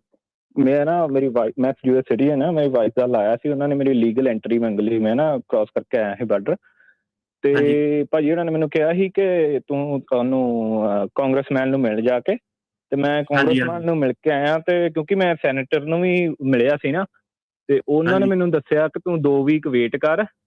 ਬਟ ਮੈਂ ਇੱਕ ਹੋਰ ਵਕੀਲ ਨਾਲ ਇੱਥੇ ਗੱਲ ਕੀਤੀ, ਉਹ ਕਹਿੰਦੇ ਤੁਹਾਨੂੰ ਦੋਵਾਂ ਆਫਿਸ ਦੇ ਵਿੱਚ ਨਹੀਂ ਜਾਣਾ ਚਾਹੀਦਾ, ਉਹ ਕੌਂਸਲੇਟ ਲਾਈਕ ਨਹੀਂ ਕਰਦੇ ਏਦਾਂ। ਇਹ ਹੈਗਾ ਲਾਈਕ ਨੂੰ ਕੀ ਆ, ਉਹ ਕਿਹੜਾ ਉਹ ਤਾਂ ਸਰਕਾਰੀ ਮੁਲਾਜ਼ਮ ਆ। ਉਦਾਂ ਦੇਖਿਆ ਜਾਵੇ ਕੌਂਸਲੇਟ ਵਾਲੇ ਤੇ ਸਿਟੀਜ਼ਨ ਨੂੰ ਸਰਵ ਕਰਨਾ, ਤੁਸੀਂ ਸਿਟੀਜ਼ਨ ਦੇ ਲਾਈਕ ਲੂਇਕ ਨੂੰ ਕੁਛ ਨਹੀਂ, ਤੁਸੀਂ ਚਿੱਠੀ ਪਵਾਓ ਉਹਨਾਂ ਤੇ ਉਹਨਾਂ ਨੇ ਆਪੇ ਤੁਹਾਨੂੰ ਜਵਾਬ ਦੇ ਦੇਣਾ। ਹਾਂ, ਫਿਰ ਉਹਨਾਂ ਨੇ ਮੈਨੂੰ 2 ਵੀਕ ਦਾ ਵੇਟ ਦਿੱਤਾ ਆ। ਉਹ ਕਹਿੰਦੇ 2 ਵੀਕ ਬਟ ਕਿਉਂਕਿ ਉਹਨਾਂ ਸੈਨੇਟਰ ਦਾ ਵੀ ਹੈਗਾ ਨਾ, ਤੇ ਮੈਂ ਮਿਲ ਕੇ ਆਇਆ। ਵਕੀਲ ਨੂੰ ਨਾਲੇ ਵਕੀਲ ਨੂੰ ਪੁੱਛਿਓ ਕਿ ਤੈਨੂੰ ਕਿੱਦਾਂ ਪਤਾ, ਵਕੀਲ ਨੂੰ ਪਹਿਲਾਂ ਪੁੱਛਿਓ, ਫਿਰ ਦੁਬਾਰਾ ਕਾਲ ਕਰਕੇ ਮੈਨੂੰ ਦੱਸਿਓ ਕਿ ਤੈਨੂੰ ਕਿੱਦਾਂ ਪਤਾ ਉਹ ਲਾਈਕ ਨਹੀਂ ਕਰਦੇ ਜੇ ਦੋਨਾਂ ਕੋ ਜਾਓ ਤਾਂ। ਉਹ ਮੇ ਬੀ ਉਹਨੂੰ ਪੈਸੇ ਚਾਹੁੰਦਾ ਹੋਊਗਾ ਨਾ, ਤੁਸੀਂ ਮੈਨੂੰ ਕਿਹਾ ਸੀ ਨਾ ਕਿ ਏਦਾਂ ਕਰੋ, ਤੇ ਕਿਉਂਕਿ ਉਹ ਵੀ ਉਹਨੇ ਚਿੱਠੀ ਤੇ ਭਾਜੀ ਜੇ ਕੱਲ ਨੂੰ ਜੇ ਮੈਨੂੰ ਉਹ ਜਵਾਬ ਦੇ ਦਿੰਦੇ ਆ, ਤੁਸੀਂ ਮੇਰੇ ਵਾਸਤੇ ਲੈਟਰ ਵਗੈਰਾ ਲਿਖ ਸਕਦੇ ਹੋ ਕੁਝ ਵਗੈਰਾ, ਜੇ ਕੱਲ ਨੂੰ ਮੈਨੂੰ। ਮੇਰੇ ਹਿਸਾਬ ਨਾਲ ਤਾਂ ਕੋਈ ਏਦਾਂ ਦੀ ਰਿਕੁਆਇਰਮੈਂਟ ਹੀ ਨਹੀਂ ਸੀਗੀ, ਤੁਹਾਨੂੰ ਫਜ਼ੂਲ ਜਿਹਾ ਨੇ ਟੰਗਿਆ ਹੋਇਆ। ਕਿਉਂਕਿ ਤੁਹਾਨੂੰ ਮੈਂ ਹਿਸਟਰੀ ਦੱਸ ਦਿੰਦਾ ਆਪਣੀ ਕੇਸ ਦੀ। ਮੇਰੇ ਨਾ ਮੈਨੂੰ ਭਾਜੀ ਪਤਾ ਮੈਨੂੰ ਤੁਹਾਡੇ ਕੇਸ ਦੀ ਹਿਸਟਰੀ ਪਤਾ ਵਾ। ਜੇ ਦੇਖੋ, ਜੇ ਘਰਦਿਆਂ ਨੂੰ ਟੰਗਣਾ ਹੋਵੇ ਨਾ, ਕਿ ਫੇਰ ਪੁੱਛਣ ਕਿ ਐਂਟਰ ਕਿੱਦਾਂ ਕੀਤਾ, 2 ਨੰਬਰ ਤਾਂ ਨਹੀਂ, ਪੈਸੇ ਤਾਂ ਨਹੀਂ ਲਾਏ। ਘਰਦਿਆਂ ਨੂੰ ਟੰਗਿਆ ਨਾ, ਘਰਦਿਆਂ ਨੂੰ ਮਾਤਾ ਨੂੰ ਟੰਗਿਆ ਹੋਇਆ ਨਾ, ਮੇਰੀ ਮੰਮੀ ਨੂੰ। ਪਰ ਤੁਹਾਡੇ ਵਾਈਫ ਦਾ ਤਾਂ ਵਿਆਹ ਹੀ ਬਾਅਦ ਚ ਕਰਾਇਆ ਨਾ ਤੁਹਾਡਾ, ਉਹ ਤਾਂ ਤੁਸੀਂ ਪੱਕੇ ਪੁੱਕੇ ਹੋਣ ਤੋਂ ਬਾਅਦ ਹੀ ਕਰਾਇਆ। ਉਹ ਮੈਂ ਕਹਿ ਰਿਹਾ ਕਿ ਉਸ ਕੇਸ ਦੇ ਵਿੱਚ ਮੈਟਰ ਨਹੀਂ ਕਰਦਾ, ਕਿਉਂਕਿ ਵਾਈਫ ਦਾ ਕੋਈ ਰੋਲ ਹੀ ਨਹੀਂ ਹੈਗਾ। ਹਾਂਜੀ, ਵਕੀਲ ਨੇ ਮਤਲਬ ਤੁਸੀਂ ਭਾਵੇਂ ਭਾਜੀ ਕੱਚੇ ਗਏ ਆ, ਸਮਗਲਰਾਂ ਦੇ ਨਾਲ ਗਏ ਆ, 2 ਨੰਬਰ, ਵਾਈਫ ਨਾਲ ਮੈਟਰ ਨਹੀਂ ਨਾ ਕਰਦਾ ਉਹਨਾਂ ਦਾ। ਤੁਸੀਂ ਹੁਣ ਸਿਟੀਜ਼ਨ ਹੈਗੇ ਆ, ਉਹ ਤਾਂ ਮਤਲਬ ਕਿ ਵਾਈਫ ਨੂੰ ਜੇ ਤੰਗ ਪਰੇਸ਼ਾਨ ਕਰ ਰਹੇ ਕਿ ਬੰਦਾ ਉਦੋਂ ਕਦੋਂ ਗਿਆ ਸੀ, ਤੇ ਉਹ ਅਗਲੀ ਨੇ ਸਿੱਧੇ ਕਹਿਣਾ ਨਾ ਮੈਨੂੰ ਤਾਂ ਪਤਾ ਨਹੀਂ, ਮੈਂ ਤਾਂ ਵਿਆਹ ਜਿਹੜੇ ਆਲੇ ਸਾਲ ਕਰਾਇਆ। ਧੰਨਵਾਦ ਜੀ। ਨਾਲੇ ਇਹ ਨਹੀਂ ਗੱਲ ਹੁੰਦੀ ਆਪਣੇ ਜੀ ਤੁਹਾਡੇ ਜਿਹੜੇ ਕਾਂਗਰਸਮੈਨ ਆ, ਸੈਨੇਟਰ ਆ, ਤੁਸੀਂ ਹਰ ਇੱਕ ਨੂੰ ਕੰਟੈਕਟ ਕਰ ਸਕਦੇ ਆ। ਹੁਣ ਮੈਂ ਲੇਟਲੀ ਦੇਖਦਾ ਸੀ ਬਹੁਤ ਸਾਰੇ ਲੋਕ ਜਿਹੜੇ ਅਰੈਸਟ ਹੋਏ ਆ, ਖਾਸ ਕਰਕੇ ਜਿਹੜੇ ਕਈ ਡਿਪੋਰਟ ਵੀ ਹੋਏ ਆ। ਈਵਨ ਉਹ ਸਾਊਥ ਕੋਰੀਆ ਵਾਲਾ ਵੈਟਰਨ ਵੀ ਆ, ਉਹ ਕਿੰਨੇ ਕਾਂਗਰਸਮੈਨਾਂ ਨੂੰ ਉਹਨੂੰ ਕੰਟੈਕਟ ਕੀਤਾ ਤੇ ਕਿੰਨੇ ਕਾਂਗਰਸਮੈਨ ਉਹਦੇ ਹੱਕ 'ਚ ਆਏ ਹੈਗੇ ਆ। ਸੋ ਇਦਾਂ ਨਹੀਂ ਹੈ, ਤੁਸੀਂ ਆਪਣੇ ਏਰੀਏ ਦੇ ਕਾਂਗਰਸਮੈਨ ਨੂੰ ਤੇ ਕਰ ਸਕਦੇ ਹੋ ਕੰਟੈਕਟ। ਨਾਲੇ ਉਹ ਚਾਰਜ ਕਰਦੇ, ਉਹਨਾਂ ਦੇ ਆਫਿਸ ਜਾਣਾ ਹੈ ਤੁਸੀਂ। ਜੇ ਨਾਲੇ US ਸਿਟੀਜ਼ਨ ਜਿਹੜਾ ਹੁੰਦਾ, ਮਤਲਬ ਉਹਦੀ ਵੋਟ ਹੁੰਦੀ ਆ, ਉਹ ਜਵਾਬਦੇਹੀ ਹੁੰਦੀ ਹੈ ਇਹਨਾਂ ਨੂੰ। ਉਹ ਜਿਹੜੇ ਤੁਹਾਨੂੰ ਹੱਕ ਮਿਲਦੇ ਆ, ਉਹ ਐਜ਼ ਅ US ਸਿਟੀਜ਼ਨ ਮਿਲਦੇ ਆ। ਤੁਸੀਂ ਇਹ ਨਹੀਂ ਕਹਿ ਰਹੇ ਕਿ ਇਮੀਗ੍ਰੈਂਟ ਨੂੰ ਫੇਵਰ ਕਰੋ, ਤੁਸੀਂ ਇਹ ਕਹਿ ਰਹੇ ਕਿ ਮੈਂ US ਸਿਟੀਜ਼ਨ ਆ, ਮੇਰੀ ਘਰ ਵਾਲੀ ਨੂੰ ਕਿਉਂ ਰੋਕ ਕੇ ਰੱਖਿਆ ਉੱਥੇ। ਜੀ ਗੁਰਪ੍ਰੀਤ ਜੀ। ਹਾਂਜੀ ਭਾਈ, ਸਤਿ ਸ਼੍ਰੀ ਅਕਾਲ। ਸਤਿ ਸ਼੍ਰੀ ਅਕਾਲ ਜੀ। ਹਾਂਜੀ ਭਾਈ, ਮੇਰਾ ਕੁਐਸਚਨ ਇਹ ਆ, ਜਿਹੜਾ ਹੁਣ ਇੱਕ ਆਇਆ ਕਿ ਵਰਕ ਪਰਮਿਟ ਦਾ ਕਰਤਾ ਉਹਨਾਂ ਨੇ, ਅਸਾਈਲੀ ਵਗੈਰਾ ਸਾਰਿਆਂ ਲਈ 18 ਮੰਥਲੀ। ਜਿੱਦਾਂ ਹੁਣ ਕੇਸ ਪਾਸ ਹੋਇਆ ਤੇ ਉਹ ਤਾਂ ਕਹਿੰਦੇ ਵਰਕ ਪਰਮਿਟ ਦੀ ਲੋੜ ਨਹੀਂ ਹੁੰਦੀ, ਤਾਂ ਉਹਦਾ ਹੈਗਾ ਕੋਈ ਚੱਕਰ? ਨਹੀਂ, ਹਾਂਜੀ, ਅਸਾਈਲੀ ਭਾਜੀ ਕੰਮ ਕਰ ਸਕਦਾ ਹੁੰਦਾ, ਪਰ ਹੁਣ ਜਦੋਂ ਤੁਸੀਂ ਕਿਸੇ ਕੰਪਨੀ 'ਚ ਨੌਕਰੀ ਕਰਨੀ ਹੈ, ਕੁਝ ਕਰਨਾ, ਉਹ ਤੁਹਾਡੇ ਕੋਲ ਪ੍ਰੂਫ ਮੰਗ ਸਕਦੇ ਆ ਨਾ ਕਿ ਵਰਕ ਪਰਮਿਟ ਦਿਖਾਓ। ਹਾਂਜੀ ਭਾਈ, ਮੇਰੇ ਕੋਲ I-94 ਹੈਗਾ। ਤੁਸੀਂ ਕੰਮ ਕਰ ਸਕਦੇ ਆ, ਪਰ ਜਿਹੜਾ ਉਹਨਾਂ ਨੇ ਤੁਸੀਂ ਕੰਮ ਕਰ ਸਕਦੇ ਆ, ਪਰ ਜਿਹੜਾ ਉਹਨਾਂ ਨੇ ਵਰਕ ਪਰਮਿਟ ਕਈਆਂ ਨੂੰ ਚਾਹੀਦਾ। ਹੁਣ ਜਿੱਦਾਂ ਮੰਨ ਲਓ ਕਿਸੇ ਨੇ ਕਿਸੇ ਕੰਪਨੀ 'ਚ ਜਾ ਕੇ ਨੌਕਰੀ ਕਰਨੀ, ਉਹ ਅੱਗੋਂ ਵਰਕ ਪਰਮਿਟ ਮੰਗਦੇ ਆ, ਰਾਈਟ। ਪਰ ਤੁਸੀਂ ਜੇ ਆਪ ਦਾ ਟਰੱਕ ਚਲਾਉਣਾ, ਤੁਸੀਂ ਚਲਾ ਸਕਦੇ ਆ। ਤੁਸੀਂ ਸਿਸਟਮ ਦੇ ਵਿੱਚ I-94 ਹੈਗਾ, ਤੁਹਾਨੂੰ ਕੋਈ ਆਈਸ ਵਾਲਾ ਪੁੱਲ ਕਰਦਾ, ਉਹਨਾਂ ਨੂੰ ਤੁਸੀਂ ਇਹੀ ਦੇਖਣਾ ਉਹਨਾਂ ਨੂੰ ਕਿ ਇਹਦਾ ਕੇਸ ਪਾਸ ਹੋਇਆ ਵਾ, ਇਹਨੂੰ ਗ੍ਰਾਂਟ ਆ।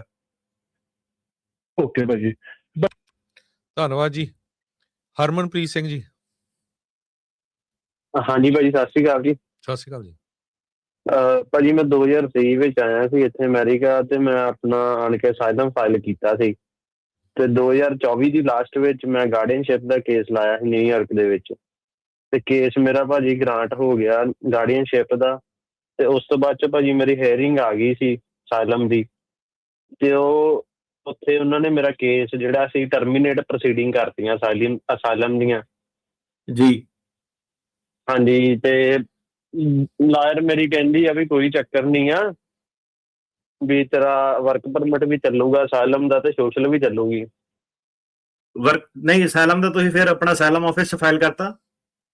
ਨਹੀਂ ਭਾਜੀ, ਉਹਨਾਂ ਨੇ ਟਰਮੀਨੇਟ ਪ੍ਰੋਸੀਡਿੰਗ ਕਰਤੀਆਂ ਸੀ, ਤੇ ਕਹਿੰਦੀ ਹੁਣ ਕੁਝ ਕਰਨ ਦੀ ਲੋੜ ਹੀ ਨਹੀਂ ਹੈ।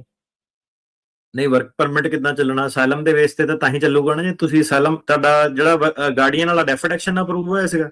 ਨਹੀਂ ਭਾਜੀ, ਦੂਜਾ ਹੋਇਆ ਹੈ, 360 ਆ ਗਈ ਆ। ਹਾਂਜੀ, ਡੈਫਰਡ ਐਕਸ਼ਨ ਮਿਲਿਆ ਉਹ 'ਚ? ਨਹੀਂ ਡੈਫਰਡ ਐਕਸ਼ਨ ਨਹੀਂ ਭਾਜੀ ਮਿਲਿਆ। ਉਹਨਾਂ ਨੇ ਟਰਮੀਨੇਟ ਕੇਸ ਨਹੀਂ, ਟਰਮੀਨੇਟ ਪ੍ਰੋਸੀਡਿੰਗ ਕੀਤੀਆਂ ਭਾਜੀ। ਉਹ ਕਹਿੰਦੀ ਵਰਕ ਪਰਮਿਟ ਨਹੀਂ ਨਾ ਆ ਸਕਦਾ ਫਿਰ। ਤੇ ਜੇ ਕੇਸ ਟਰਮੀਨੇਟ ਹੋ ਗਿਆ, ਉਹਨੂੰ ਅਸਾਈਲਮ ਆਫਿਸ ਚ ਲਾਓ, ਉਹਦੇ ਬੇਸ ਤੇ ਵਰਕ ਪਰਮਿਟ ਆਊਗਾ। ਓਕੇ ਭਾਜੀ, ਧੰਨਵਾਦ ਜੀ।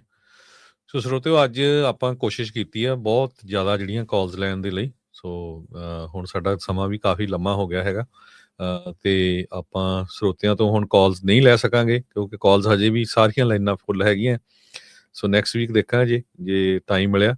ਸੋ ਜੇ ਜੀ ਤੁਹਾਡਾ ਬਹੁਤ ਬਹੁਤ ਧੰਨਵਾਦ। ਪਰ ਧੰਨਵਾਦ ਕਰਨ ਤੋਂ ਪਹਿਲਾਂ ਇੱਕ ਵਾਰੀ ਜ਼ਰੂਰ ਮੈਂ ਦੱਸਦਾ ਜਾਵਾਂ, ਜੇ ਤਿਰਕੀਆਣਾ ਉਹਨਾਂ ਦੇ ਆਫਿਸ ਦਾ ਨੰਬਰ ਹੈਗਾ 4159090503। ਬਹੁਤ ਵਾਰ ਕਾਲਸ ਸਾਡੇ ਆਫਿਸ ਵੀ ਆਉਂਦੀਆਂ ਰਹਿੰਦੀਆਂ ਵੀ ਅਸੀਂ ਉਹਨਾਂ ਨਾਲ ਹੀ ਅਪੁਆਇੰਟਮੈਂਟ ਕਰਨੀ ਆ। ਸੋ ਇਹ ਹੁੰਦਾ ਹਰ ਇੱਕ ਆਫਿਸ ਦੇ ਵਿੱਚ ਇਕੱਲਾ ਜੇ ਨਹੀਂ ਇੰਪਲਾਈ ਹੈਗਾ, ਉਹਨਾਂ ਦੇ ਕਿੰਨੇ ਇੰਪਲਾਈ ਆ, 50-60 ਉੱਥੇ ਹੋਰ ਵਕੀਲ ਵੀ ਹੁੰਦੇ ਆ। ਸੋ ਕੋਸ਼ਿਸ਼ ਕਰਿਆ ਕਰੋ, ਕਿਉਂਕਿ ਅਗਲਾ ਜੇ ਕੋਰਟ ਦੇ ਵਿੱਚ ਆ ਹਰ ਵੇਲੇ, ਤੇ ਫਿਰ ਹਰ ਇੱਕ ਦੀ ਜਿਹੜੇ ਨਾਲ ਉਹਦੇ ਨਾਲ ਗੱਲ ਨਹੀਂ ਕਰ ਸਕਦਾ ਹੈਗਾ। ਇਹਦੇ ਬਾਰੇ ਜ਼ਰੂਰ ਤੁਸੀਂ ਜੇ ਮਾੜਾ ਮੋਟਾ ਰਿਸਪੌਂਸ ਦੇਣਾ ਹੈ। ਸਾਡੇ ਜੀ ਆਫਿਸ ਆਪਣਾ ਹਰਜੋਤ ਜੀ, ਮਤਲਬ ਹਜ਼ਾਰਾਂ ਦੇ ਵਿੱਚ ਕਾਲਾਂ ਜਿਹੜੀਆਂ ਫ੍ਰੀ ਆਨਸਰ ਹੁੰਦੀਆਂ, ਸਟਾਫ ਜਿਹੜਾ ਰੱਖਿਆ ਹੋਇਆ ਵੀਕਐਂਡ ਤੇ ਜਿਹੜਾ ਆਈਦਾ, ਉਹਦੇ ਵਿੱਚ ਆ ਜਿਹੜਾ ਆਪਣਾ ਫ੍ਰੀ, ਇਹਨੂੰ ਕਹਿੰਦੇ ਪ੍ਰੋ ਬੋਨੋ, ਕਿ ਜਿਹੜੀ ਕਮਿਊਨਿਟੀ ਦੀ ਸਰਵਿਸ ਹੈਗੀ। ਮੇਰੇ ਖਿਆਲ, ਮੈਨੂੰ ਨਹੀਂ ਲੱਗਦਾ, ਮੈਂ ਲੋਕਾਂ ਨੂੰ ਇਹ ਕਹਿੰਦਾ, ਮੈਂ ਕਿਹਾ ਮੈਨੂੰ ਪਹਿਲਾਂ ਵਕੀਲ ਲੱਭ ਕੇ ਦੱਸੋ ਜਿਹੜਾ ਮੇਰੇ ਤੋਂ ਜ਼ਿਆਦਾ ਫ੍ਰੀ ਦੇ ਵਿੱਚ ਹੈਲਪ ਕਰ ਰਿਹਾ ਵਾ ਡੇਲੀ ਬੇਸਿਸ ਤੇ। ਲੋਕਾਂ ਨੂੰ ਸਾਰਿਆਂ ਨੂੰ ਪਤਾ ਕਾਲ ਕਰੀਦੀ ਆ, ਨੋ ਚਾਰਜ ਜਿਹੜਾ ਹੈਗਾ। ਹੁਣ ਮੇਰੇ ਨਾਲ ਤੁਸੀਂ ਜਿਹੜਾ ਟਾਈਮ ਬਣਨਾ, ਪਹਿਲੀ ਗੱਲ ਤਾਂ ਲਿਮਿਟਡ ਆ, ਮੈਂ ਗੱਲਬਾਤ ਕਰਨੀ ਨਹੀਂ ਚਾਹੁੰਦਾ ਕਿਸੇ ਨਾਲ, ਕਿਉਂਕਿ ਆਪਣਾ ਕੋਰਟ ਵਾਲਾ ਨਹੀਂ ਕੰਮ ਜਿਹੜਾ ਮੁੱਕਦਾ। ਤੇ ਉਹ ਜੇ ਤੁਹਾਡਾ ਕੋਈ ਬਾਹਲਾ ਟੈਕਨੀਕਲ ਮੁੱਦਾ ਹੈਗਾ, ਉਹ ਤੁਸੀਂ ਪੇਡ ਕੰਸਲਟੇਸ਼ਨ ਜਿਹੜੀ ਸੈੱਟ ਕਰ ਸਕਦੇ ਆ। ਪਰ ਜਿਹੜੇ ਤੁਹਾਡੇ ਬਾਕੀ ਮੁੱਦੇ, ਉਹ ਸਾਡੀ ਟੀਮ ਜਿਹੜੀ ਲੱਗੀ ਹੋਈ ਹੈ ਪੂਰੀ, ਉਹਨਾਂ ਨੂੰ ਮੈਂ ਦੱਸਿਆ, ਮੈਂ ਕਿਹਾ ਹੈਲਪ ਕਰੋ ਜਿੰਨੀ ਕਰ ਸਕਦੇ ਆ, ਜਿੱਦਾਂ ਦੇ ਟਾਈਮ ਜਿਹੜੇ ਚੱਲਦੇ ਆ। ਤੇ ਹਾਂਜੀ, ਤੇ ਬਾਕੀ ਆਪਣਾ ਜਿਹੜਾ ਸਿੱਧਾ ਹੀ ਸਟ੍ਰੇਟ ਫਾਰਵਰਡ ਸਿਸਟਮ ਰਹਿੰਦਾ ਕਿ ਸਾਨੂੰ ਹਾਇਰ ਤਾਂ ਕਰਿਓ ਜੇ ਕੇਸ ਕੂਸ ਲੜਨਾ ਹੁੰਦਾ। ਤੇ ਅੱਜ ਕੱਲ ਜਿਹੜਾ ਤੁਹਾਨੂੰ ਪਤਾ, ਉਹ ਜ਼ਿਆਦਾਤਰ ਮੱਚਦੇ ਵੀ ਲੋਕੀ ਤਾਂ ਕਿ ਜਿਹੜੇ 22-23 ਜਿਹੜੇ ਇਹ ਵਾਲੀ ਜਿਹੜੀ ਜਨਤਾ ਜਿਹੜੀ ਆਈ 22-23-24 ਵਾਲੀ ਜਿਹੜੀ ਜਨਤਾ ਆਈ ਆ, ਇਹ ਕਈਆਂ ਚੋਂ ਕੰਮ ਨਹੀਂ ਕਰਨਾ ਚਾਹੁੰਦੇ, ਕਈ ਕੇਸ ਲੜਨਾ ਨਹੀਂ ਚਾਹੁੰਦੇ। ਵਿੱਚ ਵਿਚਾਲੇ ਤੁਹਾਨੂੰ ਸਾਰਿਆਂ ਨੂੰ ਪਤਾ, ਮੈਂ ਸਹੀ ਗੱਲ ਕਹਿੰਦਾ, ਉਹ ਫਿਰ ਥੋੜਾ ਲੱਗਦੀਆਂ ਵੀ ਜ਼ਿਆਦਾ ਗੱਲਾਂ ਆਪਣੀਆਂ, ਤੇ ਉਹ ਕੋਰਟ ਚ ਵੀ ਉਹੀ ਹੈ। ਤੇ ਉਹਨਾਂ ਨੇ ਹੁਣ ਜਿਹੜਾ ਹਰਜੋਤ ਜੀ ਸਿਸਟਮ ਜੇ ਏਦਾਂ ਕੀਤਾ ਹੋਇਆ ਕਿ ਉਹਨਾਂ ਨੇ ਜਿਹੜੇ ਸਾਰੇ ਪੁਰਾਣੇ ਆਏ ਸੀਗੇ ਉਹਨਾਂ ਦਾ ਵੀ ਕੰਮ ਖਰਾਬ ਕਰਤਾ ਜੀ। ਆ ਵਿੱਚ ਜਿਹੜੇ 3-4 ਜਿਹੜੇ ਪੈਰਾਲੀਗਲ ਜੇ ਤੁਰੇ ਫਿਰਦੇ ਆ, ਇਹਨਾਂ ਨੇ ਪੁੱਠੇ ਸਿੱਧੇ ਜਿਹੜੇ ਡਾਕੂਮੈਂਟ ਕਾਪੀ, ਮਤਲਬ ਬੇੜਾ ਗਰਕ ਕਰਤਾ। ਤੁਸੀਂ ਕਹਿ ਲਓ ਕਿ ਸਿਸਟਮ ਦਾ ਸਾਰਾ ਜਿਹੜਾ ਪੁਰਾਣਾ ਜਿਹੜਾ ਚੱਲਦਾ ਸੀਗਾ, ਉਹਨੂੰ ਹਰ ਕਿੱਤੇ ਦੇ ਵਿੱਚ, ਭਾਵੇਂ ਉਹ ਡਰਾਈਵਿੰਗ ਕੁਛ ਵੀ ਆ, ਹਰੇਕ ਪਾਸੇ ਆਪਾਂ ਪ੍ਰੋਬਲਮ ਜਿਹੜੇ ਦੇਖ ਰਹੇ ਹਾਂ। ਸੋ ਆਪਣਾ ਸਿਰਫ ਇਹ ਹੈ ਕਿ ਜੇ ਭਾਈ ਤੁਸੀਂ ਫੋਕਸਡ ਹੈਗੇ ਆ, ਠੀਕ ਆ, ਤੁਸੀਂ ਕਰਨਾ। ਕਿਉਂਕਿ ਮੈਂ ਇੱਕ એનર્ਜੀ ਲੈ ਕੇ ਆਣਾ ਟੇਬਲ ਦੇ ਉੱਤੇ, ਠੀਕ ਆ, ਕੋਰਟ ਦੇ ਵਿੱਚ ਸਾਰਾ ਕੁਝ ਉਹ, ਜੇ ਤੁਸੀਂ ਉਹਨੂੰ ਮੈਚ ਕਰ ਸਕਦੇ ਆ, ਤੁਸੀਂ ਕੇਸ ਆਪਣਾ ਸਟਰੋਂਗਲੀ ਕਰਨਾ ਹੈਗਾ, ਉਹ ਆਪਾਂ ਤੁਹਾਡੇ ਨਾਲ ਆ। ਬਾਕੀ ਜਿਹੜੇ ਕਈ ਕਰਦੇ ਆ ਸਾਡੀ ਲੱਤ ਲੁੱਤ ਖਿੱਚਣ ਦੀ ਕੋਸ਼ਿਸ਼, ਆਪਾਂ ਵੀ ਵਾਪਸ ਮਤਲਬ ਚੱਲਦੇ ਹੀ ਰਹਿੰਦਾ ਇਦਾਂ ਦੀਆਂ ਜੱਦੋਜਹਿਦਾਂ ਜਿਹੜੀਆਂ ਹੈਗੀਆਂ। ਤੇ ਮਤਲਬ ਇਹ ਹੈ ਕਿ ਜੇ ਤੁਸੀਂ ਆਪਣੇ ਕੇਸ ਤੇ ਫੋਕਸ ਕਰਕੇ ਉਹਨੂੰ ਲੜਨਾ ਚਾਹੁੰਦੇ ਆ, ਠੀਕ ਆ, ਜਿੰਨਾ ਮਰਜ਼ੀ ਡਿਫਿਕਲਟ ਕੋਰਟ, ਜੋ ਮਰਜ਼ੀ ਮੁੱਦੇ ਜਿਹੜੇ ਹੈਗੇ ਆ, ਤੇ ਆਪਾਂ ਵਧੀਆ ਤਰੀਕੇ ਨਾਲ ਕੰਮ ਕਰੀਦਾ, ਠੀਕ ਆ। ਲਾਅ ਦੇ ਆਪਾਂ ਔਨ ਟੌਪ ਆਫ ਰਹੀਦਾ, ਕੀ ਲਾਅ ਕਿੱਦਾਂ, ਲੇਟੈਸਟ ਲਾਅ, 9 ਸਰਕਟ ਹੋਵੇ, BIA ਹੋਵੇ, ਕੁਛ ਵੀ ਹੋਵੇ। ਤੇ ਆਪਣੇ ਸ਼ੋਅ ਤੋਂ ਪਹਿਲਾਂ ਜਿਹੜੀਆਂ ਸੀਗੀਆਂ ਕਮਿਊਨਿਟੀ ਨੂੰ ਨੌਲੇਜ ਨਹੀਂ ਸੀਗੀ। ਹੁਣ ਜਿਹੜੇ ਦੂਜੇ ਵਕੀਲ ਕਈ ਵਾਰੀ ਮਿਲਦੇ ਆ ਮੈਨੂੰ, ਉਹ ਕਹਿੰਦੇ ਆ ਜੇ ਤੇਰਾ ਸ਼ੋਅ ਦੇਖ ਕੇ, ਕਹਿੰਦਾ ਲੋਕੀ ਸਾਨੂੰ ਹੁਣ ਸਵਾਲ ਪੁੱਛ ਲੈਂਦੇ ਆ, ਕਹਿੰਦਾ ਸਾਨੂੰ ਪੜ੍ਹਨੇ ਪਾਤਾ, ਕਹਿੰਦਾ ਪਹਿਲਾਂ ਜਵਾਬ ਦੇਈਆਂ, ਕਹਿੰਦਾ ਪਹਿਲਾਂ ਏਦਾਂ ਹੁੰਦੀਆਂ ਨਹੀਂ ਸੀਗੀਆਂ, ਜਦੋਂ ਤੋਂ ਕਹਿੰਦਾ ਤੁਸੀਂ ਸ਼ੋਅ ਕੀਤਾ, ਕਹਿੰਦਾ ਲੋਕੀ ਆ ਕੇ ਪੁੱਛਦੇ, ਲੈ ਜੇ ਤਾਂ ਏਦਾਂ, ਕਹਿੰਦਾ ਉਹਨਾਂ ਨੇ ਤਾਂ ਏਦਾਂ ਕਹਿਤਾ, ਉਦਾਂ ਕਹਿਤਾ। ਤੇ ਉਹੀ ਸਾਡਾ ਜਿਹੜਾ ਉਪਰਾਲਾ ਸੀਗਾ, ਠੀਕ ਹੈ। ਸਿਰਫ ਕਈ ਜਿਹੜੇ ਵਕੀਲ ਵੀ ਆਪਣੇ ਸ਼ੋਅ ਸੁਣਦੇ ਆ, ਪੈਰਾਲੀਗਲ ਵੀ ਆਪਣੇ ਸ਼ੋਅ ਸੁਣਦੇ ਆ, ਜਿਹੜੇ ਅੱਗੋਂ ਦੀ ਲੋਕਾਂ ਨੂੰ ਗਿਆਨ ਜਿਹੜਾ ਤੁਸੀਂ ਕਹਿ ਲਓ ਕਿ ਆਹੀ ਜਿਹੜਾ ਗੋਲ ਮੋਲ ਘੁਮਾ ਫਿਰਾ ਕੇ ਜਿਹੜਾ ਵੰਡਦੇ ਆ। ਤੇ ਕੋਸ਼ਿਸ਼ ਆਪਣੀ ਇਹੀ ਰਹਿੰਦੀ ਹੈ ਕਿ ਡਾਇਰੈਕਟਲੀ ਤੁਹਾਡੇ ਨਾਲ ਆ ਕੇ ਵਿਚਰੀ ਦਾ, ਸਿੱਧੀ ਗੱਲ ਕਰੀਦੀ ਹੈ, ਕੋਈ ਕਦੀ ਬੁਰਾ ਨਹੀਂ ਮਨਾਇਆ ਕਿ ਲੈ ਵੀ ਮਿੱਠੀ ਬੋਲਬਾਣੀ ਰੱਖੀਏ ਜੀ, ਬਿਜ਼ਨਸ ਵਧੂਗਾ ਘਟੂਗਾ, ਕੋਈ ਚੱਕਰ ਨਹੀਂ ਹੈਗਾ। ਜਿਹਨਾਂ ਨੂੰ ਹੈਲਪ ਚਾਹੀਦੀ ਆ, ਜੀ ਸੱਦ ਕੇ ਕਾਲ ਕਰੋ ਤੇ ਆਪਾਂ ਤੁਹਾਡੀ ਹੈਲਪ ਕਰਾਂਗੇ, ਠੀਕ ਆ। ਬਾਕੀ ਸਾਰਿਆਂ ਦੀ ਆਪਾਂ ਨਹੀਂ ਕਰ ਸਕਦੇ, ਉਹਦੇ ਲਈ ਮਾਫੀ ਚਾਹੁੰਦੇ ਜੀ। ਸੋ ਬਿਲਕੁਲ ਇੱਕ ਵਾਰੀ ਫਿਰ ਦੱਸਦੇ ਜਾਈਏ, ਅਟਾਰਨੀ ਜੇ ਤਿਰਕੀਆਣਾ, ਉਹਨਾਂ ਦਾ ਨੰਬਰ ਹੈਗਾ 4159090503, 4159090503। ਤੇ ਤੁਹਾਨੂੰ ਪਤਾ ਹੈ ਵੀ ਹੁਣ ਕਿੰਨੇ ਸਾਲ ਹੋ ਗਏ ਆ, ਆਪਾਂ ਸਾਰੀਆਂ ਨਾਲੇ ਜਿਹੜੀਆਂ ਕਾਲਸ ਵੀ ਲੈਨੇ ਅਨਸੈਂਸਰਡ ਹੁੰਦੀਆਂ। ਕੋਈ ਇਦਾਂ ਦਾ ਨਹੀਂ ਹੈ ਵੀ ਜਿਹਦੀ ਅਸੀਂ ਕਾਲ ਕਿਸੇ ਨੂੰ ਕਿਹਾ ਵੀ ਤੂੰ ਕਾਲ ਕਰੀ, ਜਾਂ ਤੁਹਾਨੂੰ ਪਤਾ ਹੀ ਆ ਜਿੰਨੇ ਵੀ ਸਾਰੇ ਨਵੇਂ ਕਾਲਰ ਹੀ ਹੁੰਦੇ ਆ। ਸੋ ਇੱਕ ਵਾਰੀ ਫੇਰ ਜਿੰਨੇ ਵੀ ਸਾਡੇ ਸਰੋਤੇ ਸੁਣ ਰਹੇ ਹੈਗੇ ਆ, ਪੰਜਾਬੀ ਰੇਡੀਓ USA ਦੀ ਐਪ ਨੂੰ ਡਾਊਨਲੋਡ ਕਰ ਲਓ ਤੇ ਇਹਨੂੰ ਵੱਧ ਤੋਂ ਵੱਧ ਜਿਹੜੀ ਆ ਅੱਗੇ ਤੇ ਅੱਗੇ ਸ਼ੇਅਰ ਕਰ ਦਿਆ ਕਰੋ। ਜਿੱਥੇ ਇੰਡੀਆ ਦੇ ਵਿੱਚ ਪੰਜਾਬੀ ਰੇਡੀਓ USA ਦੀ ਐਪ ਦੀ ਜੇ ਕੋਈ ਪ੍ਰੋਬਲਮ ਆਉਂਦੀ ਆ, ਤੇ ਪੰਜਾਬੀ TV USA ਜਿਹੜਾ ਆ YouTube ਦਾ ਚੈਨਲ, ਉਹ ਉੱਥੇ ਸਾਰੇ ਦਾ ਸਾਰਾ ਪ੍ਰੋਗਰਾਮ ਸੁਣ ਸਕਦੇ ਆ। ਸੋ ਜੀ ਤੁਹਾਡਾ ਬਹੁਤ ਬਹੁਤ ਧੰਨਵਾਦ। ਧੰਨਵਾਦ ਜੀ। ਸਤਿ ਸ਼੍ਰੀ ਅਕਾਲ। ਸਤਿ ਸ਼੍ਰੀ ਅਕਾਲ।